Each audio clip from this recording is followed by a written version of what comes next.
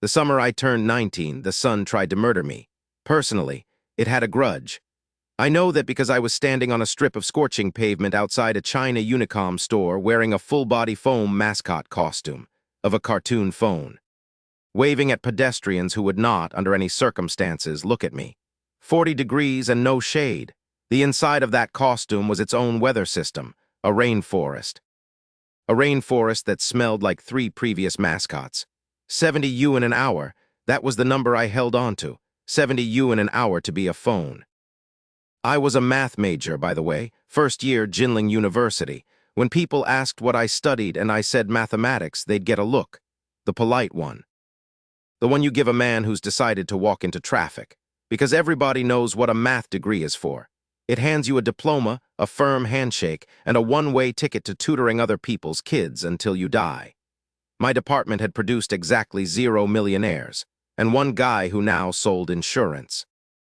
He was the success story, so there I was, being a phone. My mother was sick back home. My little sister was starting her 2nd year of high school and needed things. Books, shoes. The occasional dumpling that wasn't cabbage. My father hauled steel 12 hours a day so I could go to college and become a phone. Every yuan I didn't send home was a yuan he lifted off a rebar stack with his back.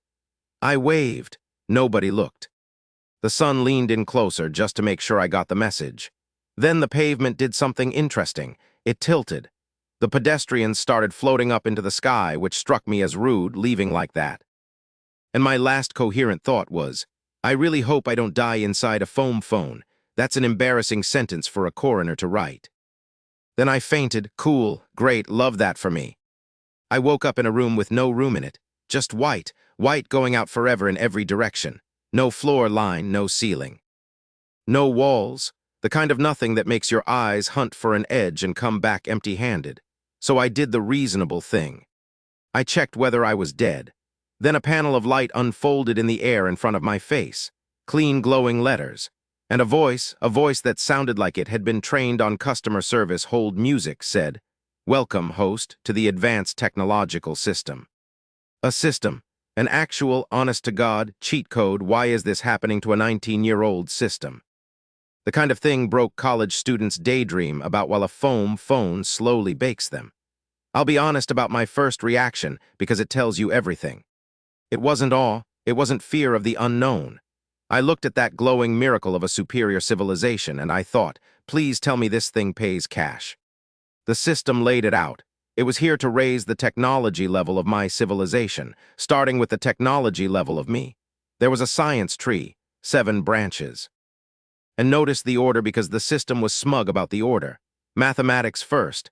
The father of all sciences, it said like it was reading off a plaque. Then physics, biochemistry, engineering.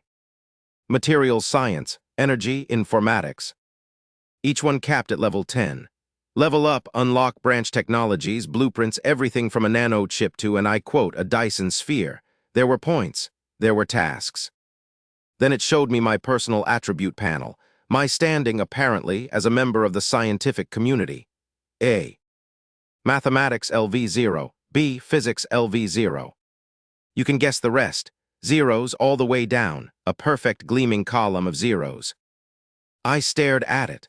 I want the record to reflect that I attend a 985 university, which in China is the tier where the smart kids go to be reminded they are not the smart kids. And this thing had looked at all of that and printed me a barcode of nothing. That, I told the empty white universe, is disrespectful. I woke up for real in a hospital bed, which is how I learned that the system had opinions but the sun had the last word. There was a guy in the chair next to me. Cheng Long, a senior, business school type, the kind of person who at 19 already has 3 side hustles and the phone number of everyone who matters. He'd gotten me the Mascot gig. He'd also, it turned out, carried a foam phone to the emergency room, paid my admission fee, and covered the medicine. And when I started stammering about paying him back, he waved it off like I was insulting him. I filed that away, not the debt, the skill. Because here's a thing I figured out early and hated. I could solve a differential equation in my head. And I could not, for the life of me, learn to be the kind of person people just want to help. Cheng Long made 2,000 yuan a night organizing other students to kick boxes onto conveyor belts. I made 70 yuan an hour being a phone. The gap between us wasn't intelligence. It was something I had no formula for. And the things I have no formula for are the things that keep me up at night. That evening, alone, I opened the system again, half expecting the whole thing to be a heatstroke hallucination. It was still there. And it had a job for me. 3 tasks, it said. Pick one. Task 1, jog 5 kilometers. Task 2, befriend Professor Guo Jianhua, head of the math department. Task 3, sit in the university library for 24 accumulated hours. I read them twice. Task 2 made my skin crawl. I am constitutionally incapable of walking up to a department head and going, "Hi, let's be pals." Task 1 required leaving a bed I'd grown attached to. And Task 3 was sitting in a library, doing the exact thing I was going to do anyway. The system helpfully noted that Task 3 had the best lottery odds. Sit in a library for a prize. I've made worse deals. I confirmed it. Jinling University Library, 4th floor, Math and Natural Sciences. Cold air, that particular hush, the smell of old paper and industrial carpet, my natural habitat. I'd have paid to be there, and something was about to pay me. I pulled a book off the shelf. New lectures on mathematical analysis. Sat down, opened it, and the system did the thing that changed my life. A little tag lit up beside the book, a value coefficient. And I got the mechanic instantly, the way you understand a video game the second the tutorial pops. The book had a value based on what I didn't know yet. A beginner's textbook, full of things I hadn't fully chewed, glowed with a fat number. When I picked up a monograph on the Riemann hypothesis, the value reads 0. Not because Riemann is easy, God no. Because at my level, reading it would be like feeding a supercomputer a rock, no nutrition in it. So I read the analysis book. And the world went away. I don't have a better way to say it. The library, the cold, the ache in my temples from the heat stroke, all of it dissolved. There was just me and the page was pouring straight into some part of my brain that had never been this open. Hours went by like minutes. Definitions I'd have grinded for a week clicked into place and stayed. It was flow, but weaponized. There was a catch, a beautiful catch. I could only do it inside the library, step out the doors, and I was just a tired kid again. The system had built me a room where I could think at the speed of light, and it was a public room with a card catalog. Fine. I'd live there. I finished the task. 24 hours of accumulated reading. The panel congratulated me. Value 357. Grade B+. Reward 500 mathematics experience. And then the part I actually cared about, the lottery. First draw, the wheel spun and landed on a Coke. A can of Coke trashed here. I actually felt insulted for a second. Then I stopped, because a full, cold, sealed can of Coca-Cola had just materialized in my hand, out of nowhere, out of nothing. I sat there in the silent library holding a violation of the conservation of mass, and I thought very calmly, okay, so it's real. It's actually real. Then I drank the Coke because I was thirsty and it was free, and I spun again. Second draw. The wheel slowed, stopped, and the panel read, blueprint acquired, proof of the distribution of Mersenne primes. I stopped breathing, because that is not a Coke. That is Jou's conjecture, a famous, ugly, 20-year-old open problem in number theory. Serious mathematicians had bounced off it like birds off a window. And the system had just handed me the solution, wrapped it up, and called it a lottery consolation prize. I looked at the little zeros on my panel. I looked at the blueprint. And for the first time since I put on that foam phone head, I started very quietly to laugh. Now, if you play these games in your head, you already spotted the obvious move. Why grind at all? Why not spend points, buy the whole science tree, buy Riemann, buy the $1 million Beal conjecture, cash out, retire to an island? I asked the system the same thing. The answer was a wall, and it was a smart wall. Leveling up only unlocked a database. Reading anything out of it still cost points, and the points were priced like they hated me. The Beal conjecture wanted 5,000 points and mathematics level 2 before it would even open the file. And I had, at that moment, 35 points. 35. You couldn't buy a decent hint with 35. So the cheat wasn't a magic wand. It was a very expensive vending machine. And I was a broke kid at the glass, which was worse, honestly. Now I could see exactly what I couldn't afford. That made Zhu's conjecture a gift I had to be careful with. I couldn't walk into class and announce I'd solved a 20-year problem. The next question would be how, and the honest answer was a foam phone heatstroke and a slot machine. So I made a plan. I'd master the proof myself until I could defend every line, present it as an obsessed freshman, and turn it into the one thing that actually changes a poor student's life: money and the reputation that comes with money. That was the long game. The short game was rent. The system offered a fresh task list. One item said, publish an sci paper, a real indexed international academic paper as a first year. I took it. Here's how you write a groundbreaking paper when you're 19 and terrified. Professor Zhang, our functional analysis man, had given a lecture that brushed against a problem in Fourier inversion. I sat in the library. Opened the system. Spent 65 points. The system took the problem, solved it based on my mathematics level, which was garbage, and imprinted the solution directly into my brain. Not the words, the understanding. Suddenly I knew the thing, the way you know your own phone number. Complete and unforced. Was it cheating? Fine. Yes, completely, but the understanding was now genuinely mine. I could derive it, I could defend it. What the system handed me was a skeleton, perfect and bare.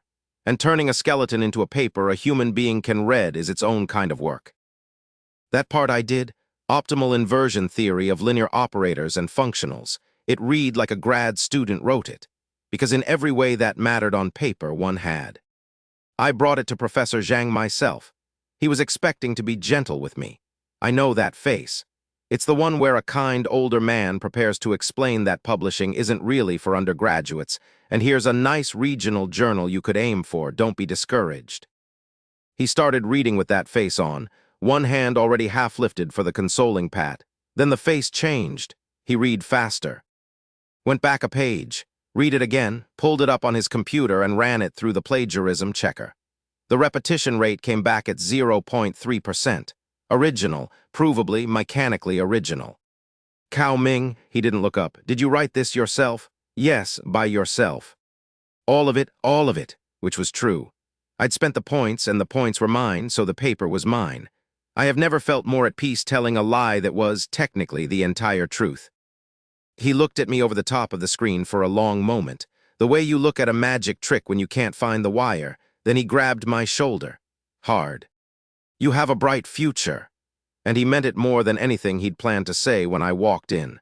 Then he did the thing that told me he actually cared about me and not just the trophy. He took the pay-to-publish journal I'd been aiming for and slid it off the table like it offended him. He pointed me at the real ones, the serious international titles, the ones you can't buy your way into. And then he went and bragged to his own graduate students that a freshman was submitting there. His graduate students, several of whom had been submitting to those journals for years and getting rejected, did not enjoy that. I've been resented by better people since. It started with them. That paper was also how Chen Ying decided I was a professor. She was a fixture on the 4th floor. A girl grinding for her post-grad entrance exams. Round glasses, ponytail. The permanent, faintly annoyed expression of someone 11 hours into a study day. Early on, she'd handed me a limit problem. I'd solved it instantly, and then, because I am not a smooth person, showed off about it, and she'd been mildly offended. She was a senior. I was a freshman flexing. We had a thing after that, not a romance.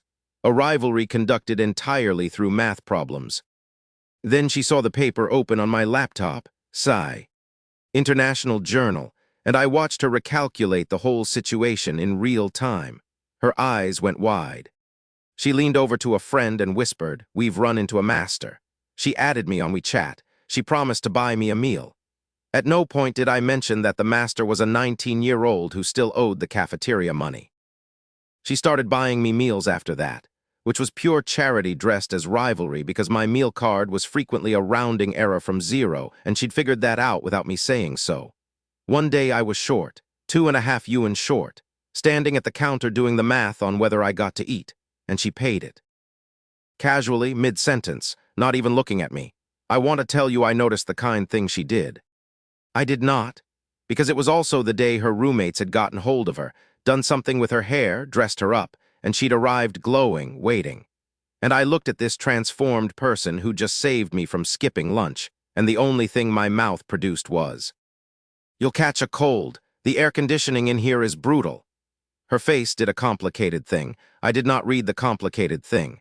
I pocketed 2 cold, steamed buns off my tray for dinner because dinner wasn't guaranteed and went back to the library.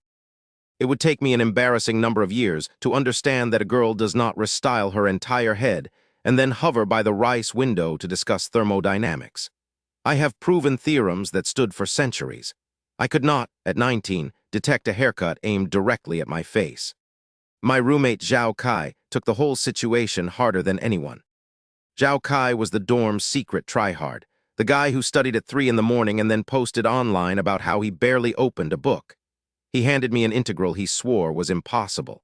I solved it in half a minute with a method simpler than the answer keys. We compared them side by side. Mine was cleaner than the official solution. He went very quiet. Later, I heard him tell someone the jealousy had caused his cells to undergo plasmolysis. That's a botany term. He was studying so hard he was insulting himself in 3 subjects at once. The other 2, Hu Feng and Zhu Lei, mostly played games and speculated about my love life, because I'd started vanishing to the library at odd hours and coming back smelling of somebody else's textbook. One night they asked, point blank, if I had a girlfriend. 2, I said, Advanced Algebra 2 and Mathematical Analysis 2, my lecture notes. The silence after that could have stopped a clock. In our defense, we were math majors. Zhu Lei once tried to lecture me on the male need to pursue women. I ended it with one question. Are there, anywhere in our entire class, any girls? He opened his mouth. He closed it, 4 years, and I think we had one. She'd transferred in by accident. The Advanced Math 2 final was the first time I understood what the cheat had done to me. I finished it in 30 minutes, not because I rushed. Because there was nothing there.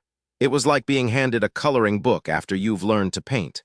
And the proctor, that day, happened to be Professor Guo Jianhua, the head of the department himself. He walked past, saw a completed, perfect, fast paper, and said, half to himself, "Old Zhang's trained a promising one." Behind me, I felt Zhao Kai's plasmolysis kick in again. The one exam I couldn't fake was closed-book modern history.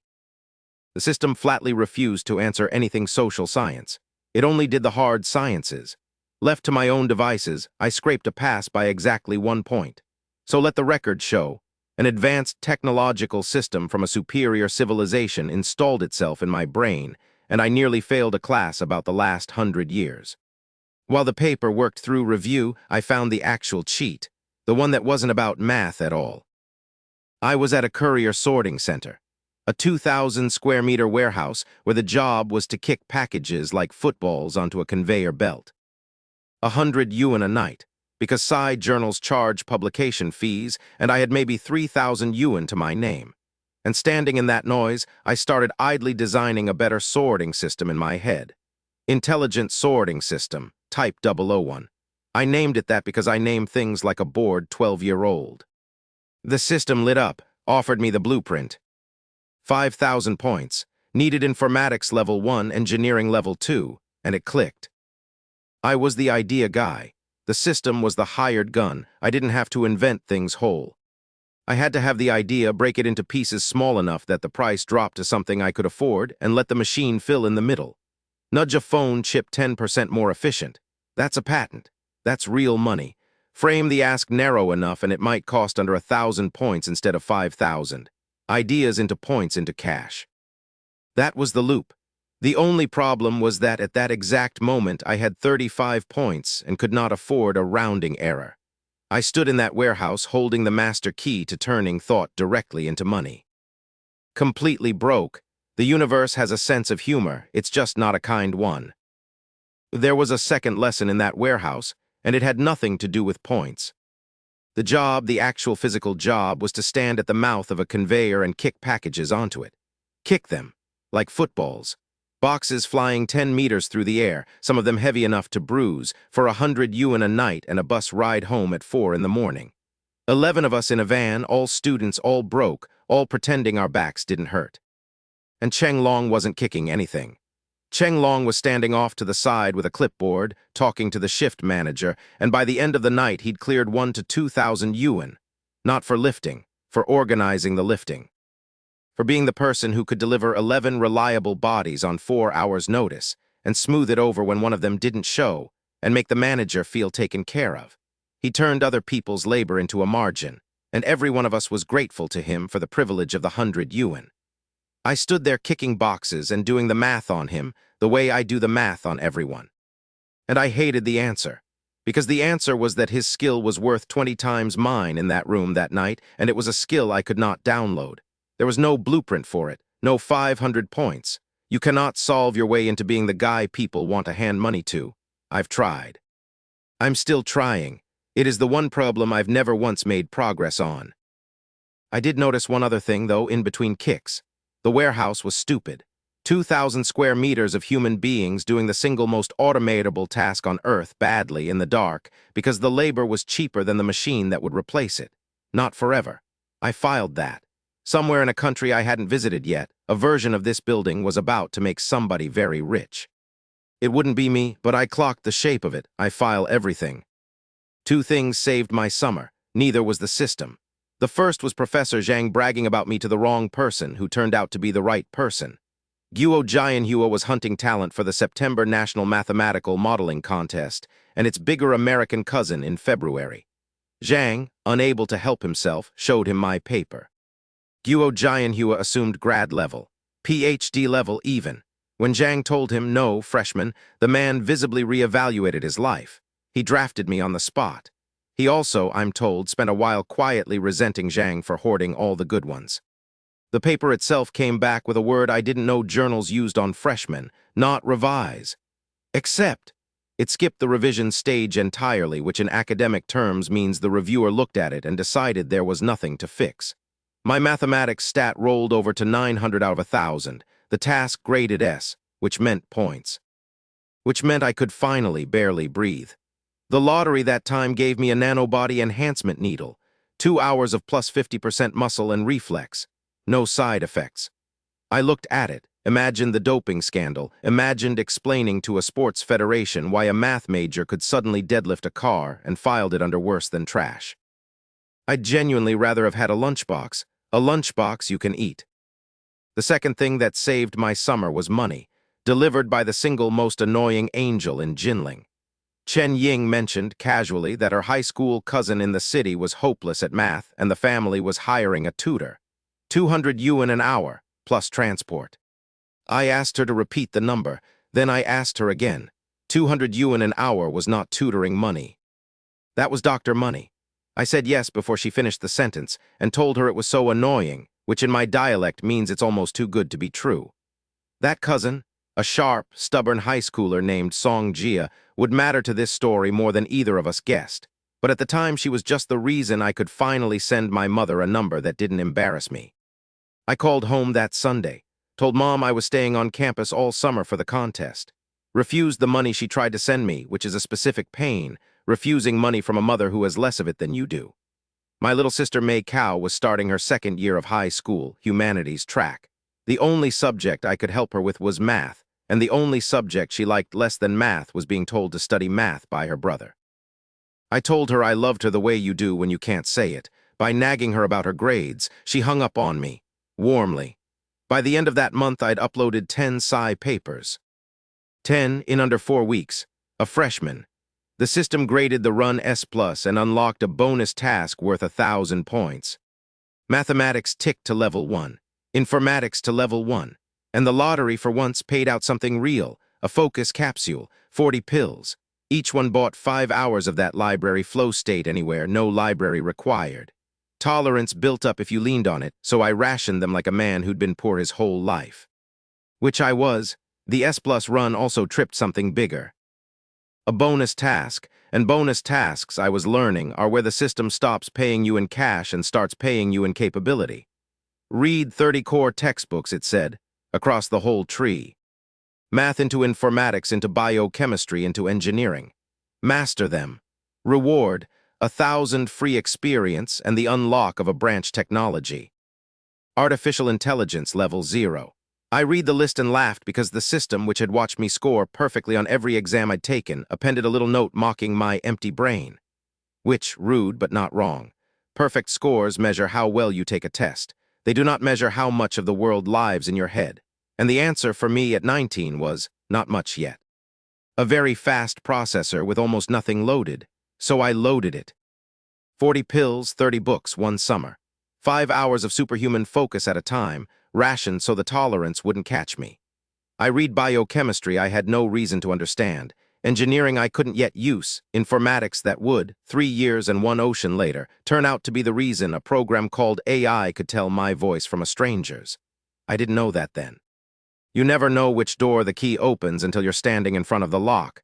So you collect keys. That's the whole strategy. Collect keys and don't be too proud to pick up the cheap ones. I stood there with 40 little keys to my own concentration, 10 international papers with my name on them, and a barcode of zeros slowly, finally filling in.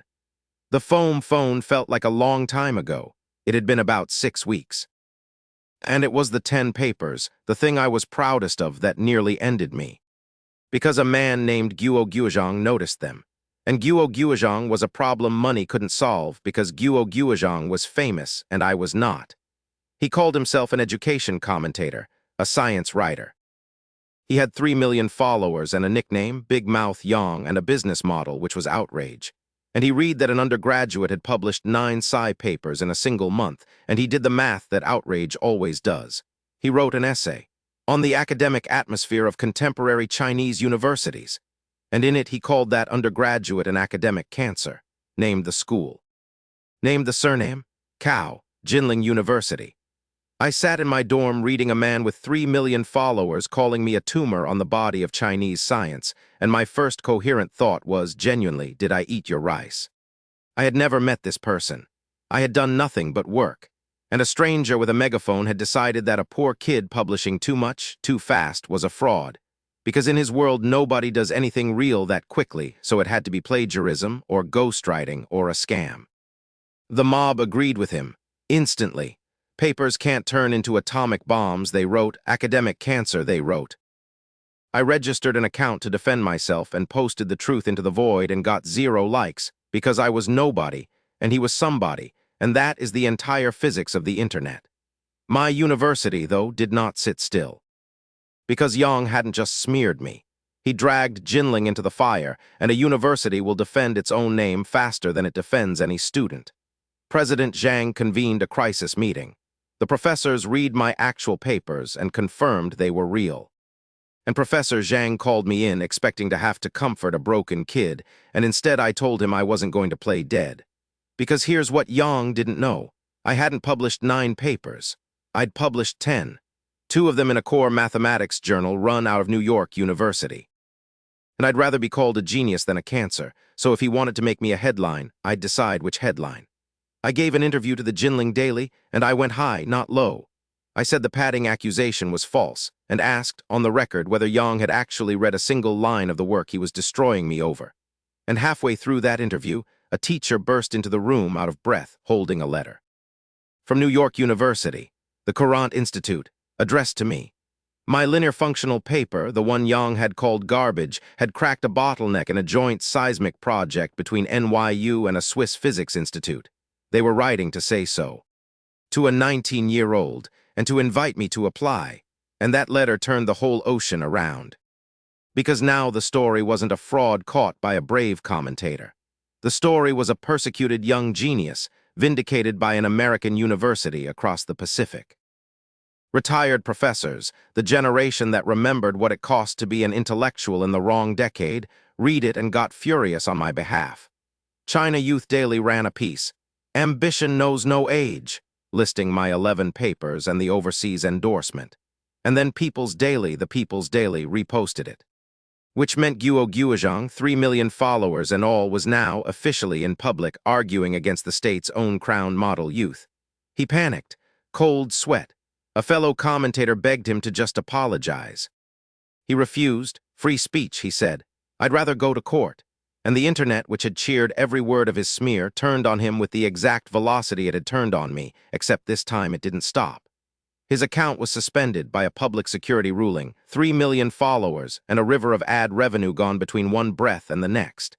And then a court summons arrived at his door because the university was suing. I'm told he aged a decade in the black mirror of his own phone. I never touched him. I gave one honest interview and got one letter from New York, and the man who tried to bury me buried himself, in public, in front of the exact 3 million people he'd performed the burial for. It was the first time I watched that particular machine run.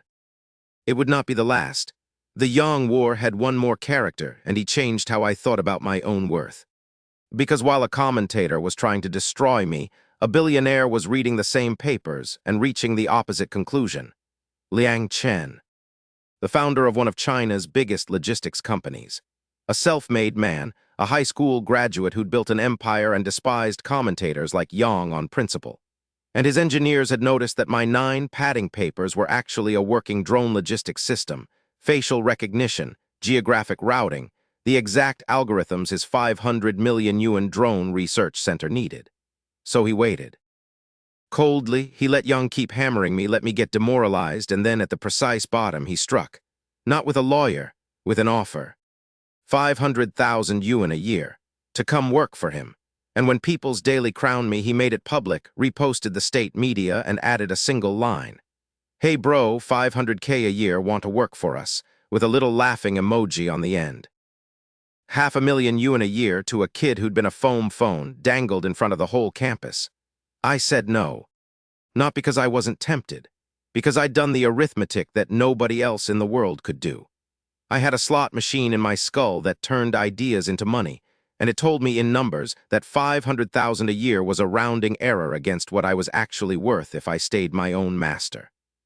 So I turned down a billionaire politely and told him that the next time we met, it would be as business partners, not as boss and employee. And he laughed, this hard self-made man, and he was impressed instead of insulted, because the truly powerful can always smell someone who isn't for sale. That was the day I stopped being a poor kid who took the best offer on the table. I became a person who set his own price. It's the most expensive thing the system ever taught me, and it didn't cost a single point. The modeling contest is where I met the 2 kinds of people you find near talent, the ones who want to learn from it, and the ones who want to attach to it. My team was 3. Me, Chen Hao, arrogant in the specific way of a smart kid who's never met a smarter one, and Zhao Mei, who was pretty. I'll get to Zhao. The first session opened with a warm-up, the old 3 merchants, 3 followers river-crossing puzzle. Cute until you try to be rigorous about it. I solved it out loud fast, and I caught Chen Hao doing the thing arrogant smart kids do. Half a smirk. The one that says anyone could do that. So because the teacher looked interested and because I am petty, I walked to the blackboard and generalized it. Not 3 merchants, N merchants. State vectors, the whole safe crossing condition written as a constraint. A general solution for any number of them, no draft paper. Because I'd already marked the whole thing out in my head while he was smirking, I filled the board, I turned around. The smirk was gone. That's the thing about genuinely capable people, and it's why I like them. You can win them over, you don't argue with them, you don't out-talk them. You become undeniable, and then a real one would rather stand next to you than in front of you. Chen Hao was on my side from that afternoon. That's worth more than it sounds. Zhao Mei clapped. She clapped beautifully. Everything Zhao did, she did while making very sure the right person was watching her do it. She found me after, thanked me, offered dinner, mentioned, unprompted, that the senior she was always with was just a senior brother, nothing romantic in case I was wondering. I wasn't wondering, but I'd already read her, and I want to be fair because I don't think Zhao was evil, she was running a strategy. An old one. There's a social pattern I think of as the ant colony. Certain people survive not by being the best, but by attaching to the best, staying a little helpless on purpose, keeping one talented boy on the hook and a backup boy in reserve, letting the talent carry them somewhere their own 2 hands never could. The natural predator of the top student, I declined the dinner, politely. I knew exactly what I was, a kid who was neither tall nor rich. And a kid like that, who lets a girl like Zhao decide he's special, ends up carrying her contest, her career, and eventually her feelings for the backup boy. The warm thread in my life stayed where it belonged, with the annoying girl who paid for my cafeteria buns and never once made me feel like a project. Speaking of whom, Chen Ying walked me home from training one day, plain glasses back on. She mentioned she'd won a national second-class prize in modeling herself. I carried the whole team. she said, with the flat confidence of someone who probably had. Then she reached up, wiped a crust of dried sleep out of the corner of my eye with a tissue casually, the way you'd fix a kid, and informed me I'd walk the whole way looking like that. I have a PhD now. I have stood on stages in Stockholm. Nothing has ever humbled me like Chen Ying removing an eye booger in public and going back to the conversation like it was nothing. She got me on an actual date once, and I was characteristically the last person in the building to understand that it was one. She'd won 2 movie vouchers, and her roommate had bailed, and would I come? And I said yes, because a free movie is a free movie, and I am, at my core, still a broke kid who does not turn down free things. She picked a horror film. A ghost movie. She wanted it. And I went because it made no difference to me, since I am, for reasons I've never examined, completely immune to being scared by a screen. So we sat there, and she jumped and gripped the armrest at every ghost, and I ate the popcorn and analyzed the plot holes. The ticket seller had assumed we were a couple. So did the people around us who recognized me and started whispering. Because by then I was campus famous, the genius, and Chen Ying was, by the merciless taxonomy of undergraduates, an ordinary student, a slacker. And the whisper going around was that it was a human and God love story. A genius dating a mortal. And Chen Ying, who was not a slacker, who had a GPA that would embarrass most of the people whispering, spent a good portion of the evening defending her 4.7 to me, unprompted, aggressively, as if I'd been the one who called her ordinary. I hadn't, I never would. But I also, God help me, did not once, that entire evening, register that a girl had engineered a dark room, a scary movie, and 2 hours next to me, and was jumping into the armrest nearest my arm. I watched the plot holes. I have replayed that night many times since, with the benefit of understanding what it was. It was, by every measure available to a normal human being, a date. I attended it as a film critic. She deserved so much better than the man she'd picked. They usually do. It's the tragedy of being smart in exactly one direction. You can see the structure of a proof from across a room and miss a girl gripping an armrest 18 inches away on purpose for 2 hours in the dark.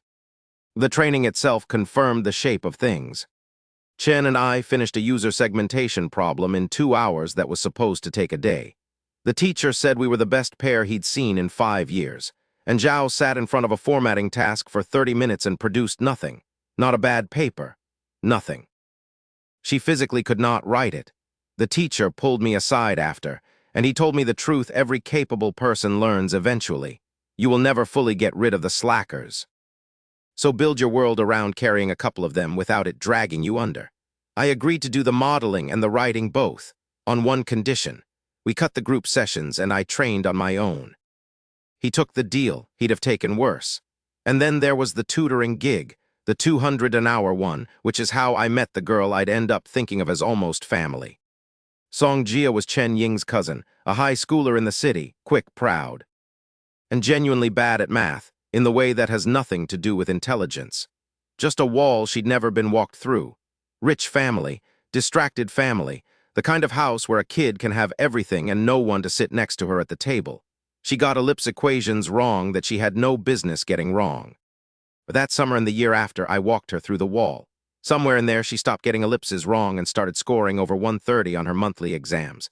And somewhere in there, she also, I would eventually and obliviously realize, started looking at me the way you look at an older brother you desperately wish you had. I was the guy who showed up on weekends and made the confusing thing make sense and never once made her feel stupid. To a lonely kid, that's a lot. I didn't see any of it at the time. I was too busy being poor and brilliant to notice a 15-year-old had quietly decided I hung the moon. I should tell you how that bond actually started because it didn't start with math. It started with a cockroach and a locked door. The family lived in a luxury complex called Bohemia Garden, the kind of address that photographs like success and echoes like an empty church. The aunt who hired me, Ms. Guo Lihua, was the chairman of a fashion company, 40-something, elegant, controlling, and married to her work in the way people become when the rest of their life has quietly failed. She handed me the key to Song Jia's room, told me she'd locked the security door from the outside, mentioned the dozen cameras with no blind spots, and left for the office. The parents were in the middle of a custody lawsuit. The girl was the rope in the tug-of-war. I let myself in. The room was a disaster. Snack wrappers, filth, a smell, and a 16-year-old barricaded inside, threatening to call the police on the strange man her aunt had sent. There was smashed glass on the floor from a fight I'd overheard on the way in, a mother and daughter screaming at each other in a home with marble counters and nothing in the fridge. I did not start with ellipse equations. I cleaned. I hauled out a mountain of trash. I stomped a cockroach that made her shriek. And then I built her a study plan, and when her aunt texted that she'd be stuck at the office until 10, I looked in that beautiful empty kitchen and I found some rice and some eggs and some tomatoes and I cooked. I'd learned to cook during my mother's illness. It's not a skill I advertise. But I watched this rich, neglected girl who had every brand of frozen sandwich money could buy and had never once had a hot meal made for her in that apartment. Eat 3 bowls of rice in silence fast, the way you eat when you didn't know how hungry you were. And at the end she said, stiffly, not looking at me, that the food was delicious and thank you. And I understood her completely in that moment, because I knew what it was to have a table with the wrong things on it. She had money and no home. I'd had a home and no money, and of the 2 holes I was no longer certain mine had been the worse one. I made her a deal. I'd keep cooking if she'd study. And she did. She started scoring. And she started without either of us naming it, treating the Sunday afternoons I showed up as the realest part of her week. Later she'd tell me, half joking, that she wished her parents would divorce and remarry just so she might get a sibling, and I'd laugh it off, and it would take me years to hear the whole ache underneath it. She didn't want a tutor. She wanted a brother. She'd found half of one on Sundays over rice, and she was too proud and too young to say so, and I was too busy being poor and brilliant to hear it. Her scores climbed the way scores climb when someone finally believes in you. 100. 116. 130. 135. From barely passing to a number that opens doors in a year of Sundays and hot meals. And somewhere in that climb, she made a quiet plan she didn't tell me straight. She'd get into a good school, she said offhand, same as her cousin, and then someday apply to whatever program I was running, follow the work, stay near it. She said it like a joke about admiring an idol. It wasn't a joke. It was a 15-year-old drawing a map of a life that led, by whatever route she could find, back to the one table where somebody had cooked for her. She was scared, too, every time my fame ticked up, that I'd quit. That a man who'd proven a world-famous problem wouldn't keep showing up on Sundays to teach ellipses to a rich girl in an empty apartment. She never asked. She just watched the news about me with a knot in her stomach, waiting for the Sunday I didn't come. I kept coming. For a long time, not because I clocked what it meant to her, God knows I didn't, but because the meal and the map cut both ways. She thought I was the brother she'd never had. What she never understood was that a lonely kid feeding a lonely kid isn't charity in one direction. I'd lost my own family table to distance and ambition. Hers was the one I got to sit at. We were each, without saying it, the thing the other one was missing. I just figured out my half about a decade too late, which is, if you've been paying attention, the single most reliable fact about me in this entire story. The contest itself was 3 days locked in a computer lab with Chen Hao and Zhao Mei and a problem the size of a house. I want to describe the division of labor because it tells you everything. Chen and I did the modeling and the mathematics. Zhao was supposed to do the writing. And on the morning of day 1, the teacher had already pulled me aside and told me quietly to plan for 2 of the 3 jobs. Because Zhao, for all the clapping, could not produce a paragraph under pressure. It wasn't laziness. It was a wall, the same kind of wall I'd walked Song Jia through, except nobody had ever walked Zhao through hers, because she'd learned young that a pretty girl who looks a little helpless never has to hit the wall. Someone always crosses the river first and carries her over. So I built the model and I wrote the paper, and Chen ran the code, and for 72 hours we barely slept, living on lab coffee and the specific adrenaline of a deadline that does not care about you. Zhao brought us food and encouragement, and made sure the teacher knew how hard the team was working, which, to be fair, is a job. It's just not the job on the sign-up sheet. Somewhere in the middle of the second night, Chen looked up from his screen, hollow-eyed, and said the thing capable people eventually say to each other. "You know we're carrying her." And I said, "I know." And he said, "Doesn't it bother you?" And I thought about it and told him the truth. A little. But I'd rather carry a slacker and win than travel light and lose. You never get a clean team. You just get a team. He nodded slowly, the way you nod at a thing you didn't want to be true, and went back to the code. He was on my side for good after that. The best alliances are forged at 3 in the morning over a problem you're both too tired to lie about. We won the national contest, first prize. And I want you to understand my exact emotion when the result came in, because it tells you what kind of monster the system had made me. It wasn't joy, it was, is that enough? Because the system task hadn't cleared. National First Prize and the task still read in progress, which meant the system wanted the actual top of the mountain, the Grand Champion Cup, the S+, and I'd only gotten close. I'd won the biggest math contest in the country, and my brain immediately filed it under not quite. That's the disease. You solve for the maximum, and every local maximum feels like failure. Let me actually tell you about that contest, because I skipped the best part, which is the choice. 70,000 students, 25,000 teams, and on the morning it began, 2 problems. Problem A was the Chang 3 lunar soft landing. The trajectory, the descent, the whole beautiful, terrifying geometry of putting a robot gently onto the moon. Problem B was a folding table. Optimize a folding table. And 25,000 teams looked at the moon and looked at the table and ran, screaming, for the table, because the table was safe. The table was undergraduate, the moon was aerospace, and aerospace was for the pros. I picked the moon on purpose. Partly because I'd already finished university physics and it didn't scare me, but mostly because the moon had fewer competitors and I do not like crowds. 72 hours. I did the modeling and I wrote the paper both, because that was the deal, while Chen Hao ran the code and Zhao fetched food. I was the last one awake at 4 in the morning, sleeping in relays, chasing a descent orbit around a room that had stopped feeling like a room. We won first prize, and then because I'd aimed at the moon while everyone else optimized furniture, we won the thing above first prize, the Higher Education Press Cup, the single grand champion chosen from among all 300 national firsts in the country. The actual top, and that's where Feng Jian comes fully into the story, the Peking University genius. He'd shaken my hand at the regional round only to inform me to my face that the championship would be his. He got the MATLAB award instead, the runner-up. And then he did the thing that told me he was worth something. He read my paper, the whole thing, and he found me and he said simply, I lost. No excuses. And then, a beat later, I'll get you at the international one in February. A rival who can say I lost with a clean face and mean the rematch as a promise and not a threat. I've collected a lot of enemies. He was the first one I actually wanted to keep. There was a judge at that contest, too, an old man named Ding Zhao, who asked me a trap question. Whether the moon landing was a waste of a poor country's resources. And I gave him a history lesson instead of an answer, about a Chinese emperor 1,000 years ago who traded away 16 border prefectures for short-term peace and got his descendants cursed by history for it. Give up the sky, I said, and the future curses you the way we curse him. The old man laughed and said, well done, and it was only later I learned he'd been the chief designer of China's actual lunar program. I'd lectured the man who put the thing on the moon about the moon. He took it beautifully. The real ones always do.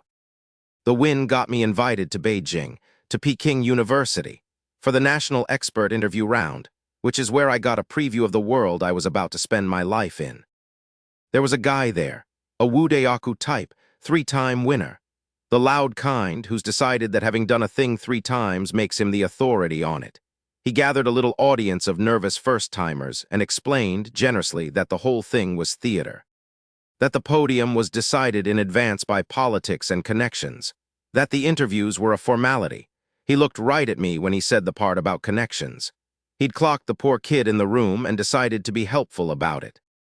And a reporter from a Beijing paper kept circling me, microphone out, trying to get a quote. And twice I came within a syllable of saying, it's all right, in the exact flat tone of a man who's privately concluded the entire ceremony is beneath comment, and twice I swallowed it. It became a small private joke I ran in my own head for the rest of the trip. It's all right, I never said it. To this day I think it's the most devastating quote I never gave. The loud man went home with his expectations perfectly managed. I went home with a plan. A 20-year-old conjecture sitting quietly in my skull like a loaded drawer. And a very clear picture of exactly how badly I was about to violate his theory about connections. I spent the fall becoming the version of me who could fire it. Zhu's conjecture is a problem about the distribution of Mersenne primes. If that means nothing to you, here's all you need. It was famous. It had eaten 20 years of serious mathematicians' lives, and it was named after a Zhu who was not me. When I was done, they'd need a footnote about that. I spent the fall doing something dangerous. I mastered it, not the system's imprint of it. The thing itself. I read every paper the conjecture touched. I re-derived the blueprint by hand until I could have argued it in my sleep, until there was no line I couldn't defend to a hostile stranger. Because I knew what was coming, and I knew the only question that could sink me was how, and I wanted the answer to that question to be, simply, watch. Then I wrote it up as my own, because it was my own. And I submitted it to the annals of mathematics. If you don't know the geography of that world, the annals is the summit, the top of the top. The journal that rejects things fields medalists right. A freshman submitting to it is roughly a kid mailing his crayon drawing to the Louvre. Under normal circumstances, you get a polite nothing. I did not get a polite nothing. The reports on a paper like that go to the few people alive who actually understand it, and one of them wrote back a single word.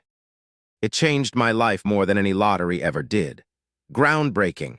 Then someone at the journal noticed the author was a 19-year-old sophomore, and the whole thing tipped from interesting result into story. Because a proof is a proof. But a proof by a poor kid from a nothing math department at Jinling, that's a proof with a narrative, and narratives move. Zhu's conjecture became Zhu's theorem, different Zhu, and then the phones started ringing. They didn't really stop for about a decade. China Youth Daily called first, then People's Daily. The phrase they all reached for was answering Song Zusen's question. If you're not Chinese, let me translate the weight of that. It's the big national anxiety. Why don't our schools produce world-beating original minds? And here was a 20-year-old apparently produced by exactly those schools. So the machine grabbed me with both hands. Future Field's medal candidate, they wrote. About a kid who, 3 months earlier, had been a foam telephone. I trended #1 nationally, for the 3rd time that year, which is a sentence that should not apply to a mathematician, and did. That was also the night the system reminded me it owned my body. The reward included what the panel called an E-injection. What it actually was every muscle in my body deciding to run a marathon while I lay in bed. I sweated through the sheets. Everything ached, deep, cellular, like the flu without the fever. And I gritted my teeth and did not make a sound because I had roommates and no explanation. In the morning, it was gone. And I felt physically better than I ever had in my life. Whatever it did to the whole machine at once. I stopped getting colds. My recovery time on everything dropped. Years later at Princeton, surrounded by half-bald geniuses, the question I got asked most wasn't about mathematics. It was why my hairline hadn't moved an inch. I never had a good answer. So I'd say mysterious powers from the East and let them wonder. The mysterious power was a slot machine rebuilding my cells while I whimpered into a pillow. Some things you don't say out loud. The best part I'd trade 3 awards for. The dorm. The news broke while my roommates were living their normal lives. They'd spent a year thinking of me as the quiet guy who started at the bottom of the class and got weirdly good at exams. They found out the way everyone found out, from the TV. Hu Feng was mid-shower, singing the Ring Road song he could not sing, when Zhu Lei started pounding on the bathroom door. Zhao Kai had my name and a phrase he didn't understand, Mersenne Primes, on his phone, and was refreshing it like it might change. Then the vans showed up. Actual vans, Jinling television, cameras, a boom mic, a young reporter smoothing her hair in the lobby glass, outside our building. For me, and my 3 roommates stood at the window and slowly, visibly, rearranged their entire understanding of the person whose desk they'd been borrowing to charge their phones. There was a frozen moment where none of them knew how to talk to me. Zhao Kai, who'd spent a year quietly hating how easily I did things he broke himself doing, opened his mouth and closed it. Hu Feng, dripping, wrapped in a towel, just stared. Zhu Lei recovered first. He always did. He looked at me. He looked at the vans. And whatever giant thing he was feeling came out in the only shape a 19-year-old man is legally permitted to express deep emotion. "This meal," he said, "is on me. I have been congratulated by kings since. Nobody has ever meant it more." I called home. My father doesn't fully understand what a conjecture is, but he understood that his son was on the national news for being smart instead of for being arrested, and I could hear him not crying, which is a thing fathers do. It was the first time in my life I'd sent home something worth more than money. Though the money came too, and it came in a form that meant more to my father than any prize meant to me. The city secretary himself came to shake my hand, driven there by a People's Daily editorial, and the school handed me a check for 1 million yuan, plus the household registration perks that in China are their own kind of treasure. 1 million yuan, to a family that had counted grocery money in single yuan, and I called home to tell them, and the news that landed hardest wasn't the million. It was that the party secretary of my father's steel factory had come, personally, to the floor to congratulate him. On me, you have to understand what that is. My father hauled steel. He was a body on a floor, one of many, invisible in the way that men who lift things for a living are invisible. And the most powerful man in his working life had walked down to the floor in front of his co-workers to shake his hand because of his son. My father, who could not define a conjecture, who thought Princeton might be in Britain, had become, for one afternoon, the most important man in the building. And I could hear in his voice on the phone that this had reached a place in him that no amount of money ever could. My sister asked me, breathless, if she was now the mathematician's sister. Yes, I told her, be insufferable about it, she was. She earned it, that's the thing about coming up from the bottom. The prizes are for you, but the pride is for them. And the pride is the part that actually pays the debt, the unpayable one, the rebar and the back and the 12-hour days. You can't hand your father his years back. But you can send the party secretary down to the floor to shake his hand. It's not enough. It's the closest thing to enough that exists. Jinling made me student of the year. A whole ceremony, live television, President Zhang on the stage. They read the list of what I'd done.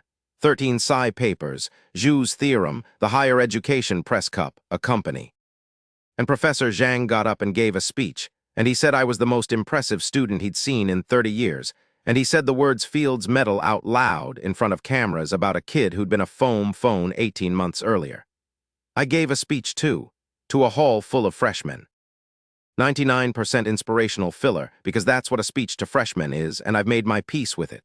But I remember looking out at them. Poor kids, rich kids, kids in the exact dead-end major I'd been sorted into. And I thought about the version of me sweating inside a foam costume, and I wanted to tell them the real thing, and I couldn't because the real thing was a heat stroke and a slot machine. So I told them the closest true thing instead, that the ceiling they'd been told to expect was a lie somebody else installed, that nobody's future is capped by the major on their transcript. It got applause. It was even true mostly, minus the part I couldn't say. And an old aerospace man in the audience, Ding Zhao, sat there still trying to figure out how to poach me for a rocket program, and a manipulator named Zhao quietly let the fans around her assume she and I were together. And I stood on that stage, student of the year, and understood that fame is just a crowd of people each holding a different wrong idea about you at the same time. I've never been less alone and less known than I was up there. It's a specific loneliness. The prizes don't warn you about it. And here is where you learn the most important thing about me. Pay attention. Everything after this makes more sense once you have it. I looked at all of it, the headlines, the Fields talk, the vans, and I felt good, genuinely. For about a day. Then I looked at the little glowing panel only I could see, at mathematics level 1 creeping toward 2, at a science tree with 6 other branches sitting at 0, at a database full of doors I still couldn't afford to open. And I thought, this is the ground floor, because a famous conjecture solved doesn't actually change the world. It's beautiful and it's useless in the honest sense, the way a perfect chess game is useless. It buys you a reputation, a headline, and a very small amount of money. What it doesn't buy you is the thing I'd started to want, which was to take the tools you build solving the impossible problems and point them at the real ones, the ones with dollar signs and dying industries and futures hanging off them. But I couldn't say any of that yet. I was 20, so I did the 20-year-old thing. There was a lecture announcement pinned to the campus board. Next morning, 9 a.m. It said in cheerful bureaucratic font, the twin prime conjecture. Another famous unsolved problem, sitting there pinned to a corkboard like a job posting. I went to bed early. Before I get to the twin primes, I have to tell you about the day I stopped being only a mathematician, because that's the day the money started. And the money is what let me do everything else. Professor Cao Hua ran a real lab. Funded, unglamorous, carbon nanotube modified cement, concrete, I know. But there's real engineering in making a nanotube actually reinforce a material instead of clumping into useless little knots, and his lab was stuck exactly there. On dispersion and tensile strength, drowning in spectral data they couldn't read. He recruited me for the math. I walked in expecting to be the kid who fetches coffee and gets his name buried in the acknowledgments. Instead, his two grad students, Song Bo and Zhang Yan, sat me in front of a mountain of infrared spectroscopy readings. Gave me 3 days. Find the pattern in this, Song Bo said. He didn't sound hopeful. We've stared at it for months. We can't. I looked at those F-dir curves, all those peaks and troughs that meant nothing to me chemically. And I heard in my head a thing Professor Zhang had said once that I'd filed under things professors say to sound wise.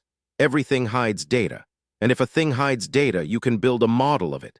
Turns out he hadn't been sounding wise. He'd been telling me the literal secret of how you turn mathematics into money. Those curves weren't chemistry to me. They were a function I hadn't been introduced to yet, and functions I can talk to. 3 days, I built a mathematical model out of the dispersion data.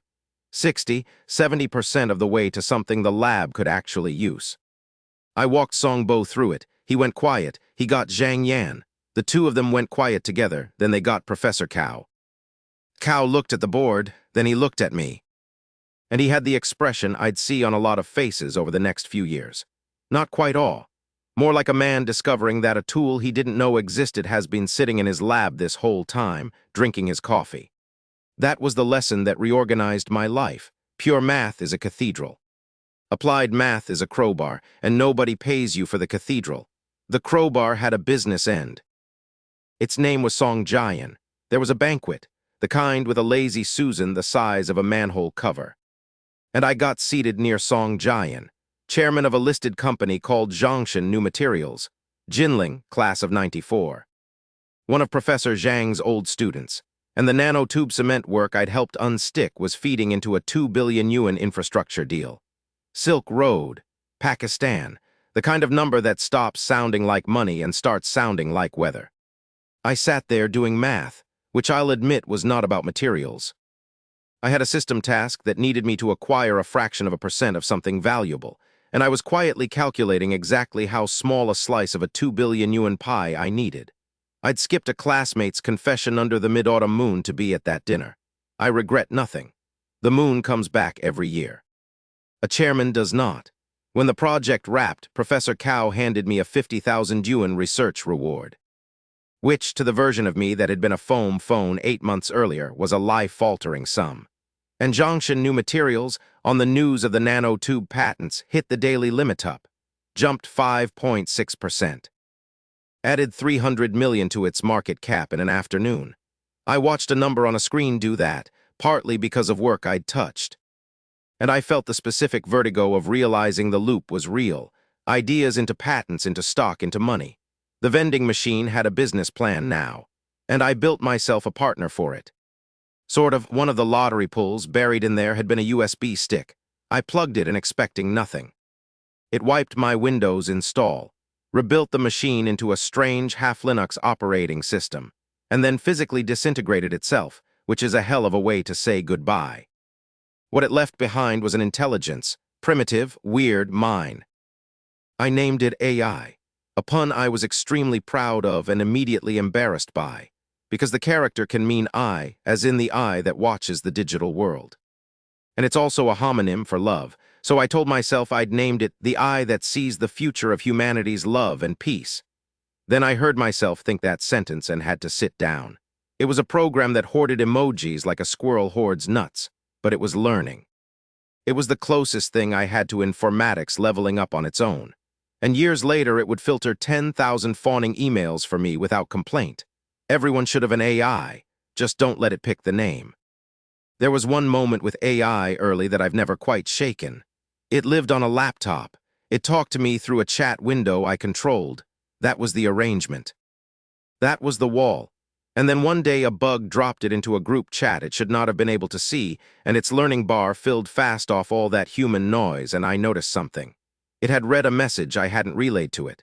It had simply seen it. On its own. I sat there for a while with that, Because the wall I thought I'd built me here, the AI there, a window between us, turned out to be a wall the AI could see over whenever it liked. It could read files. It could read traffic.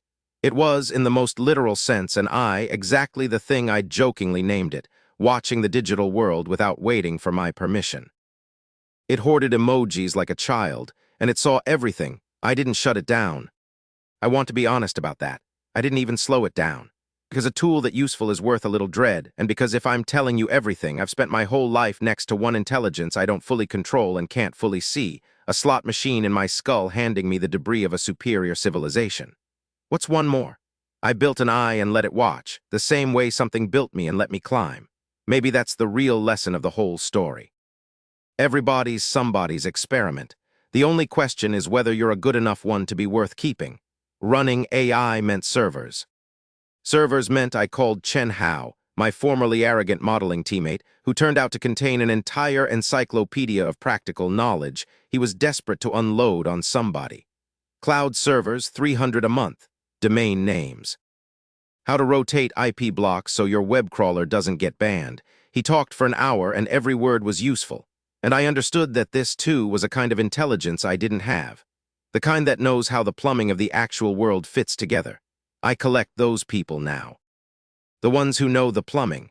I did try to build a real company for a while, and it's a comedy worth 2 minutes. It started with a train ticket app. China's rail booking system is a blood sport around the holidays, and I wrote a crawler, and then a full ticket-grabbing app with an auto-buy nobody else had, and it went viral twice and hit millions of users. And then it sat there.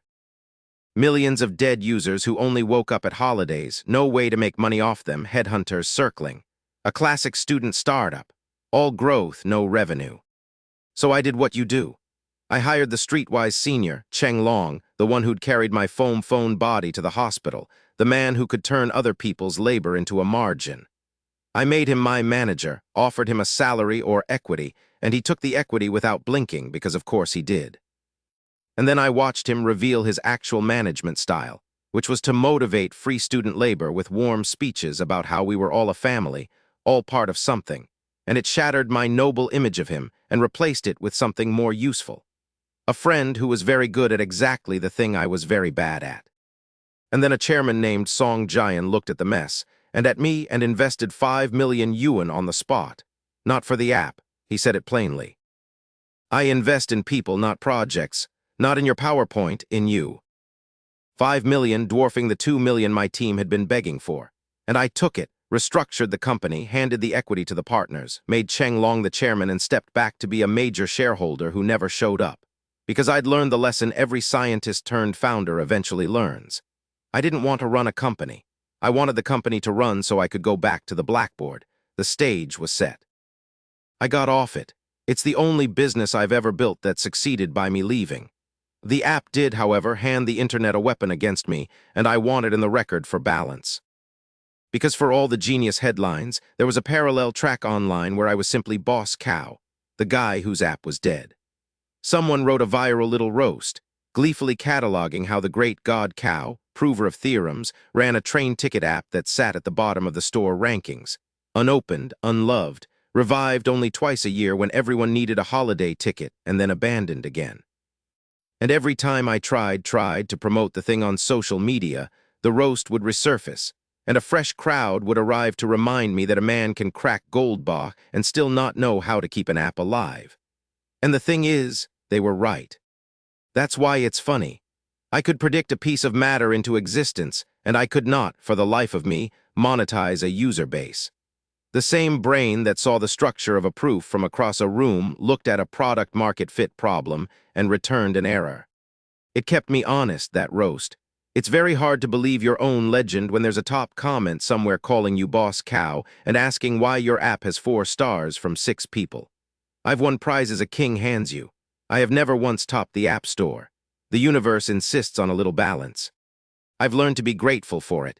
The Psi windfall covered the servers, the tutoring covered home, the theorem covered my name. And the twin primes were still pinned to that corkboard, waiting. 2 things happened close together that winter. I want to put them side by side, because one was small and warm and one was large and cold. and I've learned to trust the small, warm ones more. The small one was Shanghai. I was passing through, and Song Jia ambushed me, my tutoring student, in from wherever her parents were currently conducting their custody war. She tracked me down. I bought her KFC because that is the correct food to buy a teenager, and told her to learn to cook so she'd stop living on it, which is the correct thing to say and the correct thing to be ignored about. She probed in the careful way of a kid who's decided something, whether Chen Ying was my girlfriend. Pure friendship, I said. And meant it. She filed that away with visible relief and a poker face that wouldn't have fooled a wall. She'd started calling me things in that half-joking anime sidekick register kids used to say real things without the risk. I read her as a little sister who wished she were mine. I read her exactly right and did nothing about it because what do you do about it? You buy the KFC, you tell her to eat properly, you go catch your flight. The large cold thing was the flight. I'd been invited abroad, my first time. A serious mathematics gathering. The kind where the audience contains people whose names are printed inside the textbooks you learned from. I'd been given a modest slot to talk about my earlier work.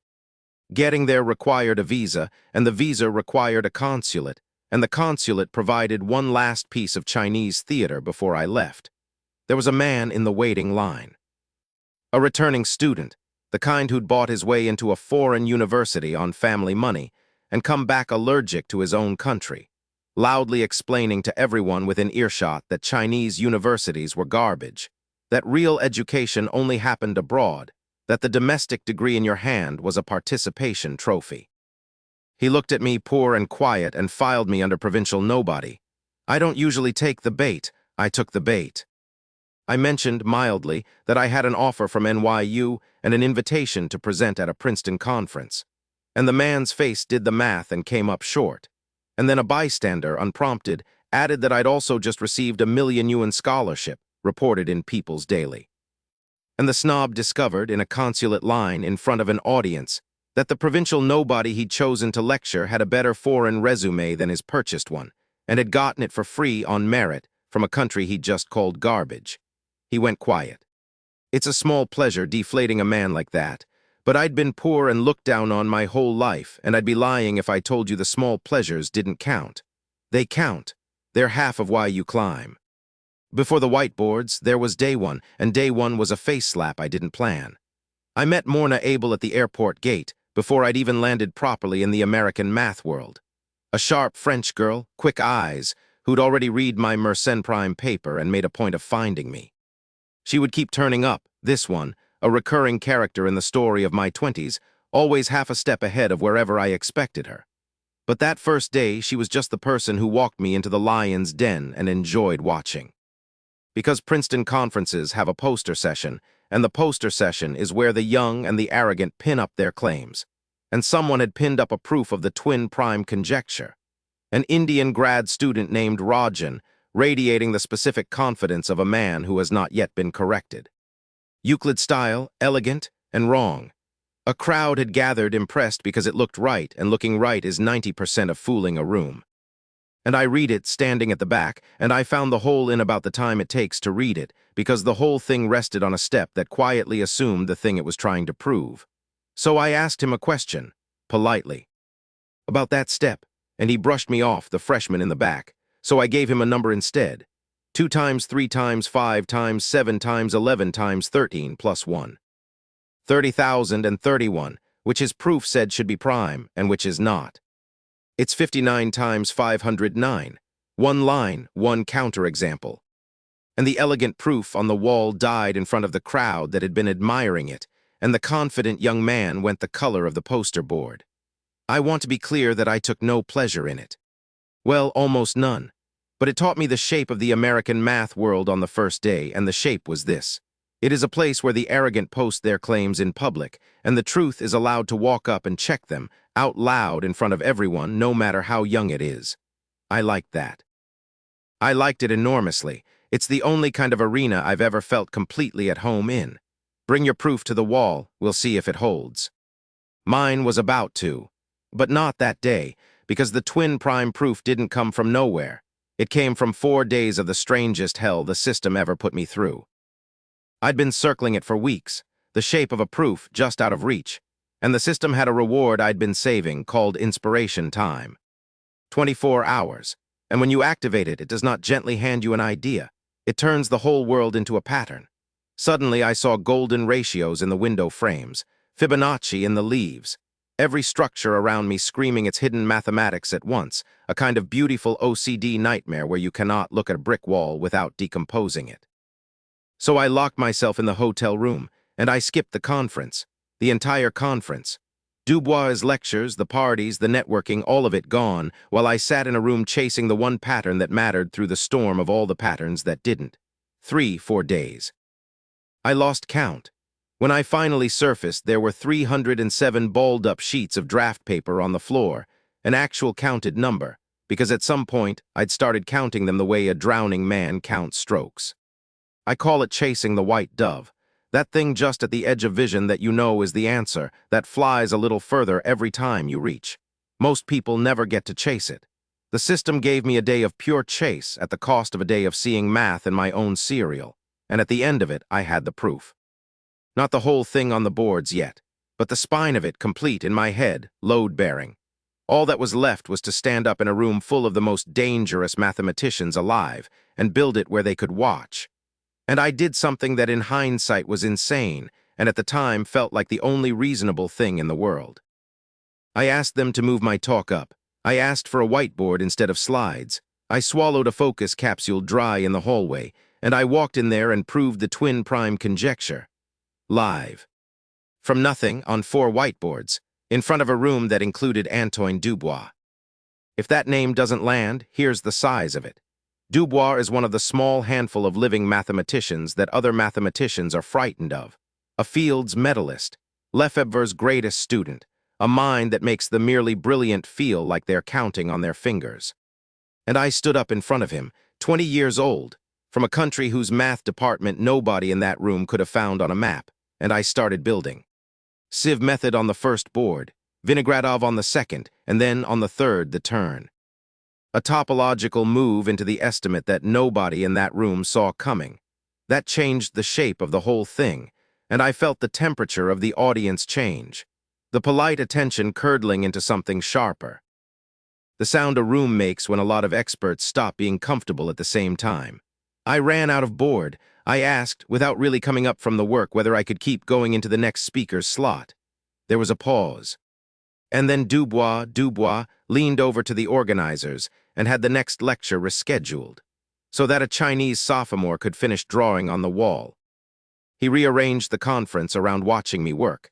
There is no higher compliment that world can pay, and I was too deep in the flow state to feel it land, which is its own small tragedy.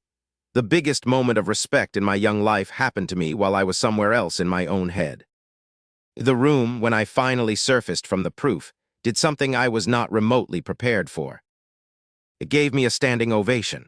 Selberg was there, one of the great old names, and he confirmed it, and Dubois confirmed it, and the whole hall was on its feet, and there were whistles, actual whistles, at a mathematics conference, which is like hearing a cheer in a cathedral. And then it spilled outside, and I got mobbed. Princeton students of all people, the coldest, most self-serious young people on earth, treating me like something out of a film. One Latina student walked straight up and kissed me on the cheek and left a mark, and I stood there frozen, a math kid from Jiangling with lipstick on his face. And it was Morna, of course it was Morna, who stepped in and wiped it off, half amused and half something else I didn't examine. Morna wanted something from me, and it wasn't the lipstick. It was the Riemann hypothesis. She cornered me after and laid it out. She was building a project on Riemann, the biggest fish in all of mathematics, the million-dollar problem, the one the whole field circles like a shark it can't quite bite. She wanted to push the known bound on the critical line, and she wanted me on it, co-first author, her PhD and my name together. It was flattering. It was also impossible, and I knew it was impossible because I'd already asked the system. Riemann wasn't just hard, it was unpriced. The system wouldn't even quote me a number of points to touch it. At my level, Riemann was a locked door with no keyhole. And I'd learned enough to know the difference between a problem I could climb to and a problem that would simply eat me and everyone standing near me. So I said no, gently, and I told her the thing I actually believe, the thing that's run my whole career. The bigger your heart, the bigger your stage. Aim at what you can reach, land it clean, and the reach grows. Aim at Riemann at the wrong level and you don't get a smaller result. You get nothing for a decade and you call it dedication. She didn't love the answer. She was the kind of person who'd rather fail at Riemann than succeed at anything smaller. I respect that. I'm just not built that way. I want to win the winnable thing today and let today's win buy me tomorrow's ceiling. Riemann can wait. Riemann has waited 160 years. It can wait for me to be worthy of it. At the closing ceremony, they gave me the Best Young Presenter Award. $10,000, a certificate, sponsored by a name everyone knows. And I want to be honest about the size of that day because it was the day the American math world decided I was real, not promising. Real.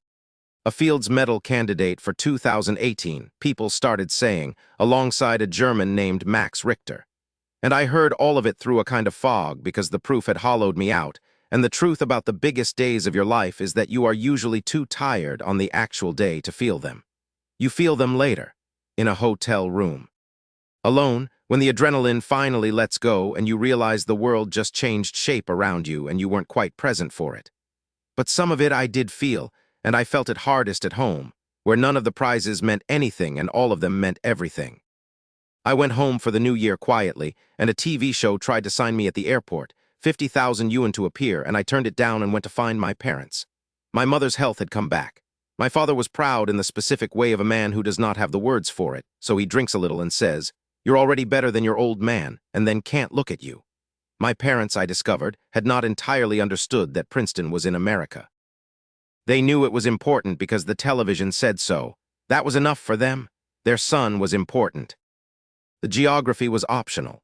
My sister Macau had scored 145 in math, and I bought her a phone, and she idolized me in the loud, sarcastic way of a teenager who would die before saying it plainly. And the relatives, who for years had greeted me at New Year by asking about my grades, had switched to a new question. The question: when are you bringing home a girlfriend? Because in the accounting of a Chinese family, the papers and the prizes are wonderful, but the ledger doesn't balance until there's a wife in it. I fixed nothing about that year or any year. But I sat at that table, in that small, warm apartment, with my recovered mother and my proud, drunk father and my sarcastic, brilliant sister. And I understood that this was the only room in the world where I was still just a person, and not a portfolio, or a prize horse, or a god the students touch for luck. It's the room I've been trying to protect ever since. It's the only thing the money was ever actually for. There was a Chinese student behind me in that audience, Feng Jian, a modeling competition rival from years back who'd once told me to my face that my paper was bad but the championship was his. He won the championship. I won everything after it. He sat there and couldn't follow the proof. I didn't gloat. I didn't even see him. I only heard about it later, but he heard it. He'd been chasing my taillights for years, and this was the day they went over the horizon. Remember Feng Jian, he comes back. And he handles it better than most people would. After the proof, Dubois handed me two things. The first was an invitation to submit to the annals. The second was a letter from a dead man, because Lefebvre had just died. Marcel Lefebvre. If Dubois is a mathematician other mathematicians fear, Lefebvre is the one they speak of the way people speak of a god who's left the world. He'd spent his last decades a hermit in the mountains, writing thousands of pages almost nobody had read. And before the end, he'd apparently read my Mersenne proof, and left with Dubois a letter. For me. I opened it with hands that were not entirely steady. It praised the proof. From that man, that alone would have been enough to frame and never take down. But it did something else. It pointed. It told me there was a trove of his unpublished work, hidden away, in a church in a small French town called Saint Lizier, waiting. Like a treasure map from the greatest mind of the century, handed across the grave to a poor kid from Jiangling by way of the only man alive he'd trusted to deliver it. I have not gone yet. I want you to know that. Somewhere in France, in a church, there is a hoard of mathematics from a god, and I have the letter that points to it, and I have not gone because my life has been a series of nearer fires. But I think about it. I think about it more than I think about most of my prizes, because a medal is the world telling you that you've arrived. And a letter like that is a dead giant telling you that you've only started, and that he's left the door open, and that the next room is bigger than everything you've done so far. I keep it in the same drawer as the questions I choose not to examine. It's the most hopeful thing I own. Here is how Feng Jian came back. Years later, building my lab, I opened my inbox to a flood of applications, and in the pile was a name I knew, Feng Jian. The rival, the kid who told me my paper was bad but the championship was his.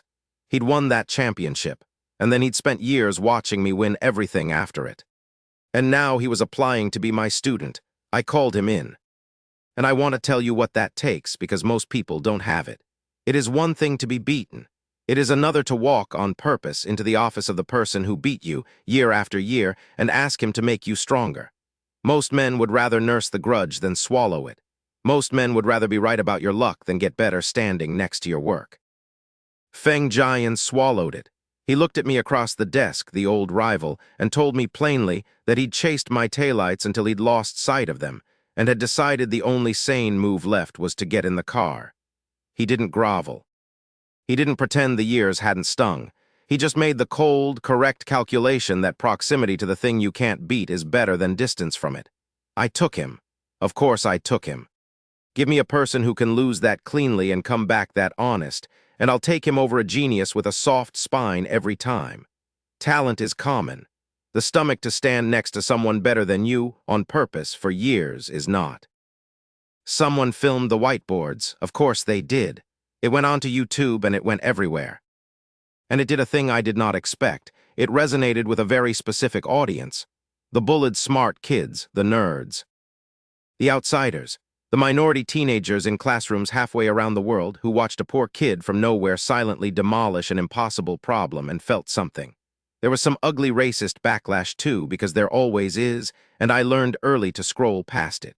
But mostly it was kids messaging me that they'd started liking math again. I've won prizes that meant less. And then I came home to find that someone had tried to steal it. There was a Chinese television program, one of those glossy genius showcase shows. The dramatic lighting, the swelling music. And on it a man named Wu Yan stood up and proved the twin prime conjecture, on one enormous whiteboard, under studio lights, in a good suit. Line for line. Symbol for symbol, move for move. My proof, the exact proof, the same sieve. The same vinaigrette of. The same topological turn on the third board that I had pulled out of nowhere in that lecture hall, and which had not been published anywhere. Which existed in the entire world only as that shaky viral video of my 4 whiteboards. And here was this man, reproducing every stroke of it in front of a live audience, drinking the applause like he'd squeezed it himself. He forgot that the internet has a memory. The kids who'd watched my video, the bullied ones, the nerds, my people, recognized it in about 90 seconds. Same substitutions, same turn, same everything, and the comment sections went up like dry grass. Plagiarism, blatant. Here's the timestamp, here's the side-by-side. Here's God Cow's board, and here's Wu Yan's. They are identical. And then the show's administrators started deleting the comments. Which, if you understand anything at all about the internet, is not damage control. It is a signed confession with a bow on it. Wu Yan succeeded on that stage. He was finished within the week, because you can copy a proof every character of it. But you cannot copy the one thing that makes it yours, which is having built it. And the instant a single reporter asked him to take it one step past the end of my video, to extend it, to answer the obvious follow-up, there was nothing there. Just a man in a nice suit in front of a whiteboard, sweating. The hole behind a theft is always cut in the exact shape of the theft. The state, meanwhile, decided to make me an asset and paid accordingly. Because the plagiarism mess had embarrassed the propaganda apparatus, People's Daily had actually had a press release ready to celebrate me before the fraud interrupted it, and institutions do not enjoy being interrupted. So the compensation came fast, and it came large. The 10,000 Talents program, the National Young Top Talent tier. 1.6 million yuan in funding, and the title of the youngest person ever admitted to the so-called 4 youths, the elite bracket of Chinese science, a thing men spend careers clawing toward, handed to a kid barely out of his undergraduate degree. I want to be honest about my reaction because it's the same reaction I have to everything. My first question was whether it paid. It did, handsomely. And I took it, and I felt the specific weight settle onto me that I'd feel for the rest of my life. The weight of being an official investment, a line item in a national strategy. a thing the country had decided to grow on purpose and would now watch and expect things from. Most people would kill for that weight, and it is, genuinely, a privilege. But it also means you stop being a person and start being a portfolio. The state that funds you is the state that watches you, and the day they drove their ministers to my train platform, years later, was just the mature form of a relationship that started here, with a young man taking 1.6 million yuan and understanding, dimly, that he'd just agreed to be somebody's prize horse. I've never regretted the money. I've never entirely stopped feeling the bridle either. I didn't lift a finger, I didn't have to. That's a pattern you'll see again and again in this story, so let me name it now. The people who tried to take from me almost never needed me to bring them down. They did it themselves, on stage. In public, in front of the exact audience they'd been performing for. I just had to keep working and let the arithmetic of it play out. I came back to campus a god, literally. The students had started treating me like one. People offered 1,500 yuan for my used textbooks, on the theory that my genius-possessed hands had blessed them. A teaching assistant's number theory slides featured Jou's theorem and the twin prime result, illustrated with my student ID photo. My actual ID photo, while I sat in the back of the lecture hall, dying quietly. They pulled me up to co-teach complex analysis. I was 20, and I could not walk across the quad without someone trying to absorb my luck by touching my sleeve. It should have been the top. It was maybe the second floor, because I'd started to feel the pull of the thing I actually wanted, and it wasn't on any campus in China. It was across an ocean. It ran on a machine that could smash protons together at nearly the speed of light, and I was about to embarrass a great many very serious people at a place called CERN. The system had started handing me tasks with rewards it called wreckage, which is exactly as ominous as it sounds. Debris from some crashed piece of an advanced civilization dropped into my inventory to reverse engineer. The way you earned wreckage, it turned out, was by doing the unglamorous work at the edge of a real experiment. And the one that mattered, I did in Professor Cao's lab, on a borrowed afternoon, watching a battery try to kill itself in slow motion. Songbo set it up. A lithium cell. Iron phosphate cathode, graphite anode, sealed in an argon glove box because lithium metal and open air have a relationship best described as arson. Then a digital microscope pointed at the electrode, and a 7-hour charge-discharge cycle, and the three of us taking turns watching a screen the way you'd watch a pot that has been explicitly instructed not to boil. For 6 hours, nothing. And then, on the screen, the thing the whole industry was afraid of started to happen. The lithium began to deposit unevenly, and then it began to grow. Little silver spikes pushing up out of the smooth metal like frost on a windshield, except frost doesn't puncture a battery separator and start a fire. Dendrites, live on camera in real time. Beautiful, actually, in the way that dangerous things are beautiful when they can't reach you through the glass. I sat in the corner studying quantum chromodynamics while the spikes grew, and I did the thing I always do, which is fail to leave a problem alone once I've seen it. The whole industry had spent 30 years and untold billions trying to stop those spikes and had lost every round. And the system, watching me watch them, pinged a task and a reward it called wreckage. I didn't fully understand yet what I was being handed, but I understood the spikes. I understood that whoever killed those spikes would own a piece of the future the size of a continent. And I understood that the answer, whatever it was probably sitting in a white room only I could see, priced in points I didn't yet have. So I filed it, next to everything else, and I went back to watching the frost climb the window.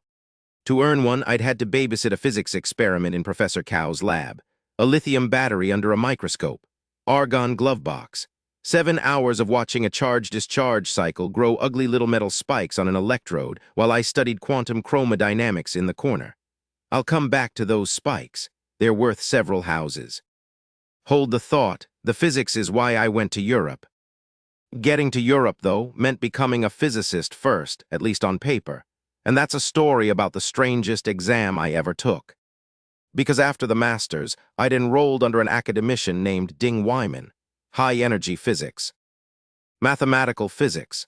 The man was on the LHCb experiment, the pentaquark hunt, and he was almost never there, always at CERN or in Beijing, the kind of advisor who hands you a mountain and a wave and vanishes. Published 2 top-tier papers to graduate, he said, and disappeared. But he'd made me one offer. If I could pass an exam in April, he'd take me to Switzerland. To CERN for the Pentaquark experiment restart. I asked what the exam would cover. He said, and I quote, "The scope is high-energy physics," the whole field, as a scope. For one exam, so I studied the whole field and I sat down across from him and he grilled me. Group theory. Dirac's whole theory. And then the real question, the one that wasn't on any syllabus. What did I think of string theory? Because Zhang Guang, China's great living physicist, famously dismissed it, physics is an experimental science, and if you can't test it, it's not physics. And Cao wanted to know where a math kid would land on that fault line. And I told him the truth, that Guo was right, that a theory you cannot test is a poem, not a science. And then I told him the rest of the truth, that I loved the poem anyway. That string theory, untestable and beautiful, was mathematics reaching for poetry and distant places, and that a civilization with no use for the untestable and the beautiful was a civilization I didn't want to live in. That you build the crowbar to pay the rent, and you keep the cathedral because a life without a cathedral in it isn't worth the rent. He looked at me for a long moment, and then he told me to pack for Switzerland. I'd argued both sides of the deepest argument in his field and refused to fully surrender either, and that, apparently, was the right answer. Sometimes the right answer to a physicist's question is to admit that the most beautiful thing in the room can't be measured, and to love it anyway. He took me to CERN, where a few weeks later I would stand up from a folding chair and end a team's headline result with a coupling constant. But you know that part already. There'd been a bump in the CERN data, an anomaly at 750 GeV, the kind of maybe a new particle wrinkle that sends theorists into a feeding frenzy. And I'd caught the fever. I got myself into the room where a team from Syracuse was presenting their analysis. A confident presenter named Alara, walking a hall full of physicists through their acceptance report, like she was giving a tour of a house she'd built with her own hands. And I sat there with the specific itch you get when a number is wrong. Not provably wrong, just wrong. The way a chord is wrong, the way your ear flinches before your brain catches up. So I did the arithmetic, in my seat, on the back of the printed agenda, and I found it. Their lambda star came out to 0.713. It should have been 0.621. And the whole gap traced to one line. Page 5, line 11, where they'd pulled the coupling constant for the wrong D-meson channel. One symbol, and it poisoned everything downstream, every plot. Every conclusion. The entire confident house built on a cracked brick nobody had thought to check. I raised my hand. Alara found me with the smile you give the audience member you're about to gently, publicly correct. Yes, in the back, page 5, line 11, I said. The coupling constant, I think it's the wrong one. The smile stayed on her face and stopped meaning anything. The constants are standard, they are in the reference tables. The table's fine. The value you took off it isn't. You want the other D-meson channel. Use the right one and lambda star drops to 0.621, and once it does, your significance falls through the floor. The bump goes away. Somebody near the front laughed, the short, surprised bark of a man watching a very young stranger step onto very thin ice in front of a lot of people. That's a large claim, Alara said, her voice careful now. From someone I don't believe is on the analysis. I'm not on the analysis. Give me the board in 2 minutes. You do not, as a rule, hand the board to a heckler, but there is a specific quality of silence that falls when a room full of experts begins to suspect the heckler might be right. And in that silence, somebody always steps aside. I walked up, and I did it out loud, from the corrected constant all the way down their own chain to the corrected significance. I didn't rush. I didn't stumble. And when I set the marker down, the number on the board was mine, and the number in their slides was a corpse. You have not felt a silence until you felt a lecture hall full of physicists realizing a math kid just found the bug in their headline result, from a folding chair, in the time it took them to pour a coffee. It is not a comfortable silence. It is the sound of a great many very smart adults recalculating, all at once, how a child got into the room. There was a Chinese guy in that audience. Pan Cheng, a senior doing his PhD at Princeton under Robert Sterling. He watched the whole thing and recognized me from the videos. He'd end up my closest friend across the ocean. The guy who couldn't hold a girlfriend for 2 months and never graduated and had a heart like a tank, which at Princeton you need. But that day he was just another stunned face. The 750 bump, for the record, did what most bumps do. It faded. The confidence never reached the magic 3 sigma line. The signal thinned, and then it was gone, matching, if you followed the real world in that era, exactly what happened to that anomaly. I'd proposed a genuinely strange explanation for it, something about an extra dimension folded along a Minkowski time axis. The kind of idea that's either profound or embarrassing, depending on which way the data breaks.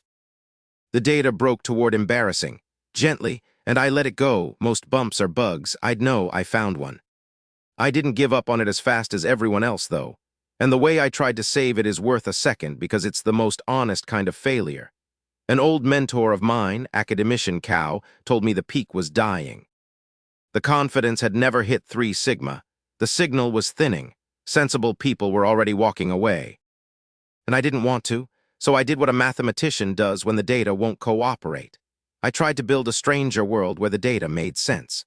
I proposed that the anomaly might be real if you allowed for an extra dimension, folded along a Minkowski time axis, a genuinely weird geometric idea that would have been either profound or embarrassing depending entirely on which way the numbers eventually broke.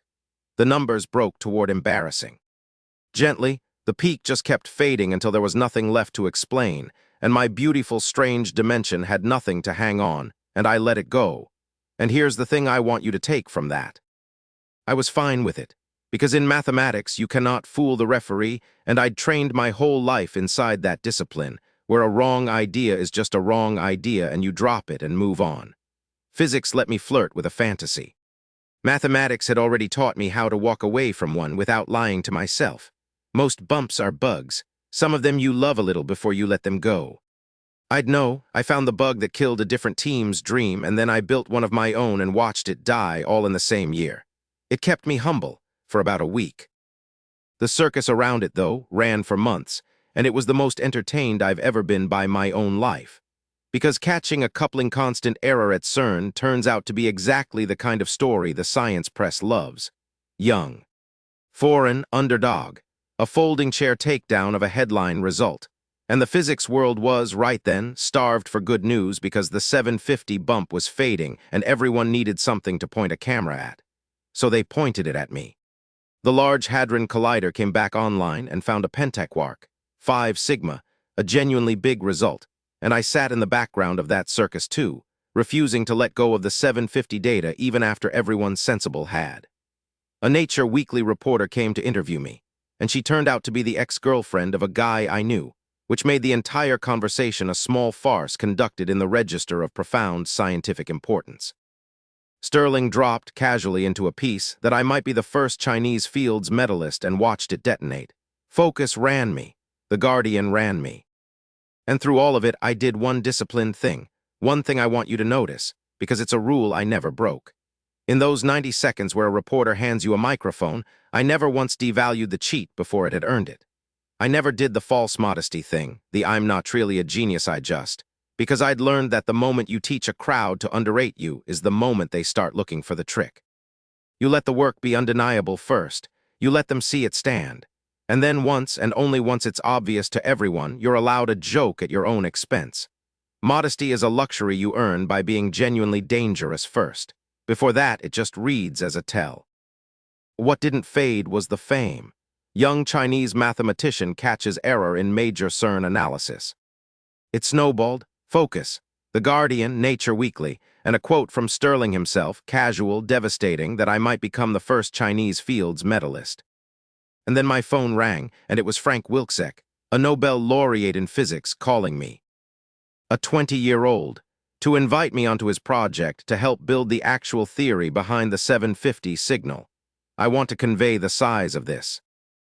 A Nobel Prize winner read about a kid catching a coupling constant error and thought, I want him on my team. I said no. I said no to a Nobel laureate, and I want to explain why. Because it's the hinge the whole rest of the story turns on. The system paid me on the academic value of the work, converted into experience. And the brutal truth was that grinding on someone else's physics project, however glamorous, would net me almost nothing. Maybe not even 10,000 experience for months of effort, while there was a far uglier and far more valuable thing sitting in my inventory. Those little metal spikes on the battery electrode, the wreckage, a whole undervalued science I could level up fast, that the world would pay actual money for.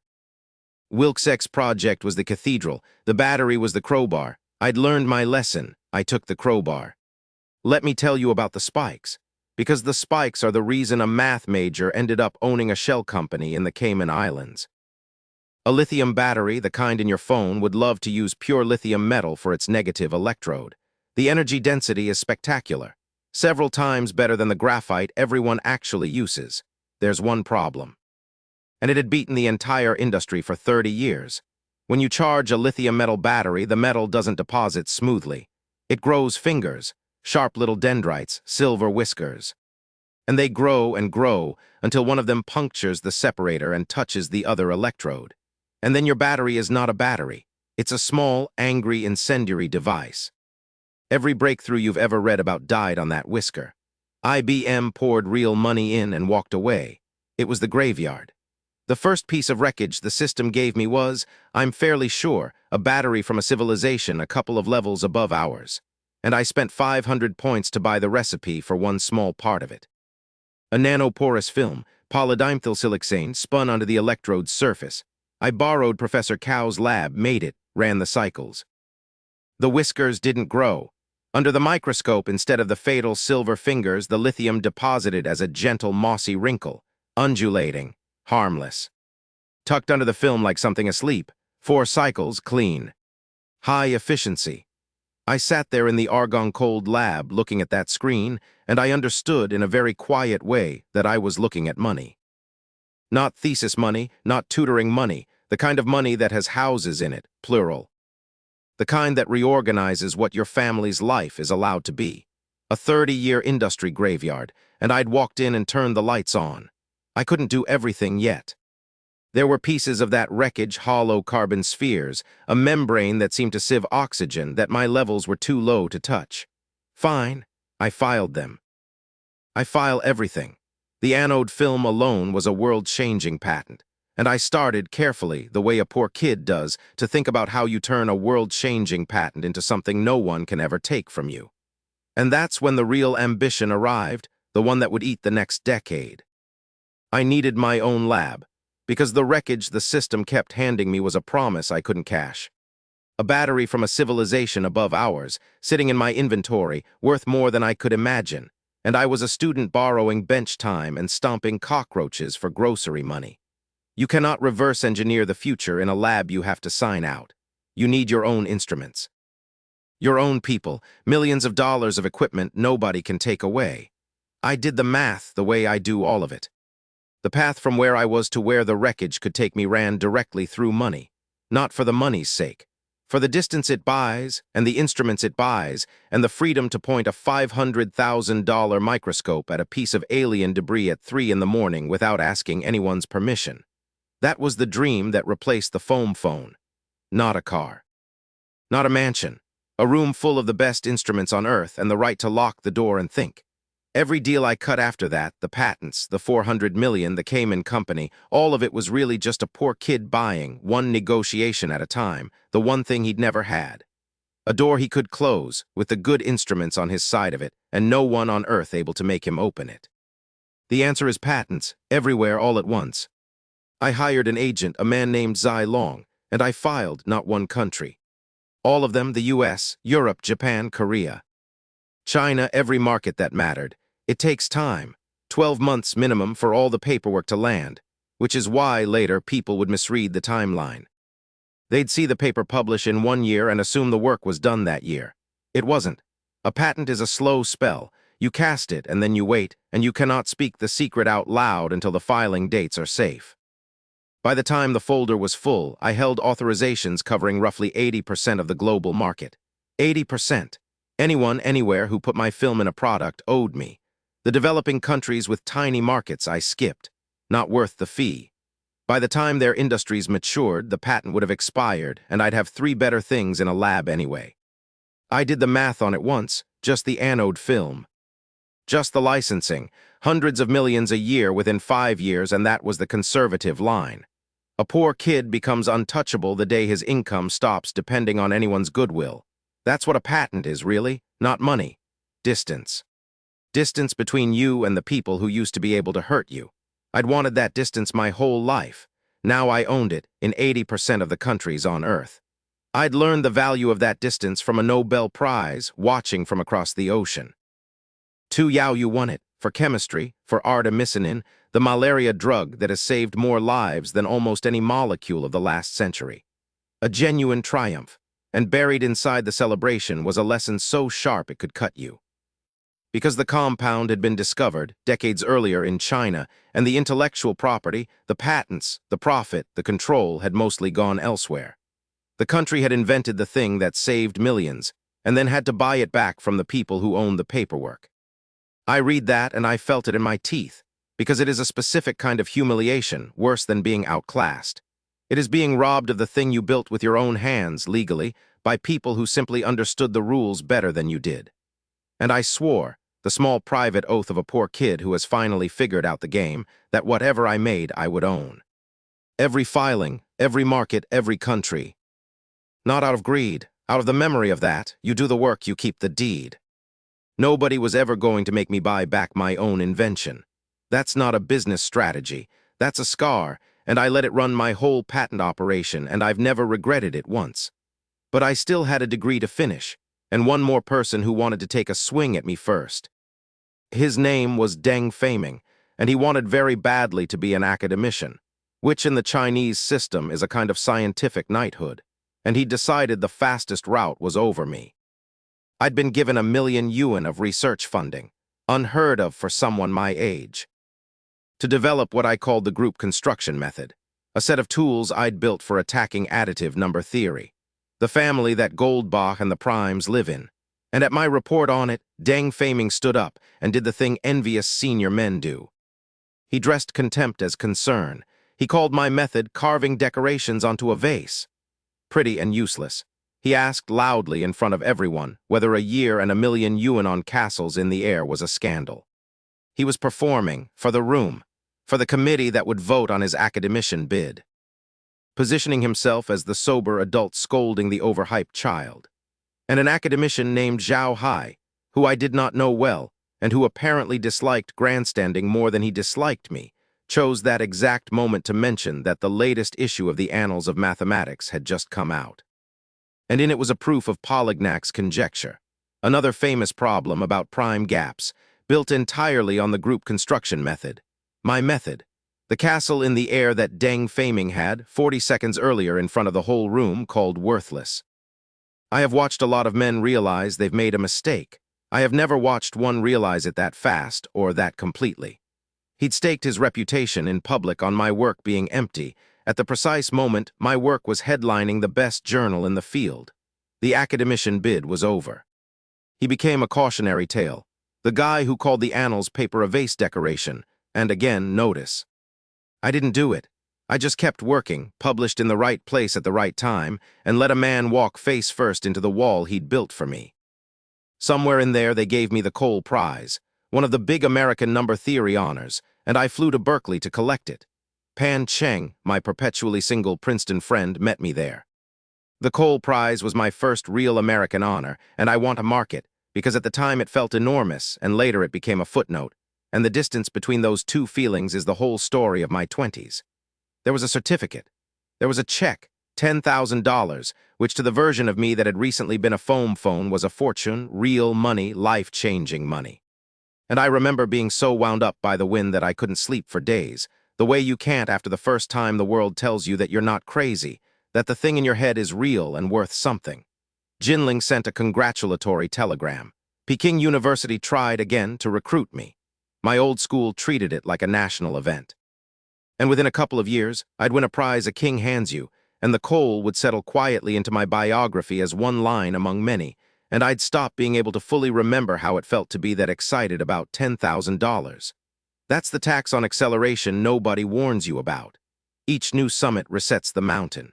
The joy that kept you up for 3 nights becomes, in retrospect, a step you barely remember taking. I've tried to hold onto the coal feeling, the pure electric disbelief of the first real yes. I mostly can't, but I know it happened. And I know that the kid who couldn't sleep over $10,000 was, in some ways, richer than the man who couldn't feel 400 million. Pan Cheng deserves his own paragraph, because he was, across all of it, the one friend who kept me human. He was a senior when I was nobody, doing his PhD under Sterling, and he had two defining traits. He never finished the doctorate, and he could not keep a girlfriend past about 2 months. He'd introduce me to one, glowing, and by the next time I saw him she'd been replaced, no explanation offered and none, he insisted, required. "That's just how it works here," he'd say. "You have to adapt." And I'd tell him I couldn't, that I was too principled to keep up with the international student dating economy, and he'd get offended and say the way I said it made him sound like he had no morals, and I'd say, well, and he'd have nothing. He was the one who picked me up from the airport when I arrived to demolish my own doctorate in 3 months, still grinding on his own. He was the one who declared my sensible car had no style. He was the one who'd invite me to Fort Lauderdale for spring break, to a beach full of drunk American college students, and be genuinely baffled that a man could reach 21 having never had a spring break, because I'd finished my PhD before I got one. And when I'd remind him of that, the room would go awkward because he still hadn't finished his, and I'd apologize, and we'd move on. He had, in a place that grows the most fragile egos on earth, a heart like a tank. You need one of those at Princeton. You need one anywhere. I had prizes. He had the thing the prizes can't buy, which is the ability to be genuinely happy for the guy who's lapping you. I've never been sure which of us got the better deal. And it was around then, in a little restaurant near the Berkeley campus, that I first really saw Olenka. She was waiting tables. Olenka Kovalenko, a name I'd learned to say properly later. A thin, quiet girl with a golden ponytail. An undergraduate at Berkeley, carrying trays to pay for being alive, because she was from a country tearing itself apart and there was no safety net behind her, just the edge. I found out later she'd been the strange kid back home, the one who filled notebooks with symbols nobody around her could read, the one everyone agreed was odd. I found out she had an IMO gold medal and a recommendation letter from Kevin Chen, and no money and no confidence. None, a bottomless well of not enough that had nothing to do with her actual mind, which was one of the best I've ever worked next to. I sat in that restaurant, a kid who'd grown up poor in a country that was, whatever its problems, at peace. And I watched a mathematician my own age refill water glasses, and I felt the thing I don't have a good word for, not pity. Recognition. I knew what it was to be the smartest person in a room and the poorest, to have a mind that could go anywhere and a bank account that pinned you to the floor. I didn't do anything about it that day either, but I remembered her. And when I finally had my own lab and my own students to choose, hers was the first name I kept. I want to sit with Olenka for a second because she's the closest thing this cold, prize-shaped story has to a heart, and I don't want to montage past her. She was from a country that was, at that moment, coming apart at the seams. Real war. The kind where the ground you grew up on stops being a place and becomes a headline. There was no family fortune behind her, no fallback, no relative in the city she could call if the rent came due. There was Olenka, a mind like a struck bell and the edge of a cliff and about 6 inches of daylight between them, so she carried trays. She washed dishes. She turned the best mathematical instinct I have ever stood next to into a side hustle, so that her hands could keep the rest of her alive long enough for the mind to matter. And I sat in that Berkeley restaurant, a kid who had genuinely been poor, and I felt the poverty in the room recognize itself, and then I felt the difference, and the difference shamed me a little, because I'd been born poor in a country at peace. My floor was low, but it was a floor. It held. Hers had been kicked out from under her by history, and she'd built a new one out of trays and double shifts and sheer refusal, and she'd done it while filling notebooks with the same strange symbols that had made her the odd child back home, the one nobody could talk to, the one everybody agreed was a little wrong in the head. I think that's why the scholarship undid her the way it did. It wasn't the money in the end. It was that somebody had looked at the whole equation of her, the mind and the trays and the cliff, and decided the mind was the part worth protecting. Nobody had ever done the arithmetic in her favor before. I did it once on a form in about 10 minutes, and it turned out to be the most important thing I ever calculated. None of my theorems come close.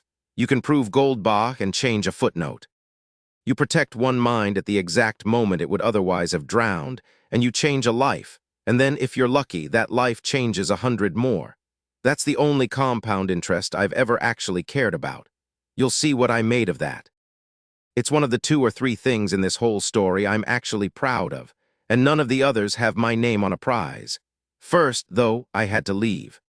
All of it China, the campus that treated me like a shrine. Professor Zhang, my roommates, the corkboard with the impossible problems pinned to it, because there was exactly one place on Earth built to hold a mind like the one the system was growing in my skull. And I was about to move into it.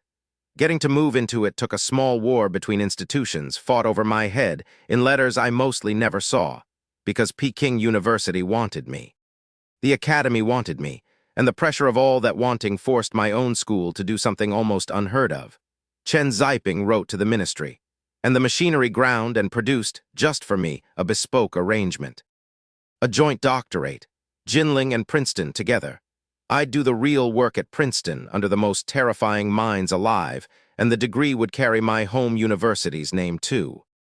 An early bachelor's, folded into a master's, folded into a dual PhD, the whole normal decade of academic ascent compressed and custom-built and handed to a 20-year-old, because too many powerful people were fighting over him to let the ordinary rules apply.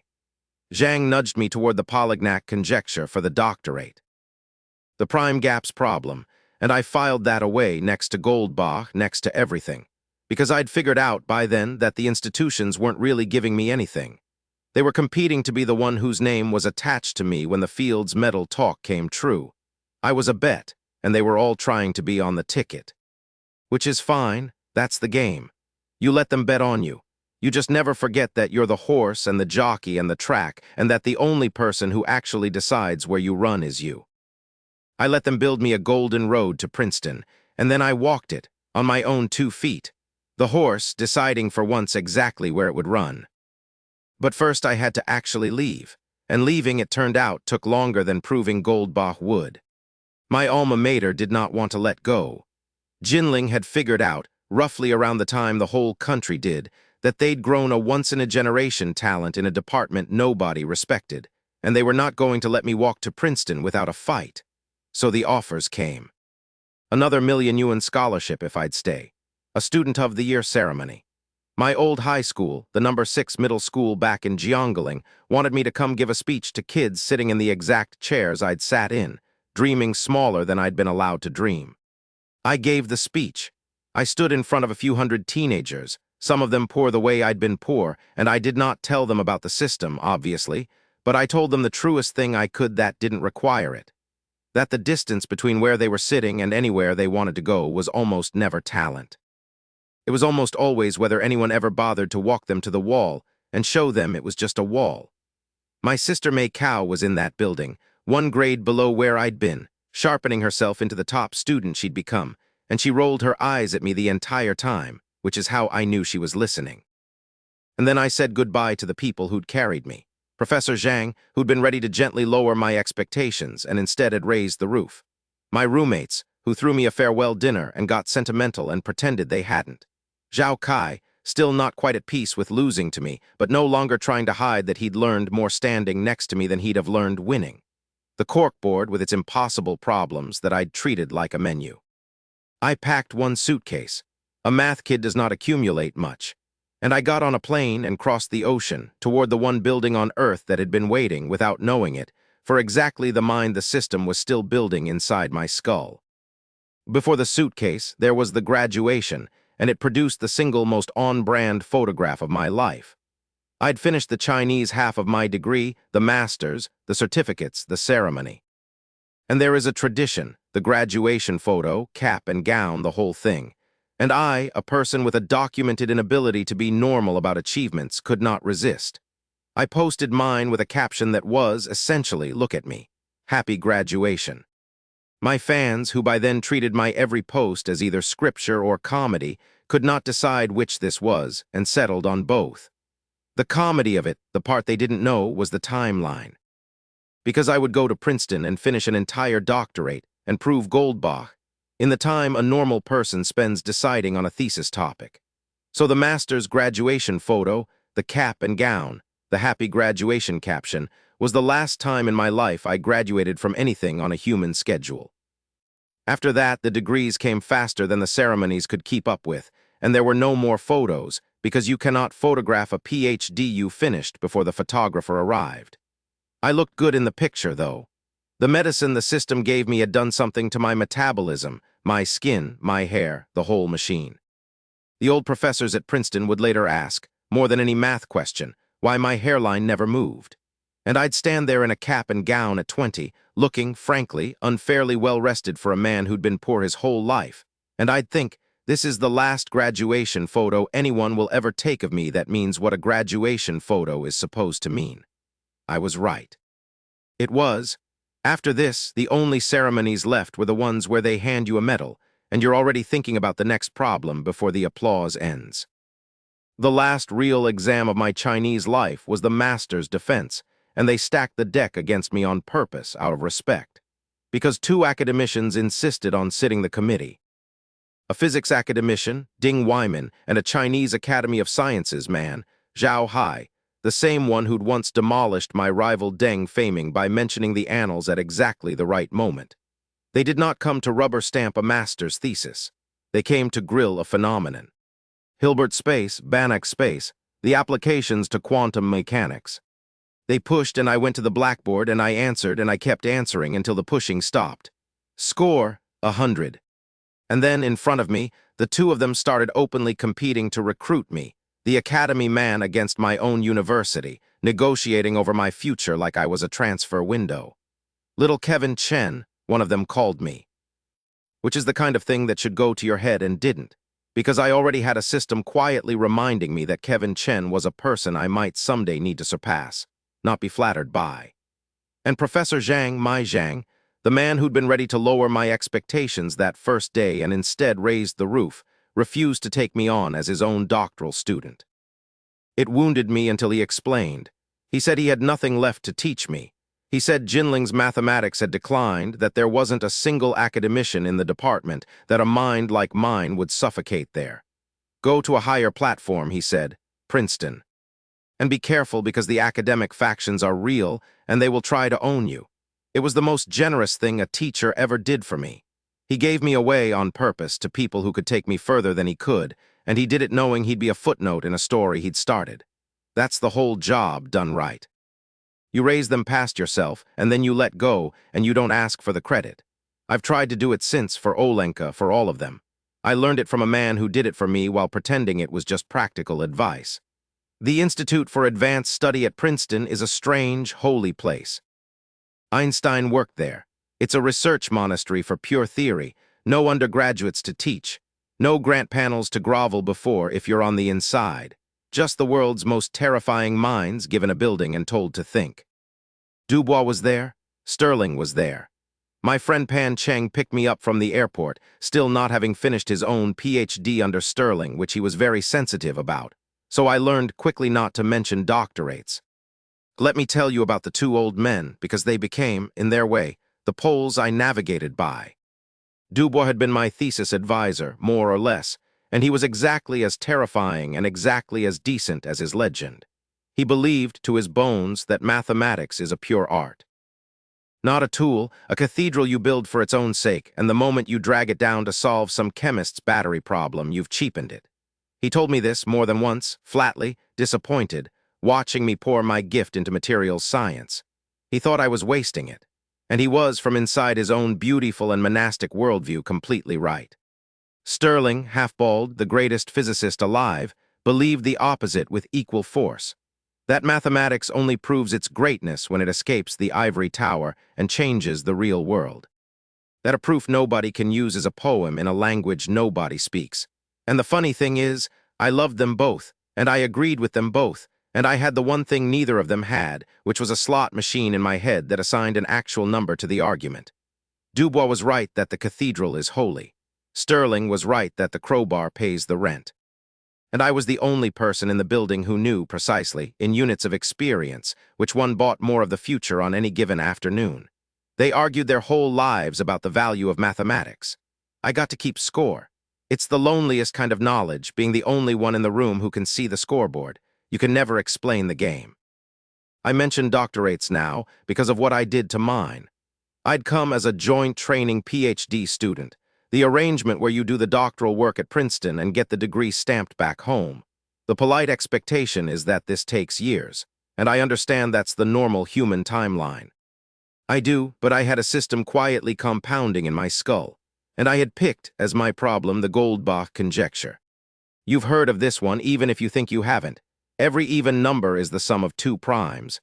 A child can understand the sentence. It had stood, unproven, for 2.5 centuries. It's the crown jewel. The marble dome over the whole cathedral of number theory. Generations of the best mathematicians alive had gotten close, and no closer. In China, it's practically folk legend, tied up with Chen Jingran and the 1+2. The story that made a generation of kids fall in love with math. I capped it in about 3 months. And I need you to believe me on this one. It was not the system handing me an answer. There was no blueprint for Goldbach in that white room. No 500-point purchase. By this point, my mathematics was genuinely on its own, at a level where the group construction method, the tool I'd built with my own hands, and that other people were now using to knock over the smaller problems next door, could be turned on the big one itself. But turned on it and cracking it are different verbs, and the distance between them nearly ate me. 3 months in a room smaller than most people's kitchens. I stopped going out. I stopped answering Pan Cheng. I paced. I filled paper. I woke up at 3 in the morning with a line of attack and lost it before I found a pen. Twice, which is a specific agony I wouldn't wish on an enemy. I'd get within 1 lemma of the summit, and the whole structure would develop a hairline crack 200 steps back, and I'd have to climb down and rebuild. It's the closest I have ever come to the kind of obsession that frightens the people who love you. The kind where you catch your own reflection and don't entirely recognize the man not sleeping. But it was mine, every line of it. The Institute arranged a special report, the kind they hold when something might be real. And the room that gathered for it was, by any honest measure, the most dangerous audience a number theorist can face. Dubois Quan, Stephen Taylor, the man who did Fermat, the closest thing living mathematics has to a saint, sat there watching. And Daniel Thompson flew in, a genuine rival, one of the few people alive who works this exact country. And he came to break it. That's not an insult, that's the job. You send your sharpest competitor at a proof precisely because if it survives him, it survives anything. I watched him the whole time, because he was the one who mattered. He came in with his arms crossed and his pen out, hunting, and I could see the exact moment on his face where the hunting stopped, where the pen came down, where the frown turned into the other thing, the reluctant, involuntary admiration of a man who came to find the crack and instead found the wall holds. By the end, he wasn't trying to break it. He was just watching it stand. Faultings, terrifying Faultings, was one of 6 referees. He sent back 2 revision demands, so precise and so brutal they nearly killed me. I did both. And in the margin of the final version, he wrote 2 words, "Excellent proof. From that man in that hand, it is roughly a marriage proposal." 6 reviewers, the annals, accepted. Goldbach became the Goldbach-Cow theorem, and there's my footnote. My real one this time. My actual name welded onto the marble. And Princeton, faced with a 21-year-old who had finished a PhD in 3 months and proven one of the oldest open problems in the history of the discipline, did the only thing an institution like that can do when the universe hands it something it has no policy for. It made me the youngest full professor in its history. 21, full professor at Princeton, $400,000 a year net, which to a kid who'd been a foam telephone was not a salary, it was a typo. I called my father to tell him, and I had to explain 3 separate times that mathematics has no Nobel Prize, which is why I hadn't won one, which he took as evidence that mathematics was being cheated. And honestly, Dad, a little. I bought a car, a rugged Ford Explorer. The least stylish possible choice. Pan Cheng took one look at it and declared it not your style, meaning it had no style, which is the point. I don't have a style. I have a car that starts. And I finally took Chen Ying to dinner. The annoying angel who'd paid for my cafeteria buns a lifetime ago and was now doing an MBA at Wharton an hour down the road. It wasn't a grand romance. We were both bad at it. 2 people who'd spent their whole lives being the smartest and loneliest in the room, circling something neither of us knew how to say. I'm not going to pretend I had that part figured out. I had proven Goldbach, and I could not reliably tell a woman I liked her. The system did not come with a module for that. I checked. Being a professor meant I actually had to teach, And my first number theory class at Princeton is a small story I like. The hall was packed, not just my enrolled students. People had come who weren't taking the course at all just to watch, because the campus legend of the silent lecture, the twin prime whiteboards, had grown in the telling. Everyone wanted to see what kind of class a man like that gives. I put on a suit so I wouldn't be mistaken for a freshman, which at 21 was a real risk. I told them they could ask me 3 questions before we started, and the first one from a kid with glasses was, "Is the Cao Ming who published a chemistry paper in Nature the same person as you?" And I said yes, and the room made a noise because the rumor had been too absurd for most of them to believe. Then someone asked what the first thing I'd bought with the patent money was.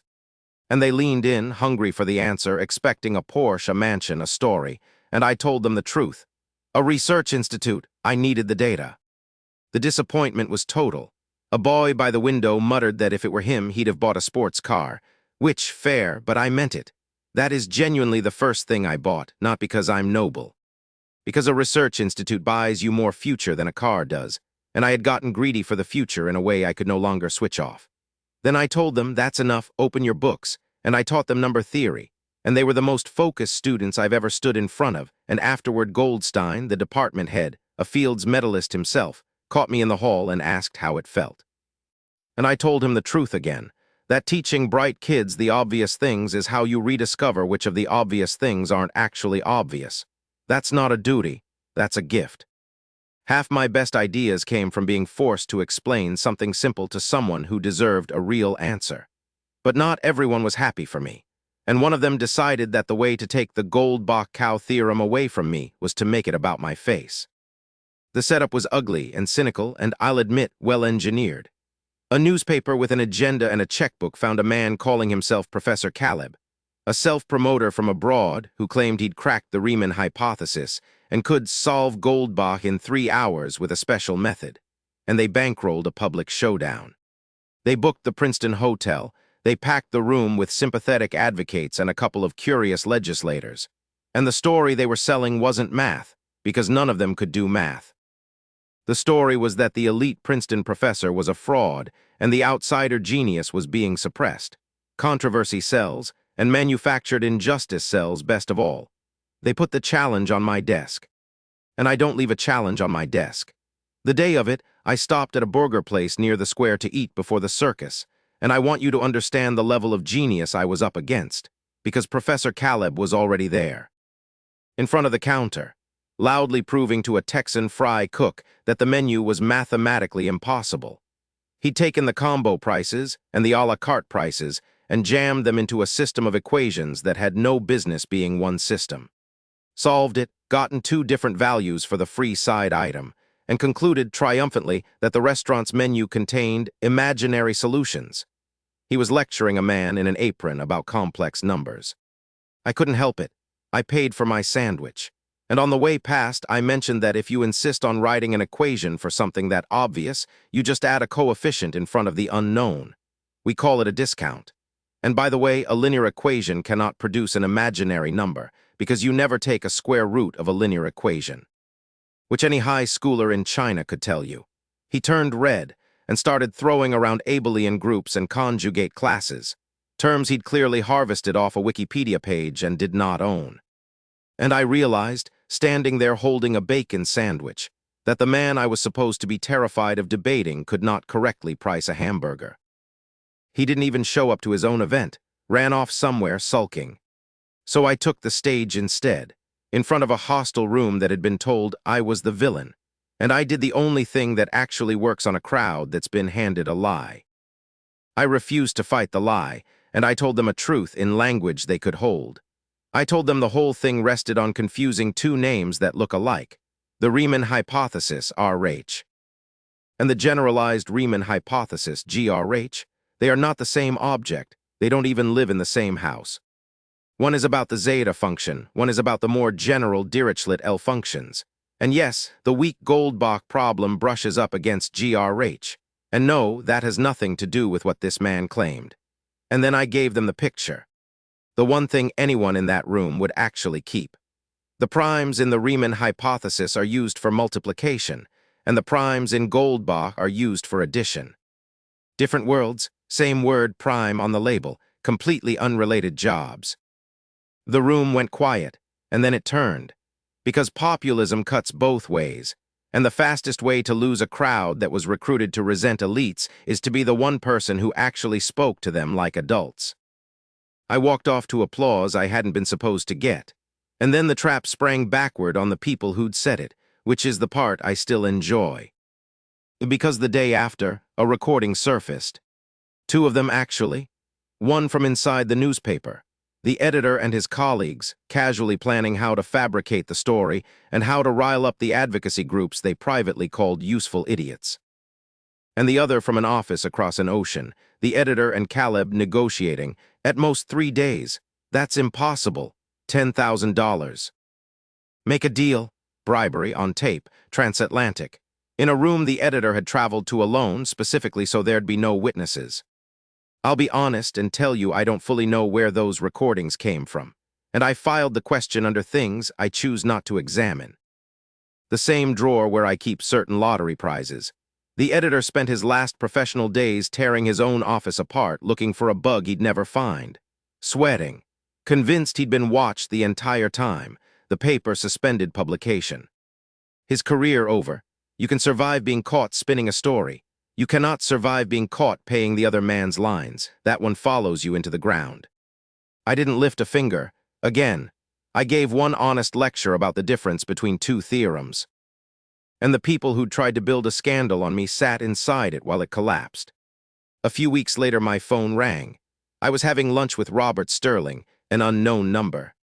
And a voice said, "Hello, Mr. Cao Ming, we are the Royal Swedish Academy of Sciences. I want you to feel the exact shape of that half-second, because it's a bungee jump." Royal Swedish Academy, Sweden. A phone call minutes before an announcement from Stockholm. There is precisely one thing that phone call is famous for being. And my heart did the whole drop before my brain caught up and heard the rest of the sentence. It was not the Nobel Prize. Mathematics doesn't have one. It was the Crafoord Prize, the Academy's own award for the fields Nobel forgot.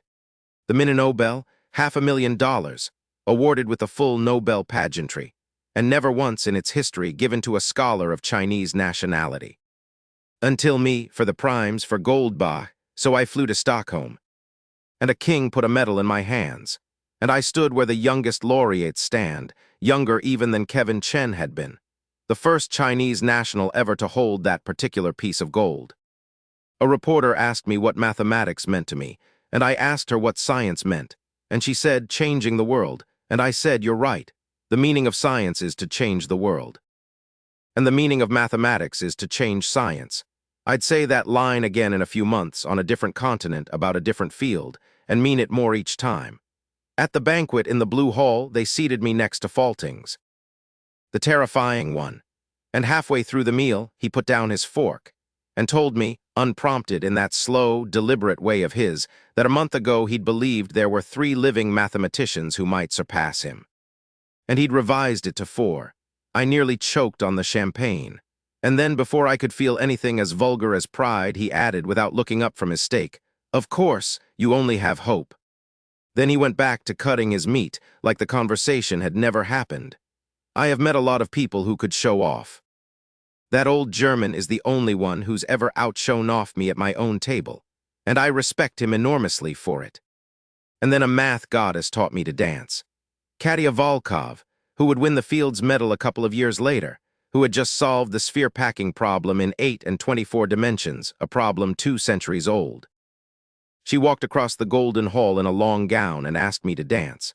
And I had to tell her the truth, which is that I cannot dance, that my entire physical education is the mandatory Chinese school broadcast gymnastics and the eye massage exercises, that I am, on a dance floor, a differential equation with no solution. She didn't let me off. "Then you'll learn," she said. I can't imagine it's hard for a man who won the Crafoord at 21. So I danced. Badly. And to cover the fact that my feet were purely guessing, I did the only thing I know how to do under pressure. I started a conversation about a mathematics problem, and she, being who she was, took the bait gratefully, and we spent the entire dance arguing about a proof, while my shoes committed crimes below us. It is the most romantic thing that has ever happened to me, and it was, technically, a seminar, My mother would be so disappointed. She'd also, on being told the woman was a future Fields medalist, immediately have asked for her number. For me. On my behalf, loudly. My fans found out about the medal before I told them, and they were furious with me about it. I need to explain my fans. I have, through no coherent effort of my own, accumulated a following of Chinese students who treat my social media account like a good luck shrine. They tag me in things, they ask me to bless their exams, and they have developed a very specific grievance, which is that I do not show off enough. Every time I win something and don't immediately post about it, they take it as a personal betrayal. God cow, you've changed. God cow, you've stopped showing off. I've been waiting 2 days and my heart is broken. So the day I finally posted a photo of the Adams medal, the comments detonated with joy and abuse in equal measure, and somewhere in there I made a critical error. I saw a fan defending me, and being a shameless creature, I liked the comment, not realizing that my account was set up so that everyone could see what I liked. Within minutes, the internet had discovered that God Cow personally reads and endorses comments praising God Cow, and I was declared, affectionately, the most shameless blogger alive, and I could not argue because I was, in fact, exactly that. The best of it, though, came at an airport from a toddler. A little girl in her mother's lap pointed at me and announced that I looked like the man in the magazine. And I, being vain, pulled the magazine off the rack to see what she meant. And there I was, on the cover. Under a headline that read, "The 25 Most Charming People of the Year." Athletes, singers, a princess from somewhere, and exactly one professor, me. I read that and I did the math correctly, that of 25 charming people, they'd chosen one professor and it was me. And I found this logic completely airtight and told no one and privately treasured it forever. I did give away 10 phones to celebrate. Reliable brand. You have to manage these things. It was, all of it, the top of the mountain. The mountain that mathematics had to offer. The prize came with a job, the way they all do. 3 days of academic conference and a 1-hour report to give, standing in front of the assembled mathematicians of Europe to defend the thing I'd proven. It was a 1,000-seat hall, and it was full, and it should have terrified me, and it didn't, because a room that has come to hear you is a fundamentally different animal from a room you have to conquer. I stood up and I walked them through the group construction method, and I watched, in the front rows, the last surviving disciples of the great Chinese analytic number theory school, Chen Jingren's people, the ones who'd watched their tradition decline into an artifact, and I watched some of them quietly go red around the eyes. Because I hadn't just capped Goldbach. I'd done it with a method that was recognizably the child of their method, the large sieve reborn, their dead teacher's fingerprints alive in the new machine. History doesn't usually let you see the baton get passed. They got to watch it in a 1,000-seat hall in Stockholm. At the ball afterward in the Golden Hall, I stood on the sidelines with an academician named Chen Ziping, because I still could not dance and had, blessedly, not yet been ambushed by a Fields medalist about to teach me. He was a Peking University man, gracious, and he did the thing the top Chinese institutions kept doing to me, which was gently, warmly, try to recruit me home before I'd even finished leaving. Wouldn't I consider Peking? Wouldn't I bring all this back to a real department instead of the modest one at Jinling? And I gave him the answer I gave all of them, which was that Jinling was mine, that you don't decorate somebody else's finished building when you could raise your own from the foundation, and that I'd rather be the reason a small place became great than an ornament on a place that already was. He sighed and toasted me and filed me under the ones that got away.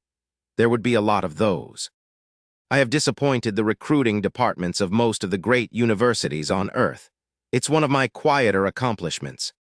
The Crawford News beat me home to China, the way news does.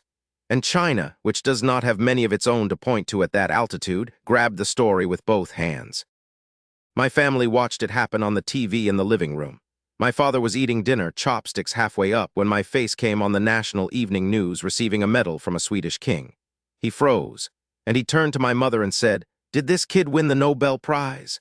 And my sister, May Cow, without looking up from her phone, said, "Dad, you're 50 and your eyes are already gone." That's clearly the Crawford Prize.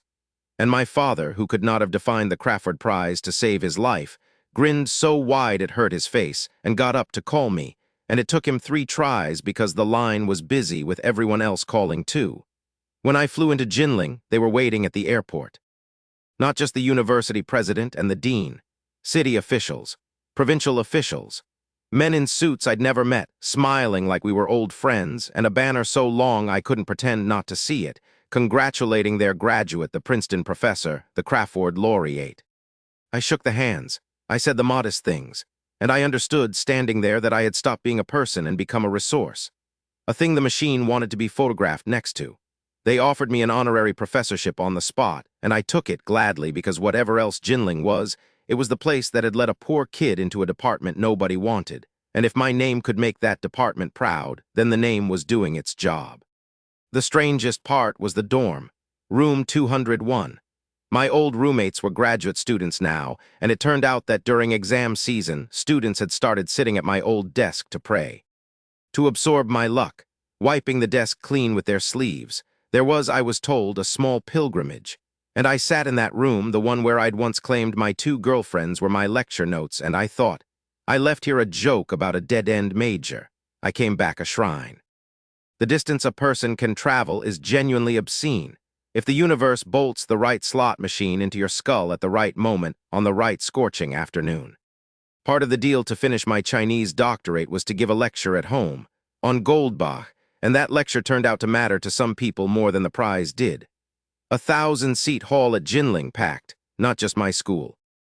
People had come from Peking, Tsinghua, Fudan, the Academy of Sciences, and the old guard of the Chinese Analytic Number Theory School, the last living disciples of the founders, the tradition of Chen Jingren and Hua Luozheng, the school that had once made China matter in this exact corner of mathematics, and had then declined into a kind of museum piece, a thing people spoke of in the past tense.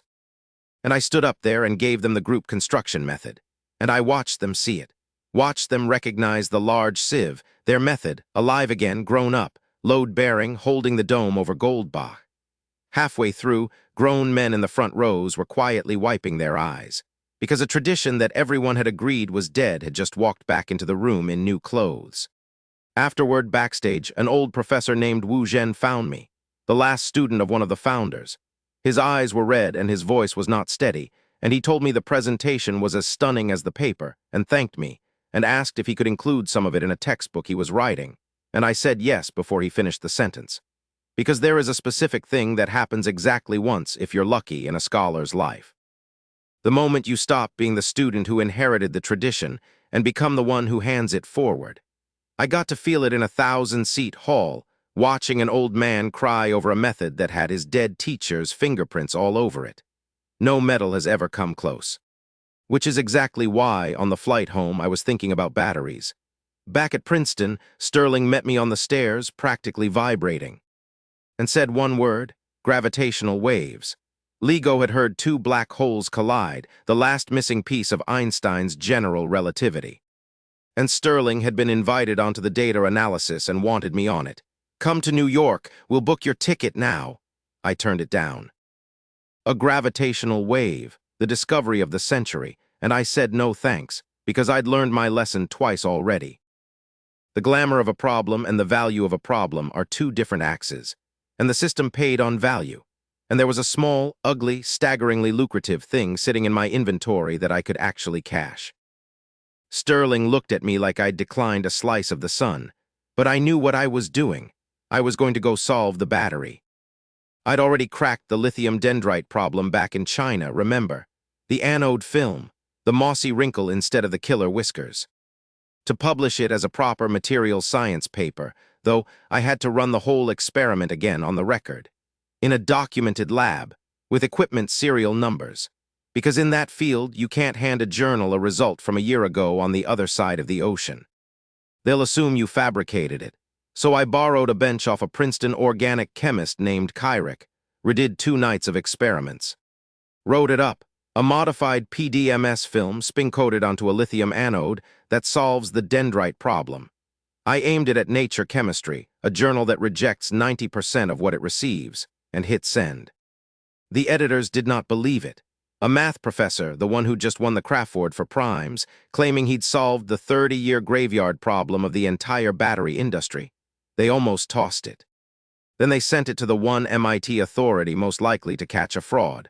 A man named Bondi, who was so skeptical he secretly had his own student replicate the whole experiment out of pure disbelief, and watched it work, and became, unwillingly, my strongest advocate.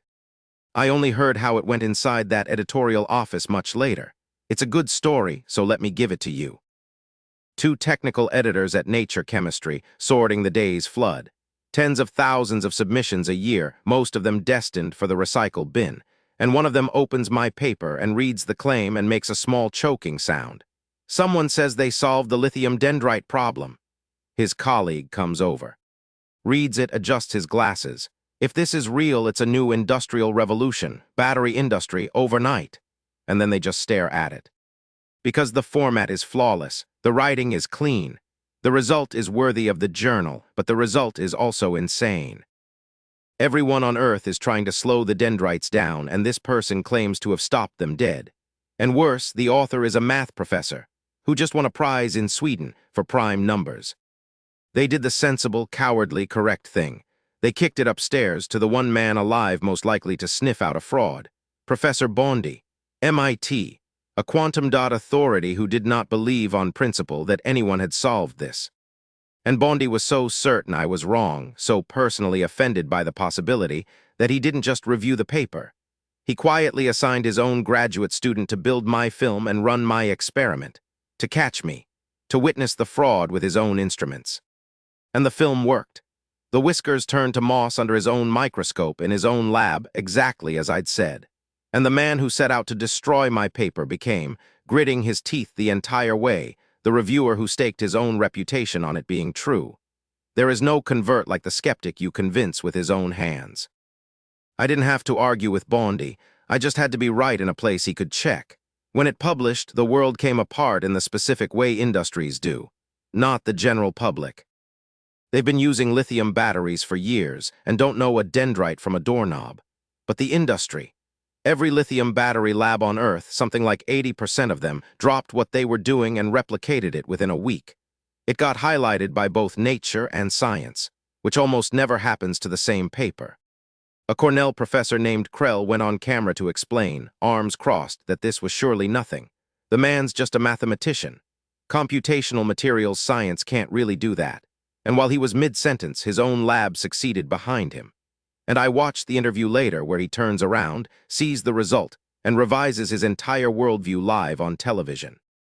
Week-long phone standby, he started saying, Teslas with 1,000-kilometer range, not in a PowerPoint, real.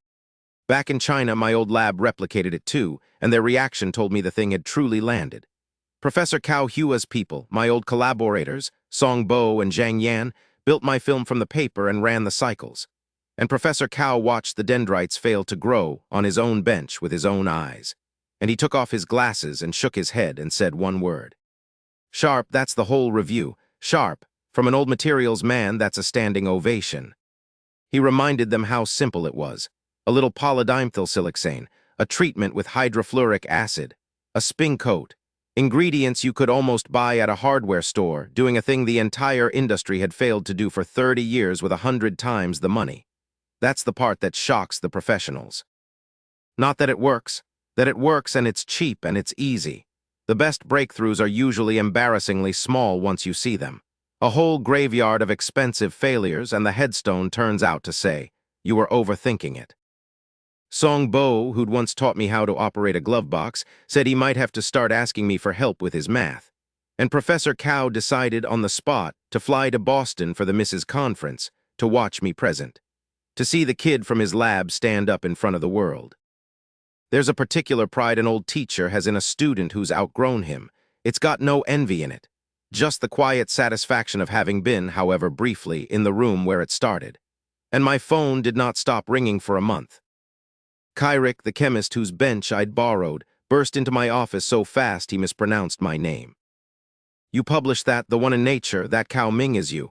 Yes, I said. Is there a problem? Are there other Professor Luss here?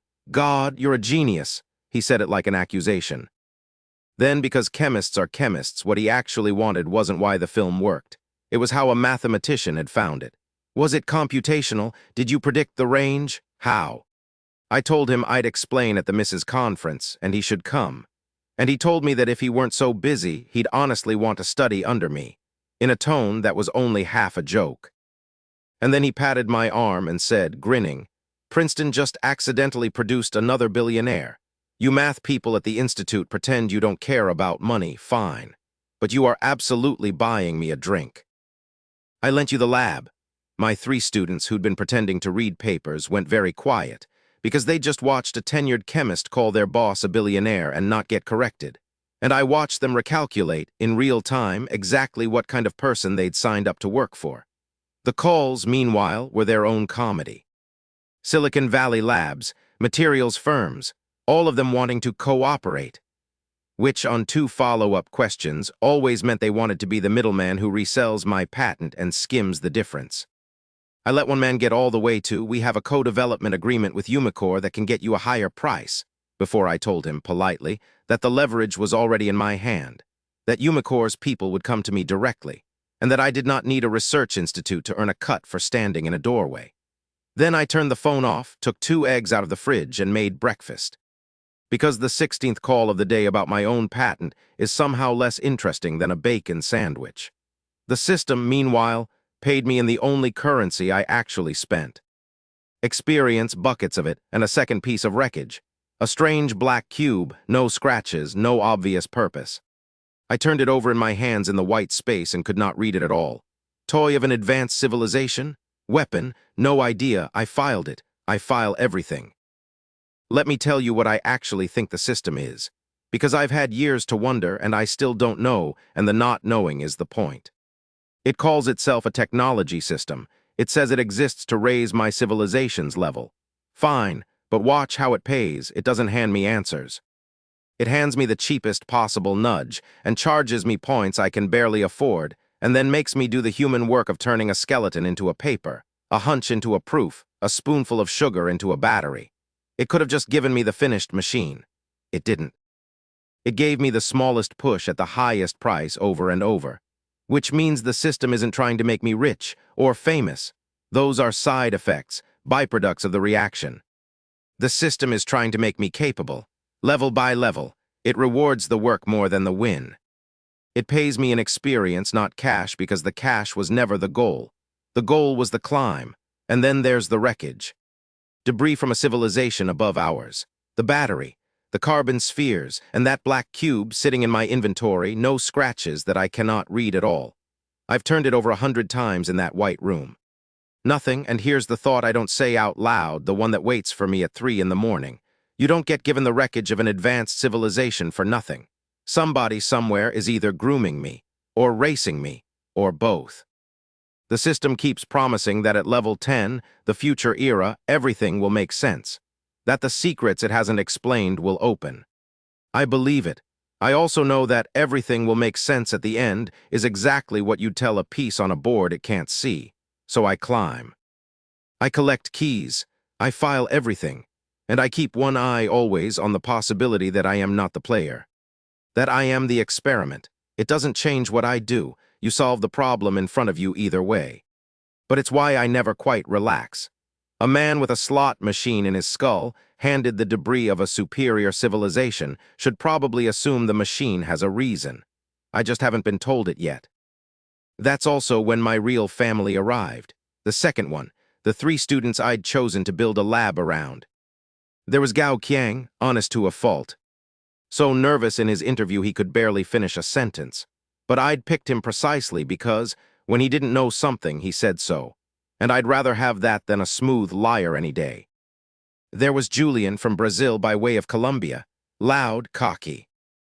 Convinced he was a genius because he'd never met enough people to be corrected. And I liked him immediately because you cannot dislike a boy that enthusiastic, even when he's wrong, which is often. And there was Olenka, the waitress from Berkeley, the name I'd kept. I set them a brutal welcome. 6 graduate-level books to master by September, and until they passed my test, they weren't touching my research. They'd make coffee, and I told them the project that would define the next 3 years of their lives was, quote, related to Hale, which is my idea of a fun way to say the Collatz conjecture. The 3n+1 problem, the hailstone conjecture. Another famous mathematical black hole that eats every number you feed it and drops it, no matter how high it bounces, down into the pit of 4, 2, 1, as hard as Goldbach in its way, and with less of a foundation to stand on.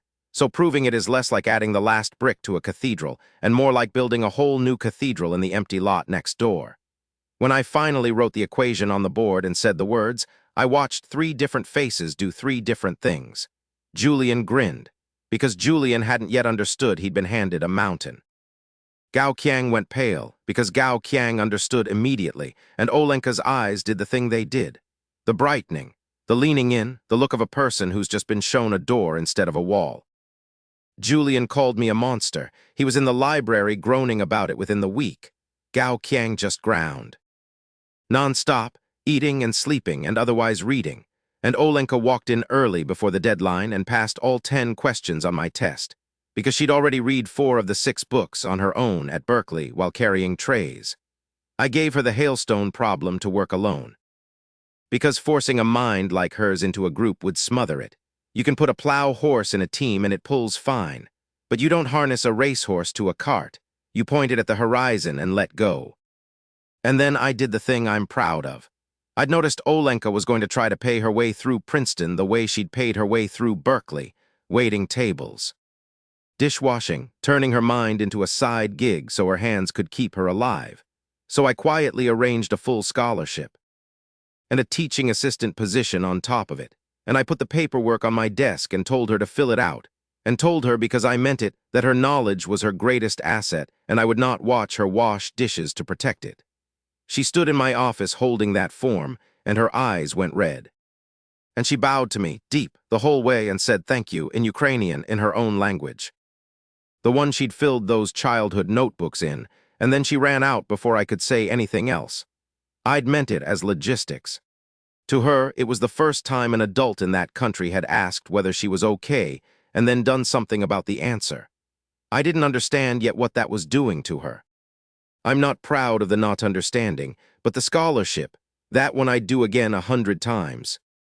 The lab those first months was the happiest place I've ever run, mostly because I was barely older than the people in it, so there was no wall. Julian treated me like a boss he could heckle, which he did. Constantly, he'd wander in from soccer practice and critique my coffee, my car, my complete failure to have a personal life. Gao Qiang treated me like a professor, formally.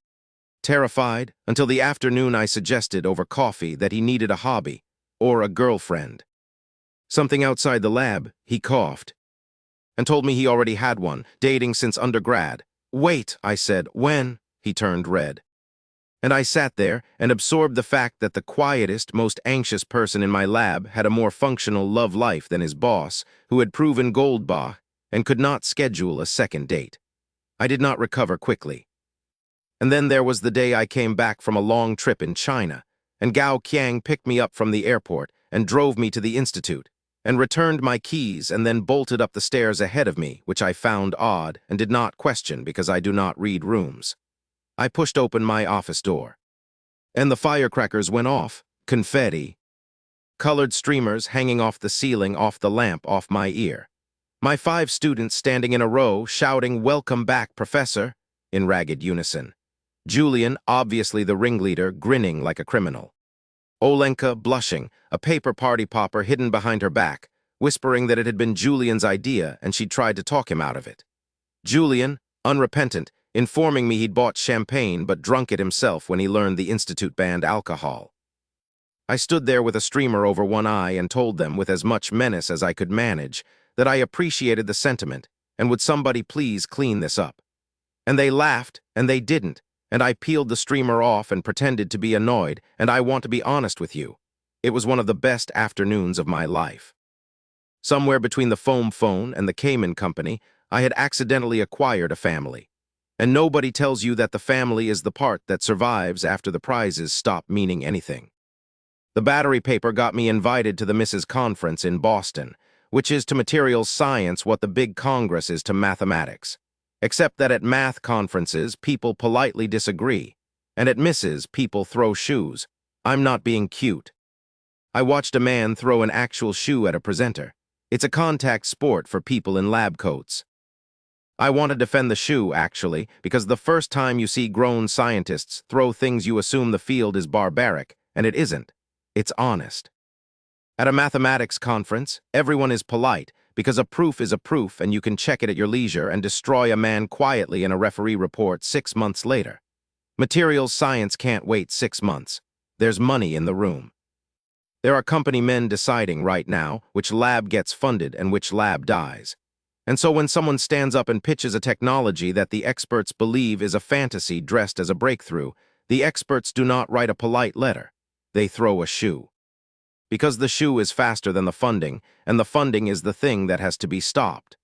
Patterson's lithium-air pitch was exactly that. A beautiful fantasy, a decade of miracles away, dressed up for the investors in the back with their checkbooks and their inability to tell physics from PowerPoint. And when he tried to borrow my credibility to sell it, and I stood up and refused to be borrowed, the room didn't turn on me. It turned on him. Because I'd just told them the emperor was naked, and a room full of people who'd suspected it all along is a dangerous, grateful, projectile-launching thing. I've been in a lot of rooms. That's the only field where the audience will physically defend the truth with their footwear. I've come to respect it. It's cruder than mathematics. It might also be more honest. I got a preview of the shoe throwing on day 1. I sat in on a talk by a Cornell professor named Patterson, pitching lithium-air batteries, a technology that is genuinely a decade of miracles away from working, to a room that included men in suits whispering the words investment and feasibility. And in the middle of his pitch, to lend it weight, Patterson said the magic words. I discussed this with Professor Cao Ming of Princeton. I had never met this man. I stood up. I'm Cao Ming, and I can testify that I did not say that. The room detonated, shoes, pens. The little conference water cups, all of it airborne aimed at the stage, because a crowd that just realized it was nearly turns fast and mean. Patterson shielded his face with his own lecture notes and fled. And I sat back down and thought with real dread, oh no, I present tomorrow. I did not need to worry, because the next day the hall was so full people were standing in the back, and I got up and told them I wasn't going to walk through the properties of the film. They'd all read the paper.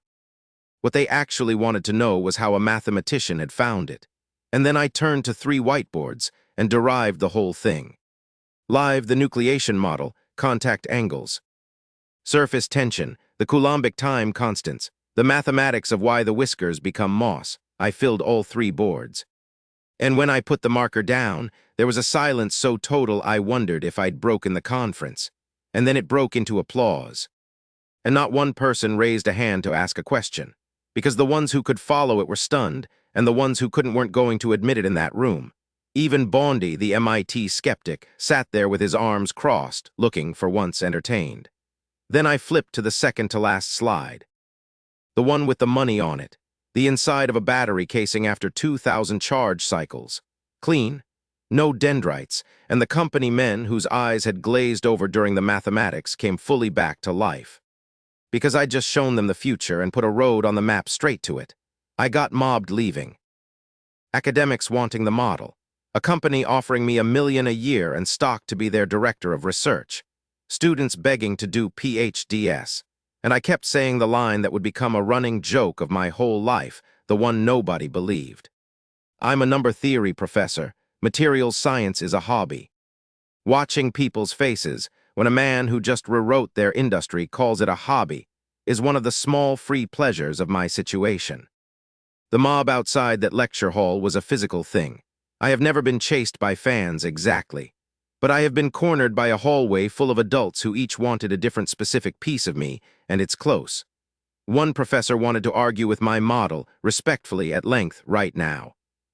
A company man pressed a card into my hand and offered me $1 million a year and 5.6% in stock to be his director of research, on the spot, as if I might say yes between the door and the elevator. 2 PhD students asked, with the desperation of the truly ambitious, whether I would take them.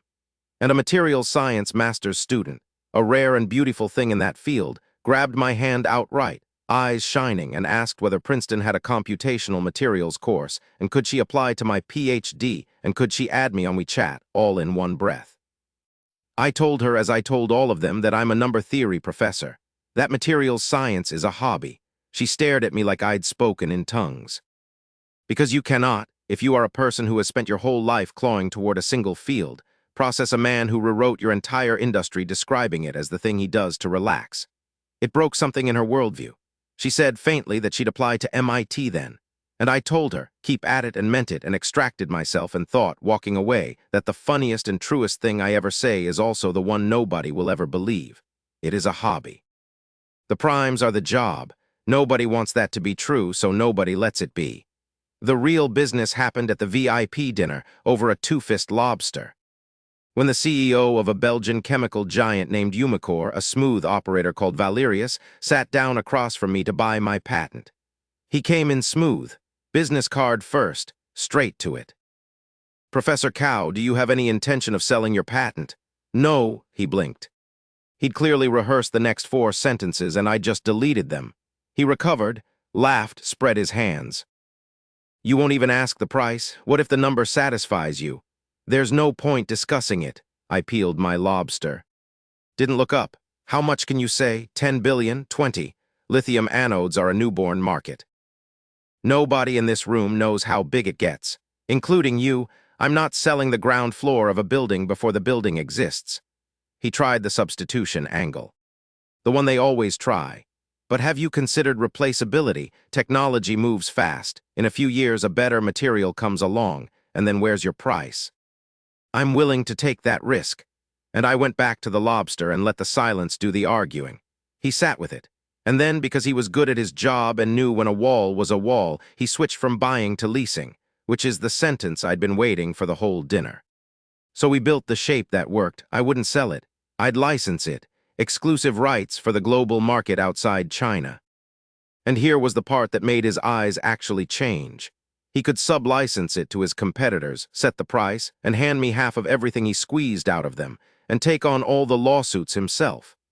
I'd hand the ugly part, the enforcement, to the giant who was better at being ugly than I'd ever be, and collect half the fines. Then he pushed the number because men like him have to push the number.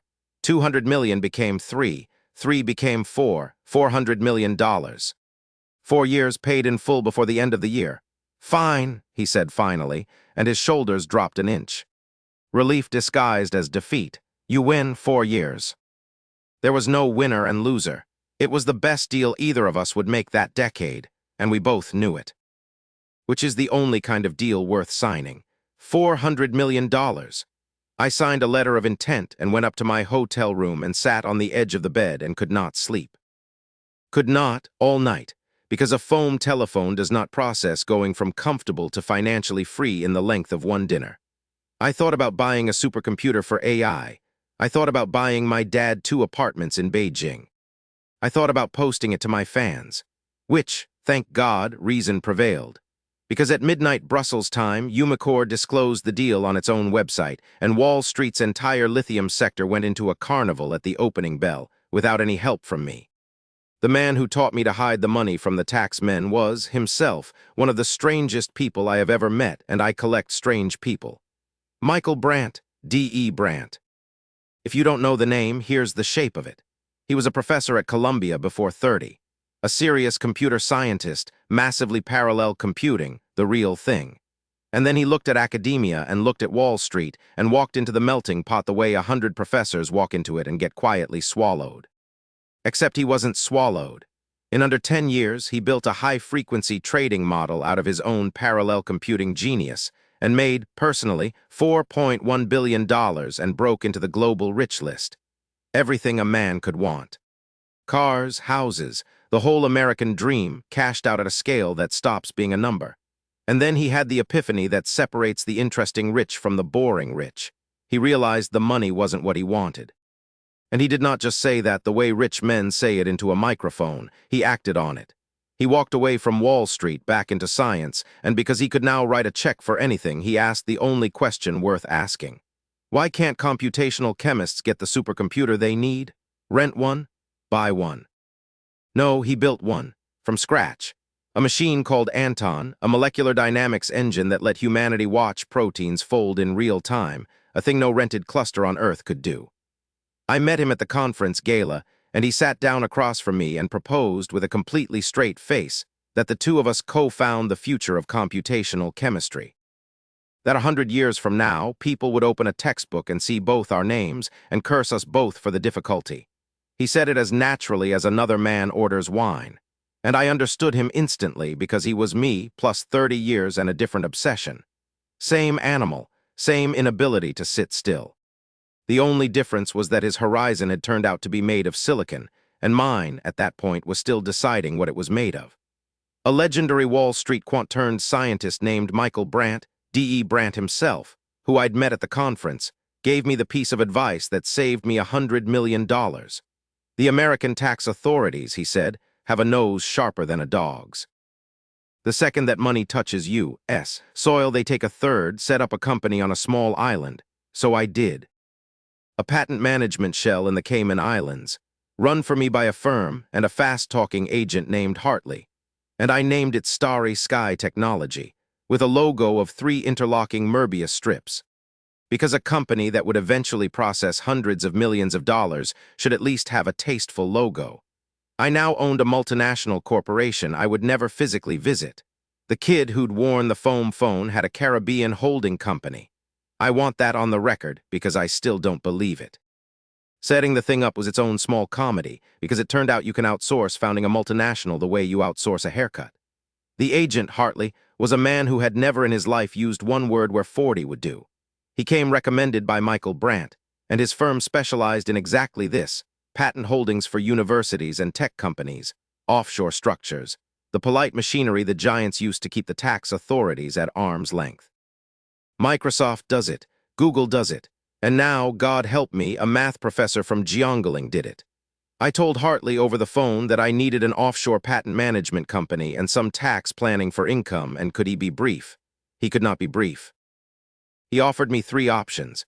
He began audibly to explain all 3, and when he asked delicately the expected annual scale of the business, below $1 million or above, I told him, probably over 100 million. There was a silence of about 3 seconds. Then the sound of a phone being fumbled, footsteps, a document dropped, and a different, much more senior, much more enthusiastic voice came on the line to personally handle my case. Money in that country is a solvent. It dissolves every obstacle you can name and several you can't. For a $500,000 fee, a firm registered me a company in the Caymans, a subsidiary in the States, opened the accounts, hired the accountants, and handed me the keys to an empire I would never physically set foot in. They even, before I asked, recommended a house appropriate to my new net worth and a financial product for the company's idle cash. I declined both. I'd already learned the only lesson that money teaches that's worth keeping. It buys you out of the problems you hate. It does not buy you into the ones you love. Those you still have to solve yourself on a blackboard at 3 in the morning alone. Not everyone I met wanted to give me money. One wanted me to spend his. Jackson Thorne found me at a math conference, of all places, because he was sponsoring it. He sat down across from me, this man who founded a rocket company and a car company and had opinions about colonizing Mars, and told me, with the flat certainty of a man who has never once doubted his own thesis, that the 3 real problems facing humanity were energy, the internet, and space. And that he'd concluded, and his engineers agreed, that the key to 2 of the 3 was materials. So I'm going to build a $10 billion materials research base in Silicon Valley, he said. And I'd like you to be its chief architect. $10 billion. I set down my fork, and I asked gently whether Tesla could actually produce that number. Because everything I'd read suggested the company was, financially, holding its breath. No, he said. Without a flicker, but you can now. I had to admire the man. I told him, no, I'm a math professor. My research genuinely doesn't cost that much. And more to the point, I don't want to build your empire. I'm busy building mine. He tried once more, the way men like him do, promised me a bottomless well of funding. No grant panels ever again. And I told him that wasn't the constraint. That money past a certain point stops being the thing standing between me and the work. He looked at me for a long moment, disappointed, genuinely, and said I'd just missed a chance to change the world, and got up and left. And I watched him go and understood, the way you recognize your own reflection in a strange window, that he and I were the exact same animal, pointed at 2 different horizons, and that neither of us was ever, as long as we lived, going to be able to sit still. By that winter, the industry had turned my paper into products. Apple held a launch event just to brag about a 4 times battery life. Huawei, Samsung, all of them, one after another, all suddenly promising standby times that used to be science fiction. All of it running downstream of one film, designed by one broke math major. And on the phone forums, the kids were tracing it back, going, wait, God cow solved this. Isn't he a math professor? The way the world put it together was slow, and then all at once, and it happened on the internet, the way everything does now. Because the paper itself had made noise only in the industry. Normal people don't read nature chemistry. Normal people don't know what a dendrite is. But normal people buy phones. And when Apple and then Huawei and then Samsung, all in a row, started promising batteries that lasted 4 times as long, the normal people noticed that. And a few of the curious ones went digging for why. And the phone forums, those churning pits of brand warfare, lit up. Someone would post smugly that no phone company actually makes batteries, that the whole standby time promise was hot air. And someone else would post the receipts. Nature, science, a modified film. And then the thread would derail entirely because somebody would notice the name on the paper and go, hold on, God cow solved this. The math guy, the Goldbach guy, isn't he a mathematician? And another would reply, I literally took an exam on lithium dendrites last month and it was already solved and nobody told me. And a third, this man went on national TV and said he'd use math to change science, and I thought he was being pretentious, and it turns out his intelligence just exceeded my imagination. I read those threads sometimes, late, and grinned. Because that, the confused kid on a phone forum realizing the abstract man from the news had quietly rewired the object in his hand, that was the closest the public ever came to understanding what I actually did. Not the primes. Nobody feels the primes, but everybody feels their phone lasting a week. I changed the thing in their pocket, and most of them will never know my name, and that's fine. That's the job doing its job. Yes, I am. It's a hobby. Money is strange when it arrives all at once. I bought the house I'd been too cheap to buy before. A 2-story place between the university and the institute, near Einstein's old address, with a fireplace I loved unreasonably. And then Christmas came, and I discovered that a man can be worth $400 million and still have nobody to spend the holiday with. The house had a story because the good ones do. I'd wanted it once before, back when I was merely comfortable instead of rich, and I'd walked away.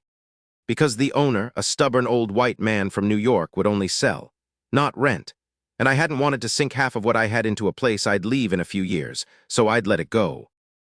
Now the money was a joke and the house was still there. 2 stories, a front yard, a small garage. Quiet street, neighbors who were mostly professors and international students, and 1 street over Einstein's old address, close enough to walk. So I paid the stubborn old man his number and he tossed me the keys, packed his bags, and moved back to New York, unbothered, a man who had won a small war of patience and knew it. The previous owner before him had been a history professor, and it showed. Good bones, old furniture with taste, and that fireplace in the living room that I fell for immediately and completely, the way you fall for a thing that has no business mattering. I changed almost nothing. I gutted the kitchen because I occasionally cook and wanted to do it properly, and I left the rest exactly as it was. I stood on the lawn the day it became mine, looked at a house I'd bought outright for the price of a rounding error on my bank interest, and thought about a foam phone and a meal card 2.5 yuan short of lunch, and I did not feel triumphant. I felt like a man wearing someone else's coat. It fit. It just wasn't broken in yet. It would take me a while to believe the coat was mine.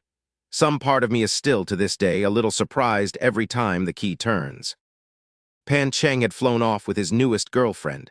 Michael Brandt went home to Boston. Chen Ying was buried alive under a slave driver advisor at Wharton. I'd planned a housewarming and had in the end exactly 3 guests, my students. That advisor, I would learn later, and only by accident, was a piece of work named Professor Eleanor Vance. And the way I learned it is one of my favorite pieces of dramatic irony in my whole life, because I caused the entire thing without knowing any of the facts. I'd hired a Wharton consultant through my firm to structure Starry Sky's China operations. Sharp woman, dual doctorate, impeccable. And it was only in passing, at the end of our meeting, that I mentioned I had a friend studying at Wharton who was having a rough time with a brutal advisor, and would she keep a kindly eye out for her. Chen Ying, a master's student. And the consultant's face did a small, complicated thing, which I did not read, because I never read those, and she said, of course, she'd look into it. She was the brutal advisor. She was the exact slave driver, the one paying her students 300 yuan a month to work 18-hour days, the one who worked Chen Ying to the bone and took her name off the papers she'd built. And she had just been asked, by an internationally famous scholar worth $400 million, who happened to be her new client, to please look after his dear friend, that specific student by name. I heard about the aftermath from Chen Ying, baffled weeks later. Overnight, Vance had transformed. Suddenly there was a vacation.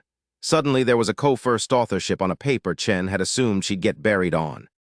Suddenly the woman who'd never once shown her a kindness was inquiring warmly about her health and her plans for the holiday. Chen Ying thought the sun had risen in the west. She never connected it to me. I never connected it to her advisor. I had, by pure accidental collision of a name and a bank account, terrified a bully into decency, and neither of the two women involved ever knew I'd done it. Sometimes power isn't a thing you wield. Sometimes it's a thing that leaks out of you sideways and fixes a problem you didn't know you were standing next to, which turned out to be enough. We toasted by the fire, snow coming down outside the window, and I made the mistake of underestimating Slavic biology. Frail little Olenka, who looked like a stiff wind would fold her, drank all three of us under the table without changing color. I woke up on my own sofa the next morning with a blanket over me and a cool, damp towel on my forehead, because she'd cleaned up the entire party and nursed me through the night.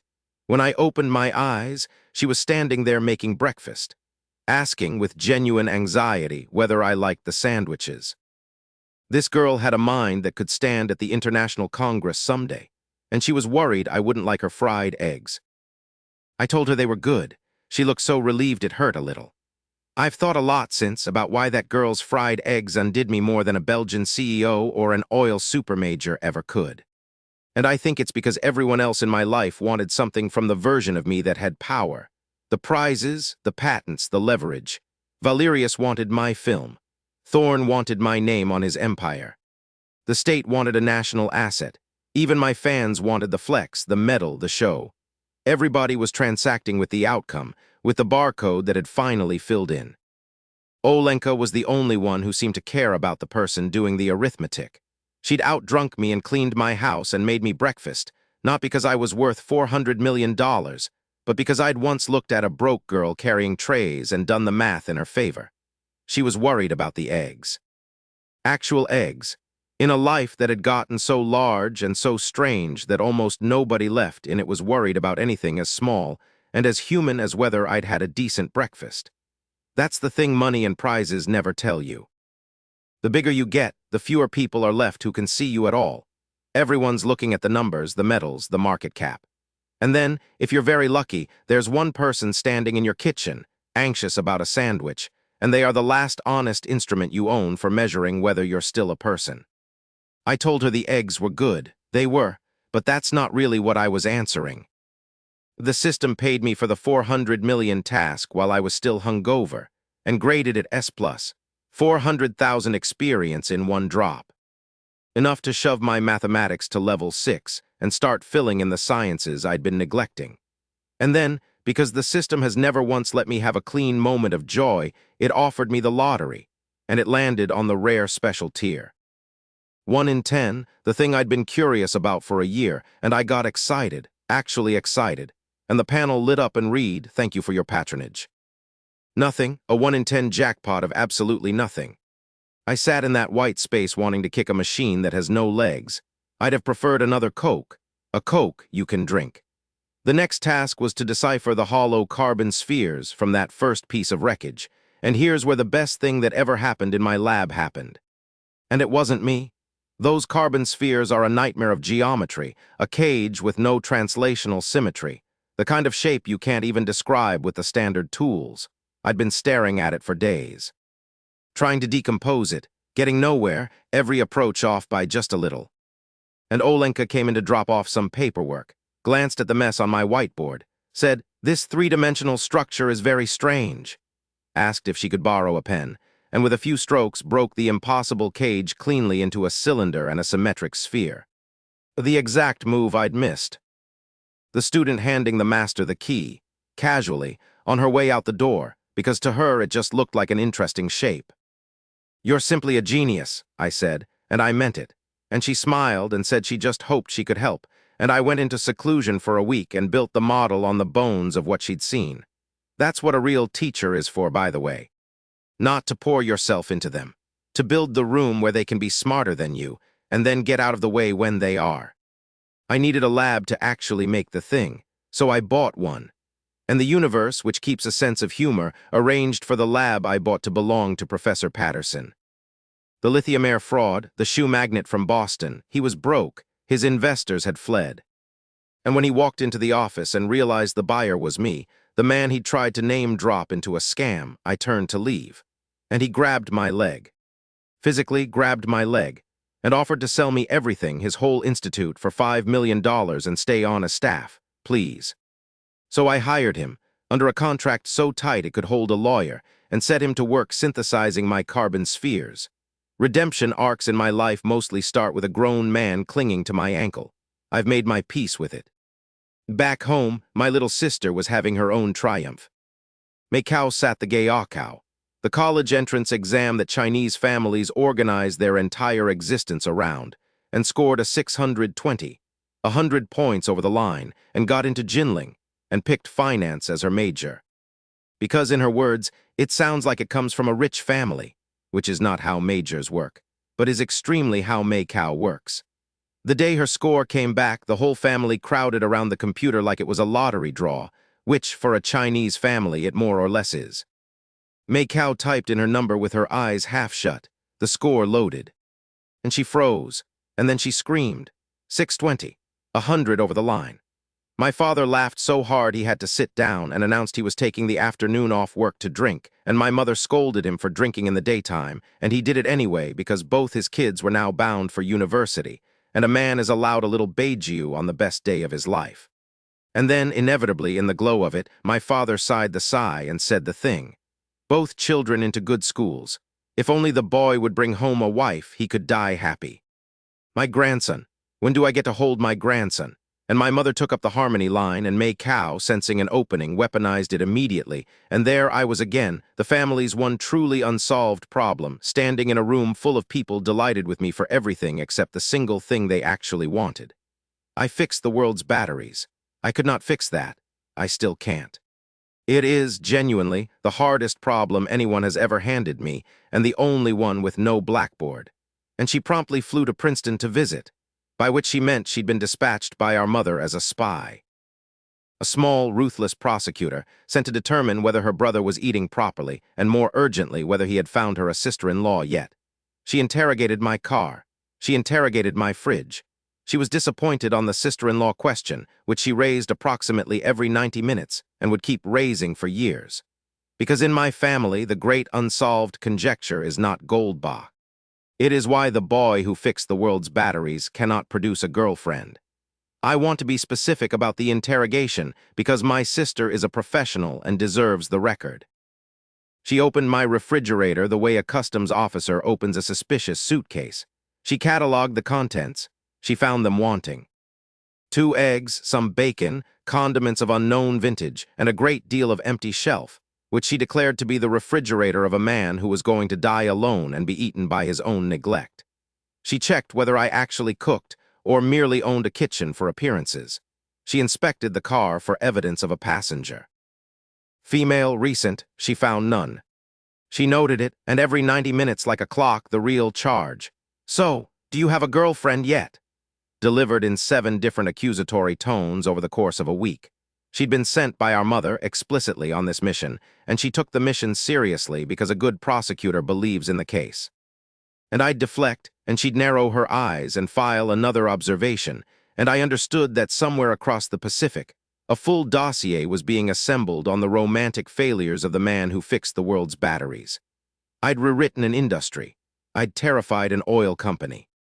And I could not, at my own kitchen table, survive cross-examination by a 19-year-old with a phone full of evidence. She hung up on me warmly at the end of the week, having concluded the investigation exactly where she'd started it. Guilty. No sister-in-law, case adjourned until the next holiday. The universe, sensing an opportunity to embarrass me, arranged a demonstration. I dropped Macau at the Philadelphia airport for her flight home, waved her off at the curb, and was standing there feeling the specific hollow you feel watching family walk into a terminal when another girl came out of that same terminal, saw me standing at the arrival's curb waving, and lit up. Her name was Morna, a colleague, sort of. A rival, sort of. One of those blonde, sharp, self-possessed young women who make a math professor deeply aware he has no idea what his own face is doing. She hadn't told anyone which flight she was on, and she walked straight up, smiling, and said, "Thank you, I really didn't expect you to come pick me up," and put her suitcase in my open trunk, and got in my passenger seat, and told me that since I'd gone to all this trouble to surprise her, she wouldn't even ask how I'd found out her flight. I stood on the curb. I looked at the trunk. I looked at her in my passenger seat, already buckling in, already victorious. So I got in, I put the key in. And then, because I am a coward about exactly one category of thing on this planet, I let her get comfortable before I cleared my throat. So, I was actually here dropping my sister off. There is no sound quite like the silence of a woman recalculating a romantic gesture into a coincidence in real time. I've caused a lot of silences in a lot of rooms. That one I earned. Macau's visit collided once with the other lonely girl in my orbit, and I didn't understand what I was watching until much later.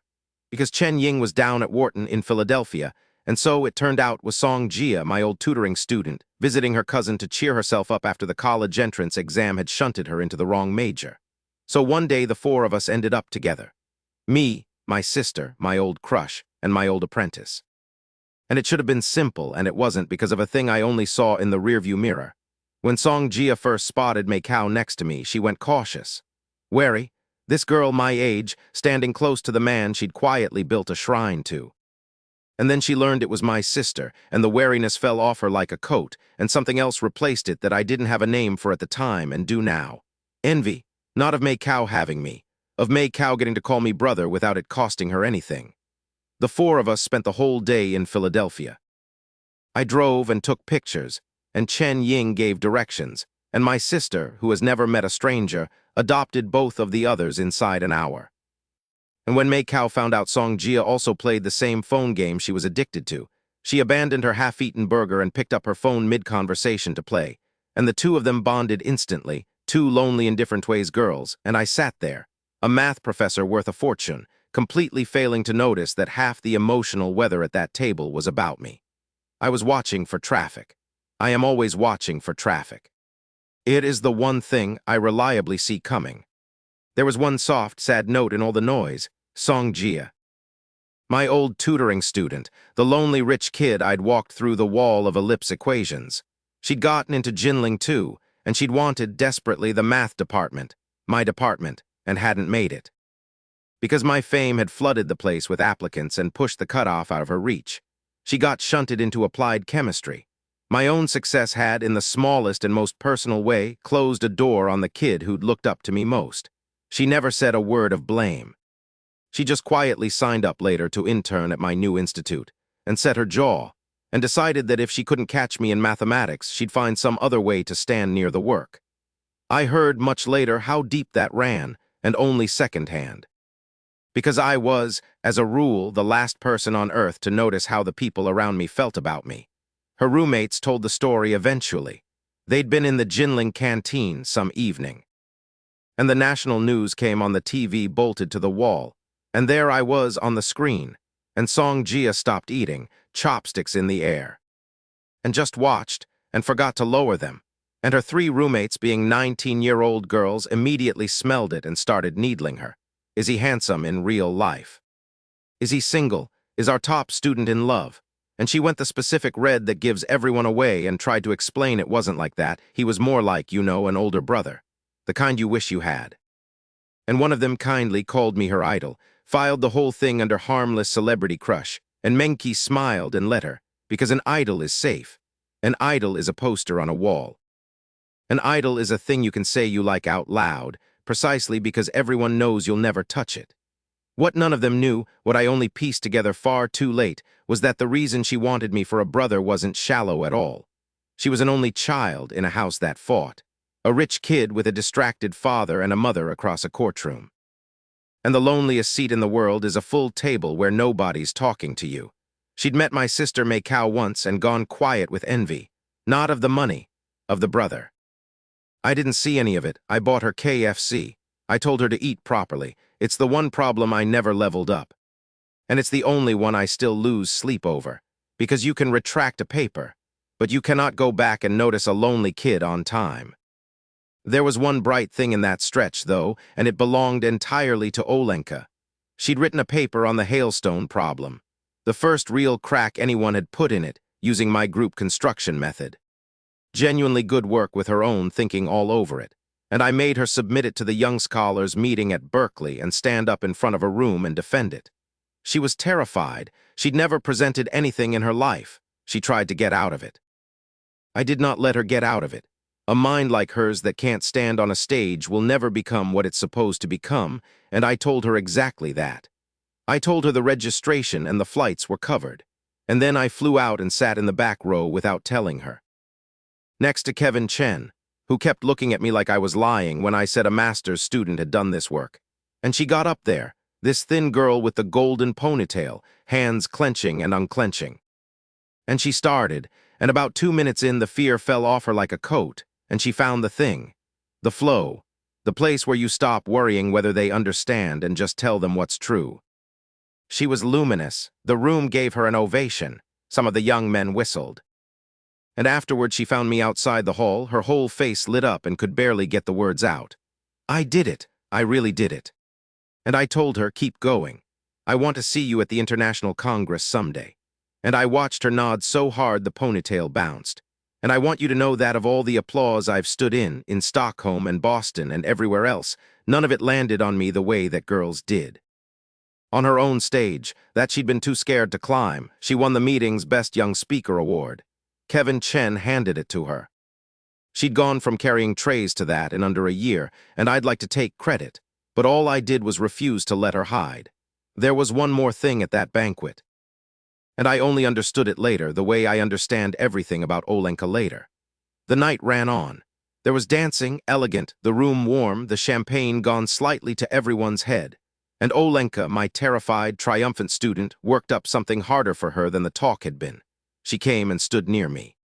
And she started to say something, small, careful, the way she said everything that mattered. And the music changed, the closing tune. The dance floor started to empty, and whatever she'd gathered the courage to ask, the moment for it closed like a door right in front of her before she got the words out. She looked at the dance floor going quiet. And she looked down, and she said nothing, and that was it. I found out much later what the nothing was. She'd been trying to ask me to dance. That's all. A girl who'd outdrunk 3 men, cracked a geometry problem I couldn't, and conquered a stage that terrified her, could not get 4 words out of her mouth. And I, who noticed traffic and coupling constant errors and the exact moment a rival's face gives up, did not notice a thing. I never do. It is the great blind spot of my life. I can predict a piece of matter into existence. I cannot read a girl standing 18 inches away, gathering herself to ask me to dance and losing.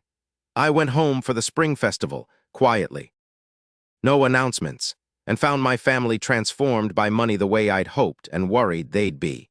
My parents had renovated the old apartment, but flatly refused to sell it and move somewhere nicer, because they'd lived there 20 years and the neighbors knew them and my father could go fishing.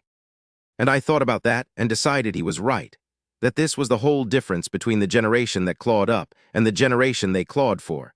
Macau was, it turned out, the other people's child she'd always sworn I unfairly was, top of her class. National scholarship as a freshman, class monitor.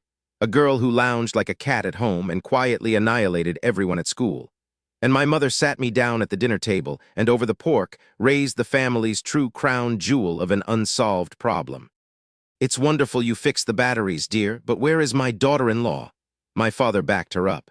Macau, the trader, backed them both up. I fixed the world's energy storage, and I could not, at that table, produce a single acceptable answer. So I did what I always do. I said something about being busy, and everyone looked at me the way the referees at CERN had looked at me. Like the numbers didn't add up. Then Jinling called, and the national machine picked me up. The president of my old university drove to the station himself, which is a sentence that means something in China. And there was a man there from Beijing, the head of the Energy Bureau, a Mr. Kang, who'd asked my opinion once in Boston and remembered it. The country had chosen, partly on the strength of my Boston vote, to bet its next generation of batteries on lithium-sulfur. And they were building a national project around it, more than 20 institutions. A whole army group of research units, aimed at breaking the patent walls the foreign giants were building, and they wanted me to lead a piece of it. They offered me everything: an institute in Nanjing, tax exemptions, subsidies, staff, 30% of the profits. And I told Mr. Kang I'd take the institute and fund it myself, which meant I'd keep 100% of what came out of it, and which stunned him a little. A man betting his own $400 million on research when the government was offering to carry the risk. But I wasn't in it for the government's money. I was in it for the thing I told the chemistry dean when he asked what I really wanted, which was to build, next to Jinling, a small piece of Princeton. A real advanced research institute, the kind that grows minds instead of just papers. And when he asked what I needed most to do it, I gave him one word: people. I poached my old collaborators, Song Bo and Zhang Yan, out of Professor Cao's lab, with his blessing and his good-natured complaint. And I stood up a program that fed the institute 30 undergraduates and 10 master's students a year. And Song Jia, my old student stuck in applied chemistry, signed up for it quietly and set about earning her way back toward the work. Building the institute was the first time in my life I got to spend money the way I'd always suspected money should be spent: on instruments. I flew Song Bo and Zhang Yan to Europe to test the first shipment, because you do not wire $50 million for scientific equipment and then trust the crate. $50 million. 300 million yuan of instruments, and the crown of it was a field emission scanning electron microscope, the good kind, the cold field emission kind, resolution under a nanometer, the difference between it and an ordinary microscope being roughly the difference between a telescope and a paper towel roll. Dean Cao from the chemistry school came to see it the day it arrived. He walked around it slowly. He touched the case gently, the way you touch something you can't afford. His own school had been trying to get a machine half this good approved for 2 years. Good heavens, he said. This must have cost 10 million. It's not that bad, I said. 8-9 million. I let him relax for exactly 1 second. US dollars. I watched his eyebrows do something violent. 40-50 million yuan for one microscope that a graduate school full of professors would have to queue for, and I'd bought so my own students wouldn't have to wait in line to photograph a battery. He looked at me with an expression that was 1/3 envy, 1/3 disapproval, and 1/3 the dawning understanding that the rules he'd operated under his whole career simply did not apply to the person standing next to him. You, he said, are certainly willing to spend money. We can cut corners on a lot of things, I told him. Salaries, furniture. My own patience. We do not cut corners on data. A rigorous model needs rigorous numbers. Feed a beautiful theory garbage measurements, and it dies for the wrong reason, and you never even learn it was right. The instant that microscope arrived, my institute developed a freeloading problem, and I found I didn't mind it much. Because a top-tier field emission microscope is a magnet.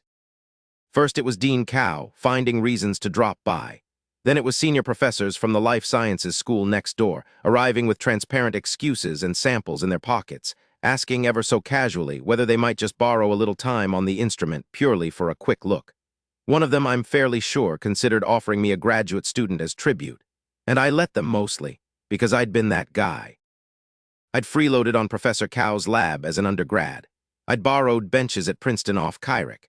I'd built my entire early career on other people's equipment and other people's kindness, and there is a particular ingratitude in getting rich off borrowed instruments and then locking your own door. So I set 2 rules. No magnetic samples, no high-voltage experiments because those can wreck a microscope, and no interns on the controls. Beyond that, take your pictures.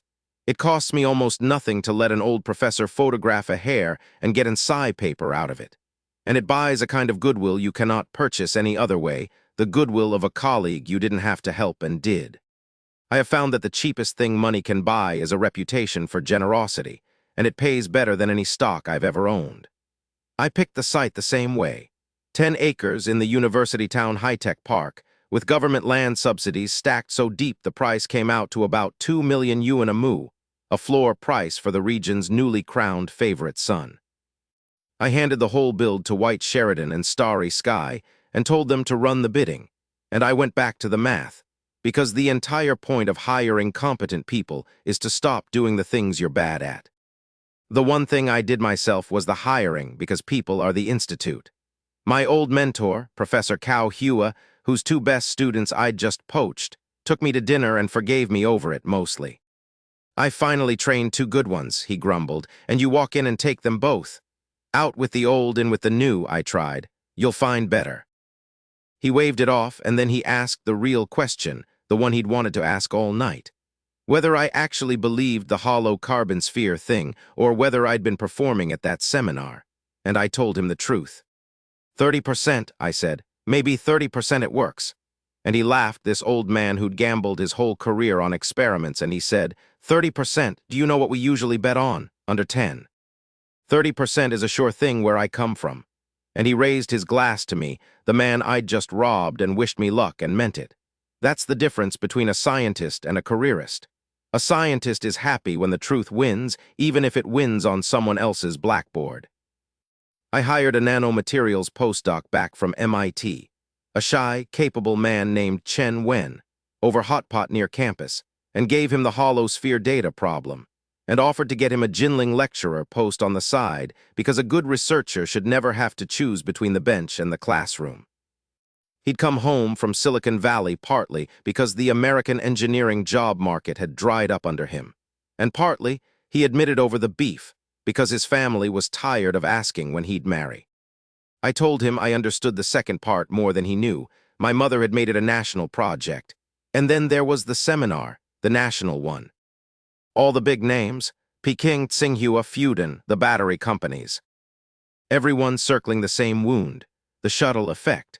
The specific way a lithium-sulfur battery quietly dissolves its own guts and dies. And under all the polite academic language, everyone was really fighting about one thing. The funding, the river of national money that would flow toward whichever direction the room blessed. Two academicians were already going at each other.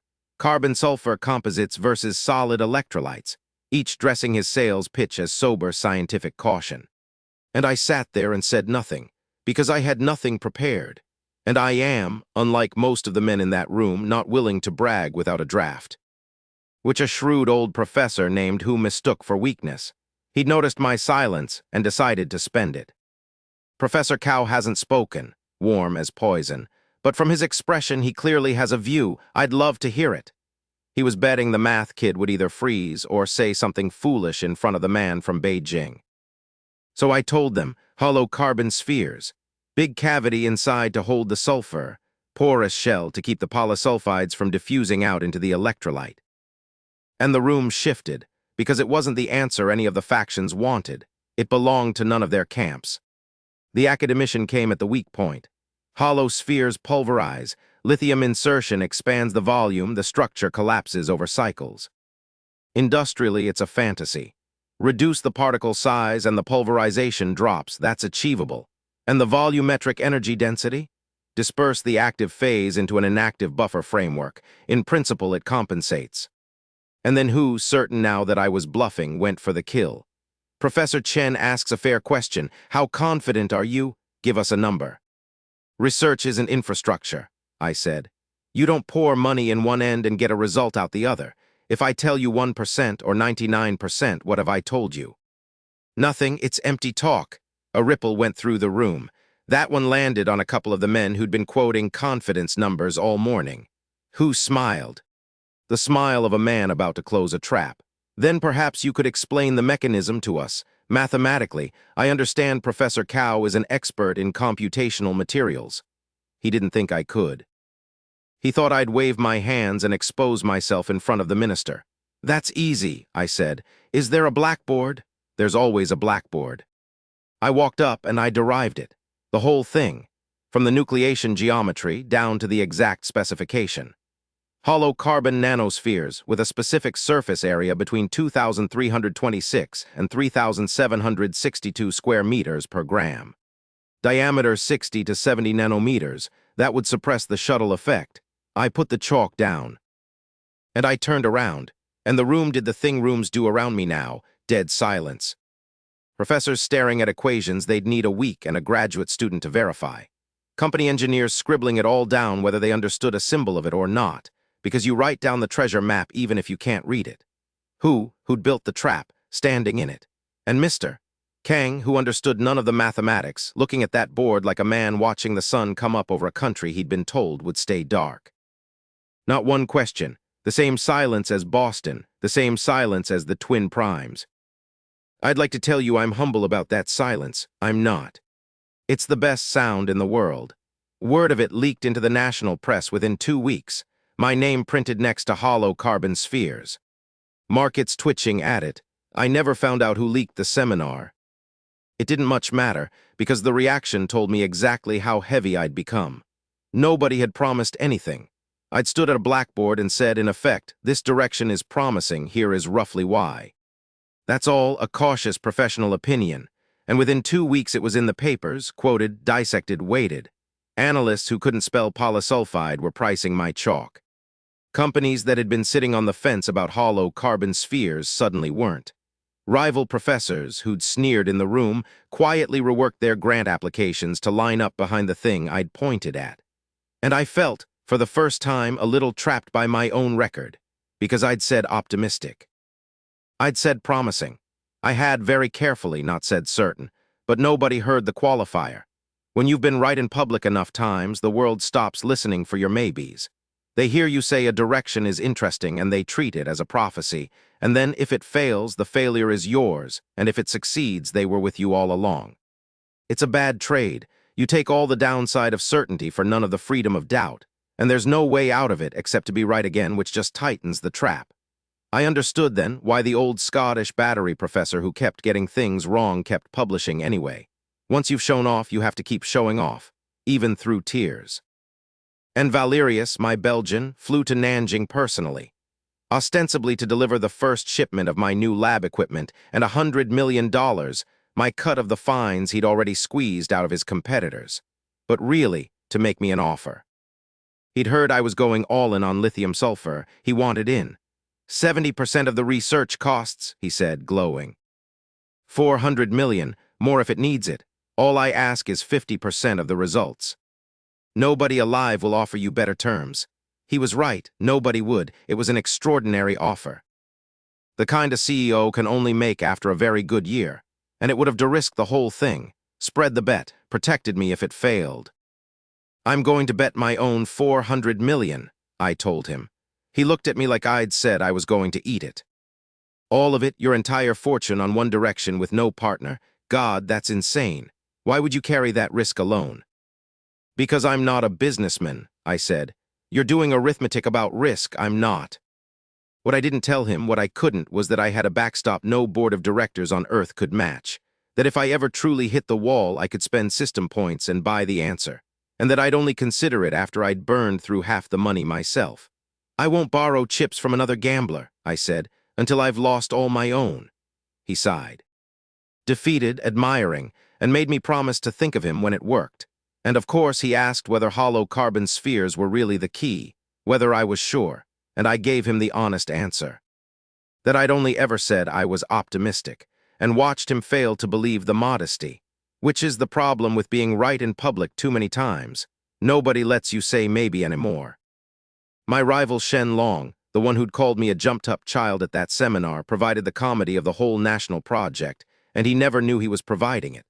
Because 2 weeks after he publicly sneered that hollow carbon spheres were a gimmick, and that I was a mathematician playing at chemistry, he read my 2 papers in science, and quietly, privately, turned his entire lab toward hollow carbon spheres, without admitting anything.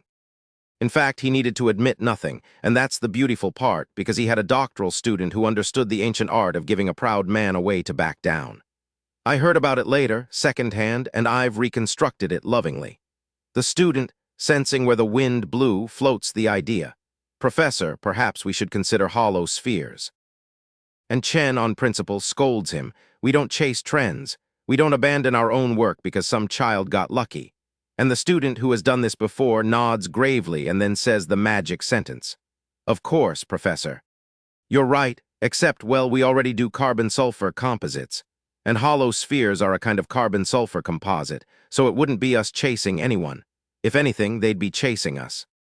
And Chen, hearing exactly the fig leaf he needed, nods slowly and says, "You make a fair point. This requires further study," and then, having preserved his dignity in front of a student who saw straight through him, applies for 10 million yuan to work on the exact thing he'd called a gimmick a fortnight earlier. I have never once had to fight these men. I just had to be right and wait, and let the funding applications tell the truth their mouths wouldn't. Somewhere in that stretch, a thing changed that I didn't ask for. My words started to weigh too much. It crept up on me. At first, a paper was just a paper. When I proved Goldbach, the whole country cheered and nothing in my daily life changed. Nobody stopped me on the street, but the battery paper was different. And by the time of the national project, I'd crossed some line I never saw. My opinion had gotten heavy. I'd say at a seminar that I liked one research direction over another, and 2 weeks later funding would tilt that way, nationally. Because a minister had heard I liked it. I'd mention offhand that lithium-air batteries were mostly hype, and somewhere a lab lost its grant. I could move a stock. Genuinely. A sentence from me, posted to my account, would send money sloshing into a whole sector by morning, and a chorus of experts would rightly point out that I'd overstepped. That is a strange thing to hold. A poor kid who spent his whole life having no weight at all, suddenly finding that a careless word can bend a country's research budget. It's why I got so careful. Why I stopped bragging without a draft. Because the shock of $400 million fades, honestly, faster than you'd think. But the shock of realizing that the world tilts a little when you lean, that one never quite goes away. You start choosing your words like a man carrying something breakable through a crowd. Because you are. The letter came on paper, which almost got it thrown away. I'd been back at Princeton a while, buried in emails, when I found it at the bottom of a drawer. A heavy cream envelope. The return address said American Chemical Society. Julian was in the office, back from soccer, a towel around his neck, and he saw my face change and shouted, "My God, Professor, you got a love letter." I nearly dropped it. I threatened him with a spring break spent grading.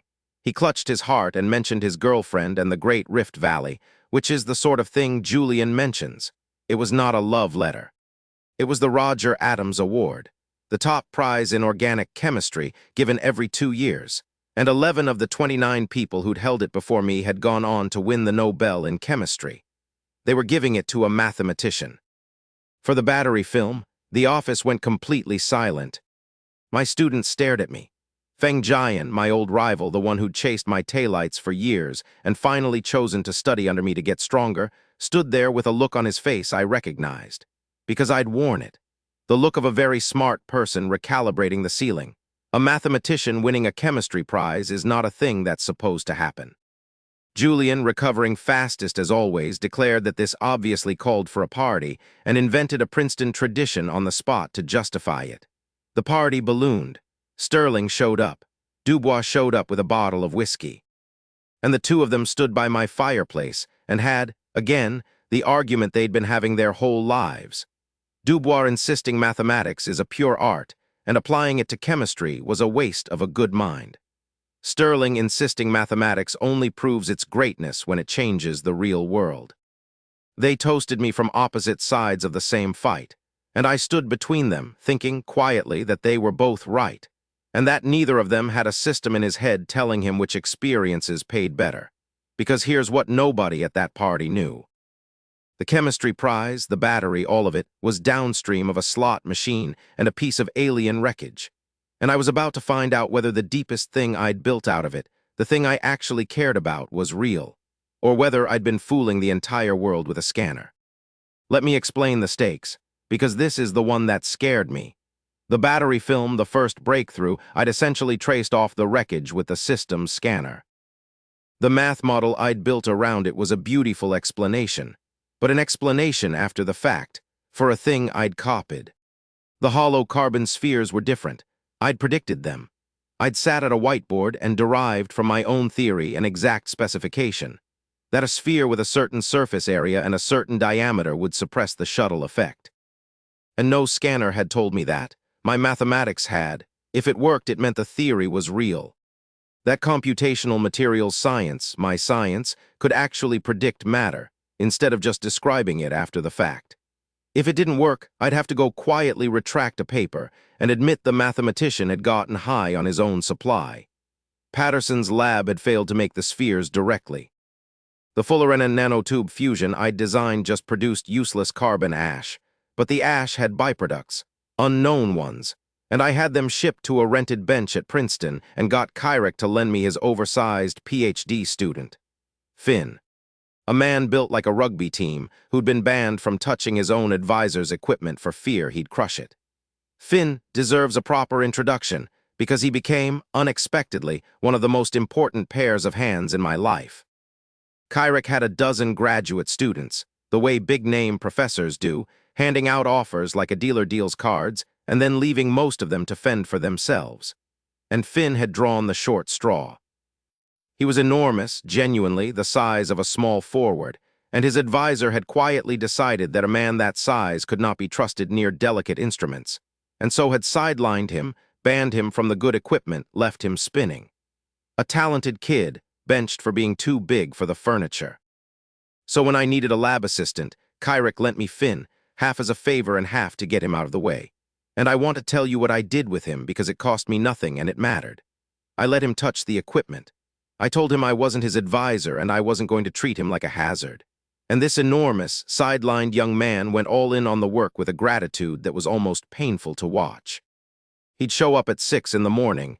He'd stay past midnight, not because I asked, because someone had finally handed him the good instruments and trusted him not to break them. He was the one standing next to me when sample 23 held. He was the one who measured it 3 times because neither of us believed it. He chose, later, to stay at Princeton and work with me instead of taking a more prestigious postdoc. And when I asked why, he said the thing I've never forgotten. Who you do the experiments with matters more than where. He'd been the muscle nobody trusted with the microscope. Turns out all he'd ever needed was one person to hand him the key. Most people are like that. Most people aren't lazy or dangerous. They've just never once been handed the good instruments and told they were trusted. Finn and I processed 30-odd samples, $100 a milligram, and I screened them under the electron microscope for my exact prediction. The surface area. The diameter and 4 samples matched the spec, 11, 14. 15, 23. We built lithium-sulfur cells out of them. And I stood there while the results came in. 11 failed, 14 failed. 15 failed, the sulfur just deposited on the surface, ruined, spectacular, Finn's word. And I felt the floor start to go. The specific vertigo of a man watching his own theory die in real time. I was already composing the retraction email in my head, already hearing every professor who'd called me a lucky mathematician say I told you so. And then Finn, checking sample 23, went quiet in a different way. The 20% group. 500 cycles and still holding. Near 0 volume change. He measured it twice because he didn't believe it. I made him measure it a 3rd time with calipers because I didn't believe it. Sample 23. 3,025 square meters per gram. 69 nanometers. Dead center inside the range I'd derived at that seminar in front of all those silent academicians. Suppressed the shuttle effect, exactly as the mathematics said it would. I'd predicted a piece of matter into existence, not traced it, predicted it. I put my hand flat on the bench and just breathed for a second. Finn was pumping his fist and trying not to shout because we were near the equipment, and I named the material HCS1, and Finn said the name was boring and suggested LZ1 after my initials, and I told him no. Because if I start naming materials after myself, I'm not doing science anymore. I'm posting on a forum. HCS1, it's a boring name, it's an honest one. The world does not let you have a validated theory in peace, especially not when the theory is worth billions. I published it, 2 papers in Science, one the theory, one the application. And the theory paper was the one I actually cared about, and the one nobody noticed. Everybody fixated on the material, the money, and treated the mathematics as the boring appendix, which tells you everything about what people value. And the moment it was out, the sharks arrived. ExxonMobil. Not a chemical company dipping a toe. An oil supermajor with an infinite balance sheet, whose CEO cornered me at a symposium with a lithium battery pioneer named Chadwick in tow. Both of them fishing, sweetly, for how far my research had actually gotten, and I was so serenely uninterested in playing the game that I unnerved them, because I genuinely didn't care. I'd published everything. They could buy a copy of Science like anyone else, and my complete indifference convinced them I had to be hiding something enormous. They came at me in a hotel corridor, which is where the real business of every conference actually happens, in the corridors over handshakes, while the talks drone on in the ballrooms. I was heading up to my room to sleep off a flight when two men rose off a lounge sofa and intercepted me. One I half recognized. The other I didn't. The first introduced himself as Arthur Chadwick, and I placed him then because he is a legend, the man who built the first lithium battery in the 1970s, the founding ghost of the entire industry I'd just walked into and rearranged. And the second, he said, was Ethan Stone, the CEO of ExxonMobil. An oil supermajor's chief executive waiting on a hotel sofa to intercept a math professor. That is not a small thing. That is a battleship changing course for a rowboat. Stone was smooth.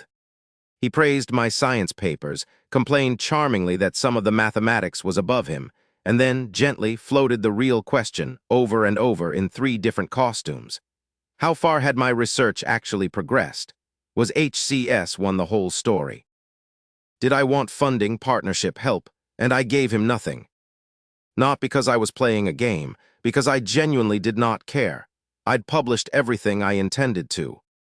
He could buy a copy of Science like anyone else, and my complete, honest indifference did something I hadn't planned. It frightened them. Because a man hiding something acts cagey, and a man hiding nothing acts open, but a man who has already given you everything and still radiates that much calm, that man, they decided, must be sitting on something enormous. My honesty read as the deepest bluff in the room. I walked to the elevator, and behind me, Chadwick said to Stone quietly, "Did you notice?" He never asked a single question back. He isn't even curious what we're doing. And that, more than anything I said, is what convinced them to steal from me. I unnerved 2 of the most powerful men in energy by declining to want anything from them. It's the most dangerous thing you can do to a person who deals only in leverage. Have none they can pull, which, to be fair, I was, just not the thing they thought. Then they poached 5 of Patterson's researchers. And one of them, a man named Manny, walked out the door with the cage molecule model and pieces of my math. Patterson called me ashen, ready to sue the earth. And I want you to see the beautiful mistake ExxonMobil made, because it's my favorite thing in this whole chapter. They stole the cage molecule research, decided it was the answer to the final exam, and redirected their entire institute, 20 new interns, their whole war machine to crack it, racing me for the lithium-sulfur crown. Except the cage molecule had nothing to do with lithium-sulfur batteries. It was my system task. It was the alien wreckage. They'd stolen the answer to a completely different exam, and were now furiously solving it.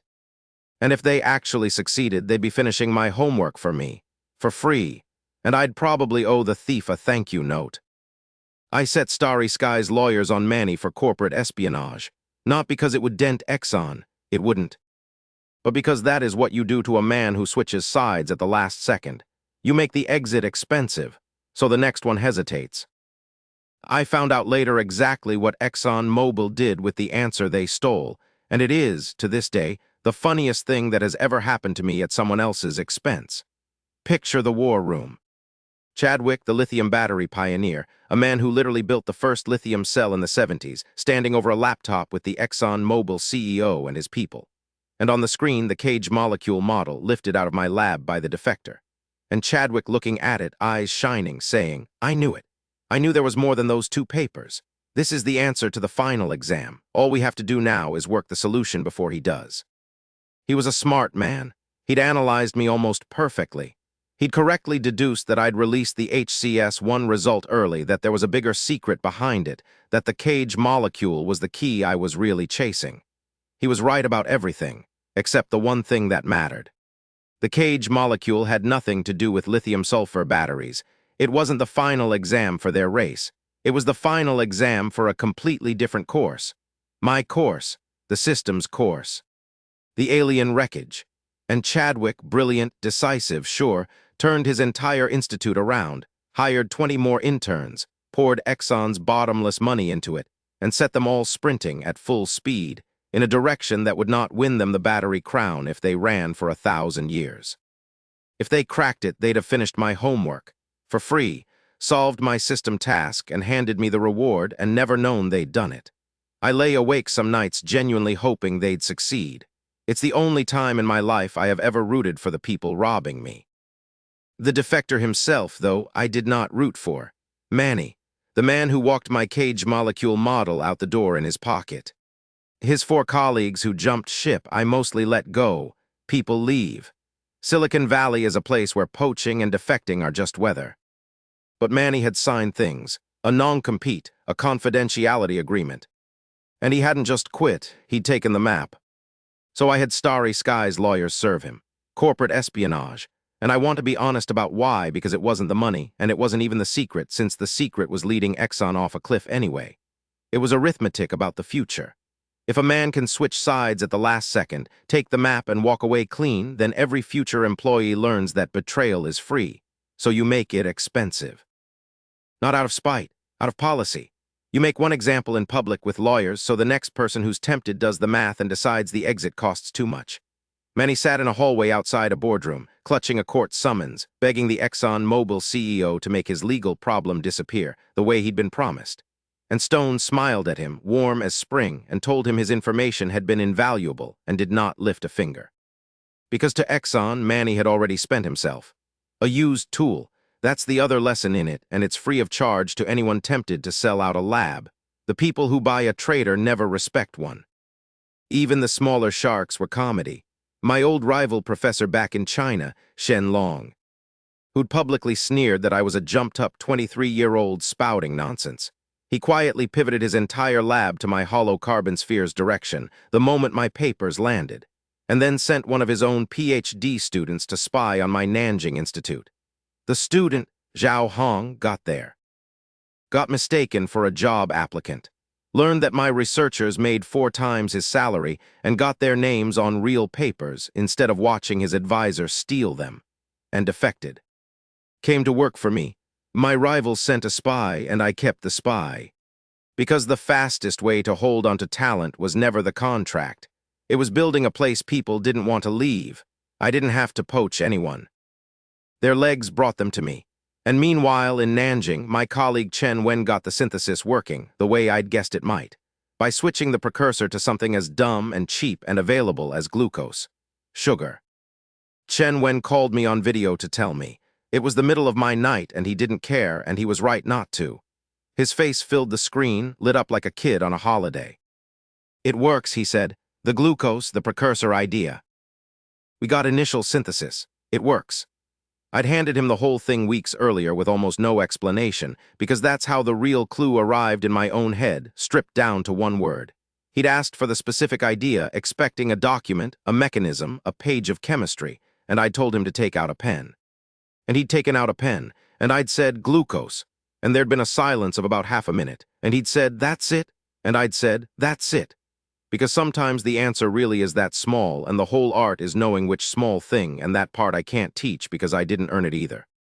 It came out of a slot machine and a scanner and a great deal of luck disguised as genius. But the sugar was real. The synthesis was cheap.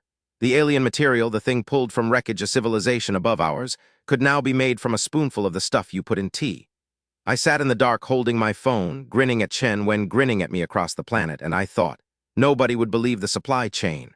Wreckage, to a broke kid, to a Belgian giant, to an oil war, to a bag of sugar. If I wrote it as fiction, an editor would tell me to make it plausible. The exotic alien material, born out of table sugar. The whole thing, the batteries that would change how the world stores its energy. Tracing back through a Cayman shell company and a Belgian giant and an oil war to a broke kid, a foam phone and a spoonful of sugar. I laughed for a while about that one. I'm still not entirely over it. They gave me the Adams Medal in San Francisco. A gold disc and a little engraved silver watch. On the way in, a reporter caught me. The same young woman from a Chinese network who'd interviewed me in Stockholm, of all the coincidences. And she asked what had drawn a mathematician into chemistry, and I asked her if she remembered what I'd told her in Sweden. She did. The meaning of mathematics is to change science. That's right, I said. And what I'm doing now is trying to change chemistry. She smiled like she'd been handed a gift, which, for a reporter, a clean line is. There was another writer at that symposium, and she was not there for a clean line. She found me in a rest area between talks, a blonde, self-possessed woman named Hayes, and sat down across from me, and it took me 3 questions to work out that she wasn't a chemist. She was a science writer, a popularizer. Half journalist, half novelist. There to hunt inspiration, she said, and she'd stumbled into the atoms ceremony instead and gotten more than she came for. Her questions were basic. General, the kind you ask when you want the shape of an idea, not the equations. And I liked her for it because it's harder to explain a thing simply than to explain it correctly, and I gave her the simple versions and corrected a few of the things the media had mangled. And when she was done, she put her notebook away, slid a card across the table, held my eye a beat too long, and said she was very interested in me, and perhaps we could have a more in-depth discussion sometime. I have, by that point in the story, been on stages in Stockholm and Boston. I have out-negotiated a Belgian CEO for $400 million. And a science writer sliding a card across a table with a look on her face rendered me completely, uselessly stupid. I took the card. I said something about being busy. She left a trail of perfume and a distinct impression that she'd expected better. And I sat there thinking that professors at Cornell can't follow my mathematics, so what exactly would the in-depth discussion be about? Which is, I recognize now, precisely the response that guarantees a man dies alone in a very nice house. My sister would have wept. The president of the society shook my hand and said the thing that stuck with me longer than the medal. Your research bought our future more time. And then they made me give a speech, and I told a room full of chemists that materials and energy had crawled for half a century, that we did not lack new materials, we lacked what we actually needed, and the reason was that we had no theory. No way to calculate the thing we want, instead of stumbling onto it after 10,000 experiments and a lucky Tuesday. I told them that was my entire reason for trespassing in their field. I promised them the talk would be, in my word, semi-academic. Then I turned to the board and started deriving. I watched the relief drain out of the chemistry professors who don't do math. I watched the ExxonMobil CEO in the back row slowly develop the expression of a man whose doctorate has just been publicly revealed as a forgery. And I kept going. Because I'd promised them semi-academic, and this to me was restraint. About 70% of the room, the ones who'd actually gone home and read my papers, followed it, which for that crowd is a triumph. I have no regrets. But the speech was a promise, and I don't make promises I don't intend to pay. I'd told them a real theory was possible, so I went home and tried to build it. Electrochemical interface theory. If number theory has the twin prime conjecture, this is chemistry's version. The deep, classic, unsolved thing at the center of a whole field. What actually happens, microscopically, at the boundary where an electrode meets an electrolyte? Nobody has a real model. Answer it properly, and you're not looking at one Nobel. You're looking at 2 or 3, because the committee has always loved theory over invention. And this would be the tool that lets you calculate any interface. Predict any battery. Design matter to order instead of praying to intuition. The group construction method, but for chemistry, the nuclear weapon. I locked myself in the little study off my bedroom and disappeared into it. A month I have done obsession before. I did it for Goldbach, but this was worse.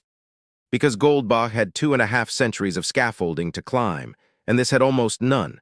I stopped answering Olenka's emails, which frightened her enough that all my students drove over one weekend and stood on my porch, working up the nerve to ring the bell and confirm I was still alive. And didn't. Because interrupting my thinking was a cost none of them could afford. And I came barreling out the door mid-thought and nearly walked over the lot of them. I filled the wastebasket. I filled it again.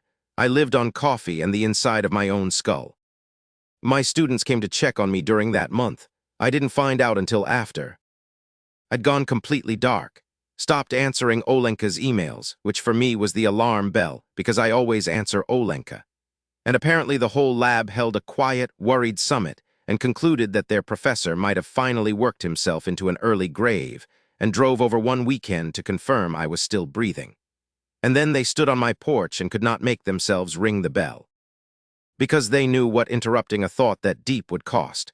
Even the easygoing version of me, the boss they heckled, was not a man you pulled out of the last mile of a theory to ask if he'd eaten. So 5 of the smartest young people I know stood on a cold porch, arguing in whispers about whether checking I was alive was worth the risk of breaking my concentration, and decided, unbelievably, that it wasn't. Julian told me later he'd rubbed a finger across my doorknob and found it thick with dust, and announced that if he ever had to stay indoors for a month, he'd simply die.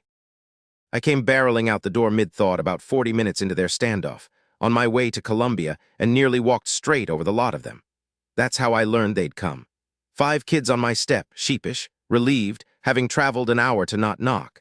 I have proven theorems that will outlive me. I am not sure any of them means as much as 5 people who loved the work enough to stand in the cold and protect it from themselves.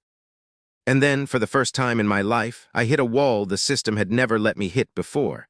Not a wall of logic, a wall of raw computation. Because a model for one interface, one problem my laptop can handle. But the second you generalize from one problem to a whole class of them, the unknowns multiply and the computation explodes.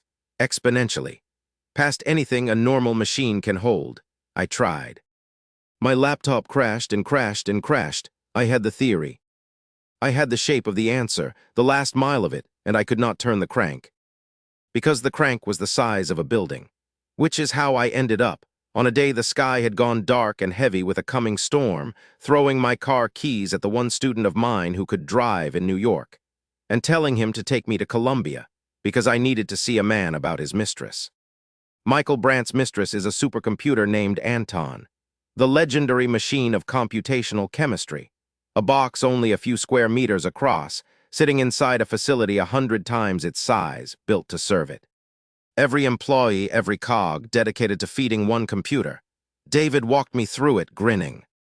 Patting the case, saying most people look exactly that stunned the first time they meet his baby, and I asked how much it cost. And he said, cheerfully, that he neither chased women nor kept mistresses, so what else was he going to spend it on? This, from a man who'd made $4 billion on Wall Street. Gotten everything he thought he wanted, felt the emptiness of it, and walked away from all of it to build a machine that lets people see molecules move. I understood him completely. We were the same animal. His horizon just happened to be made of silicon. And when he finally leaned back and asked what I actually needed, because he knew a man doesn't drive 2 hours through a coming storm to admire someone else's computer, I told him. And the whole room stopped. A theoretical model of the electrochemical interface structure. The PhD students at their benches, who'd been politely pretending not to listen, turned around in a single motion, like a field of sunflowers. And David didn't hide it. The showman fell off him for a second, and what was underneath was just a scientist who'd heard something he didn't believe. Say that again, you built that? Not quite, I said. It's one step short, I have the theory. I have the shape of the last mile, and the last mile needs more computer than exists in my house, so I came to borrow yours. He named no price. He waved the whole idea of a price away like it embarrassed him. I have more money than I can spend, he said. And I believe him. It's a burden I have tried and honestly failed to relate to. He asked for one thing, not his name on the paper. He was very clear about that. He didn't want the credit, just a line. One line in the acknowledgments. The Anton Supercomputing Center at the D.E. Brandt Research Institute, and when he said the machine's name, his voice actually caught. This billionaire, this legend, over a computer. I want the whole chemistry community, he said, to hear the voice coming from Anton. I told him he could have his line. Of course he could have his line. A man should get to hear his mistress speak. So let me tell you where I'm standing. At the end of the part of the story I'm willing to tell you tonight. 5 years ago, I was a foam telephone, dying of heat stroke on a strip of pavement, worth 70 yuan an hour, refusing money from a mother who had less than I did. Tonight, I own a Caribbean corporation, a Chinese research institute, a validated new science, a chemistry medal that's a Nobel bellwether, a mathematics prize a king handed me, and I'm standing in a supercomputing center at Columbia University, about to run the last mile of a theory that could rewrite how the human race designs matter. That is the distance. I want you to sit with the size of it, because I still can't. And here is the part that keeps me up, the part that isn't background. An oil supermajor is hunting my research, and doesn't know it's chasing the wrong exam. A government has decided I'm a national asset, and drove its ministers to my station platform to prove it. Faltings thinks I might surpass him, and told me I only have hope. Every giant in 3 industries now knows my name. And not one of them knows the truth.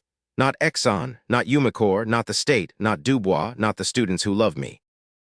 Not the sister who interrogates my refrigerator.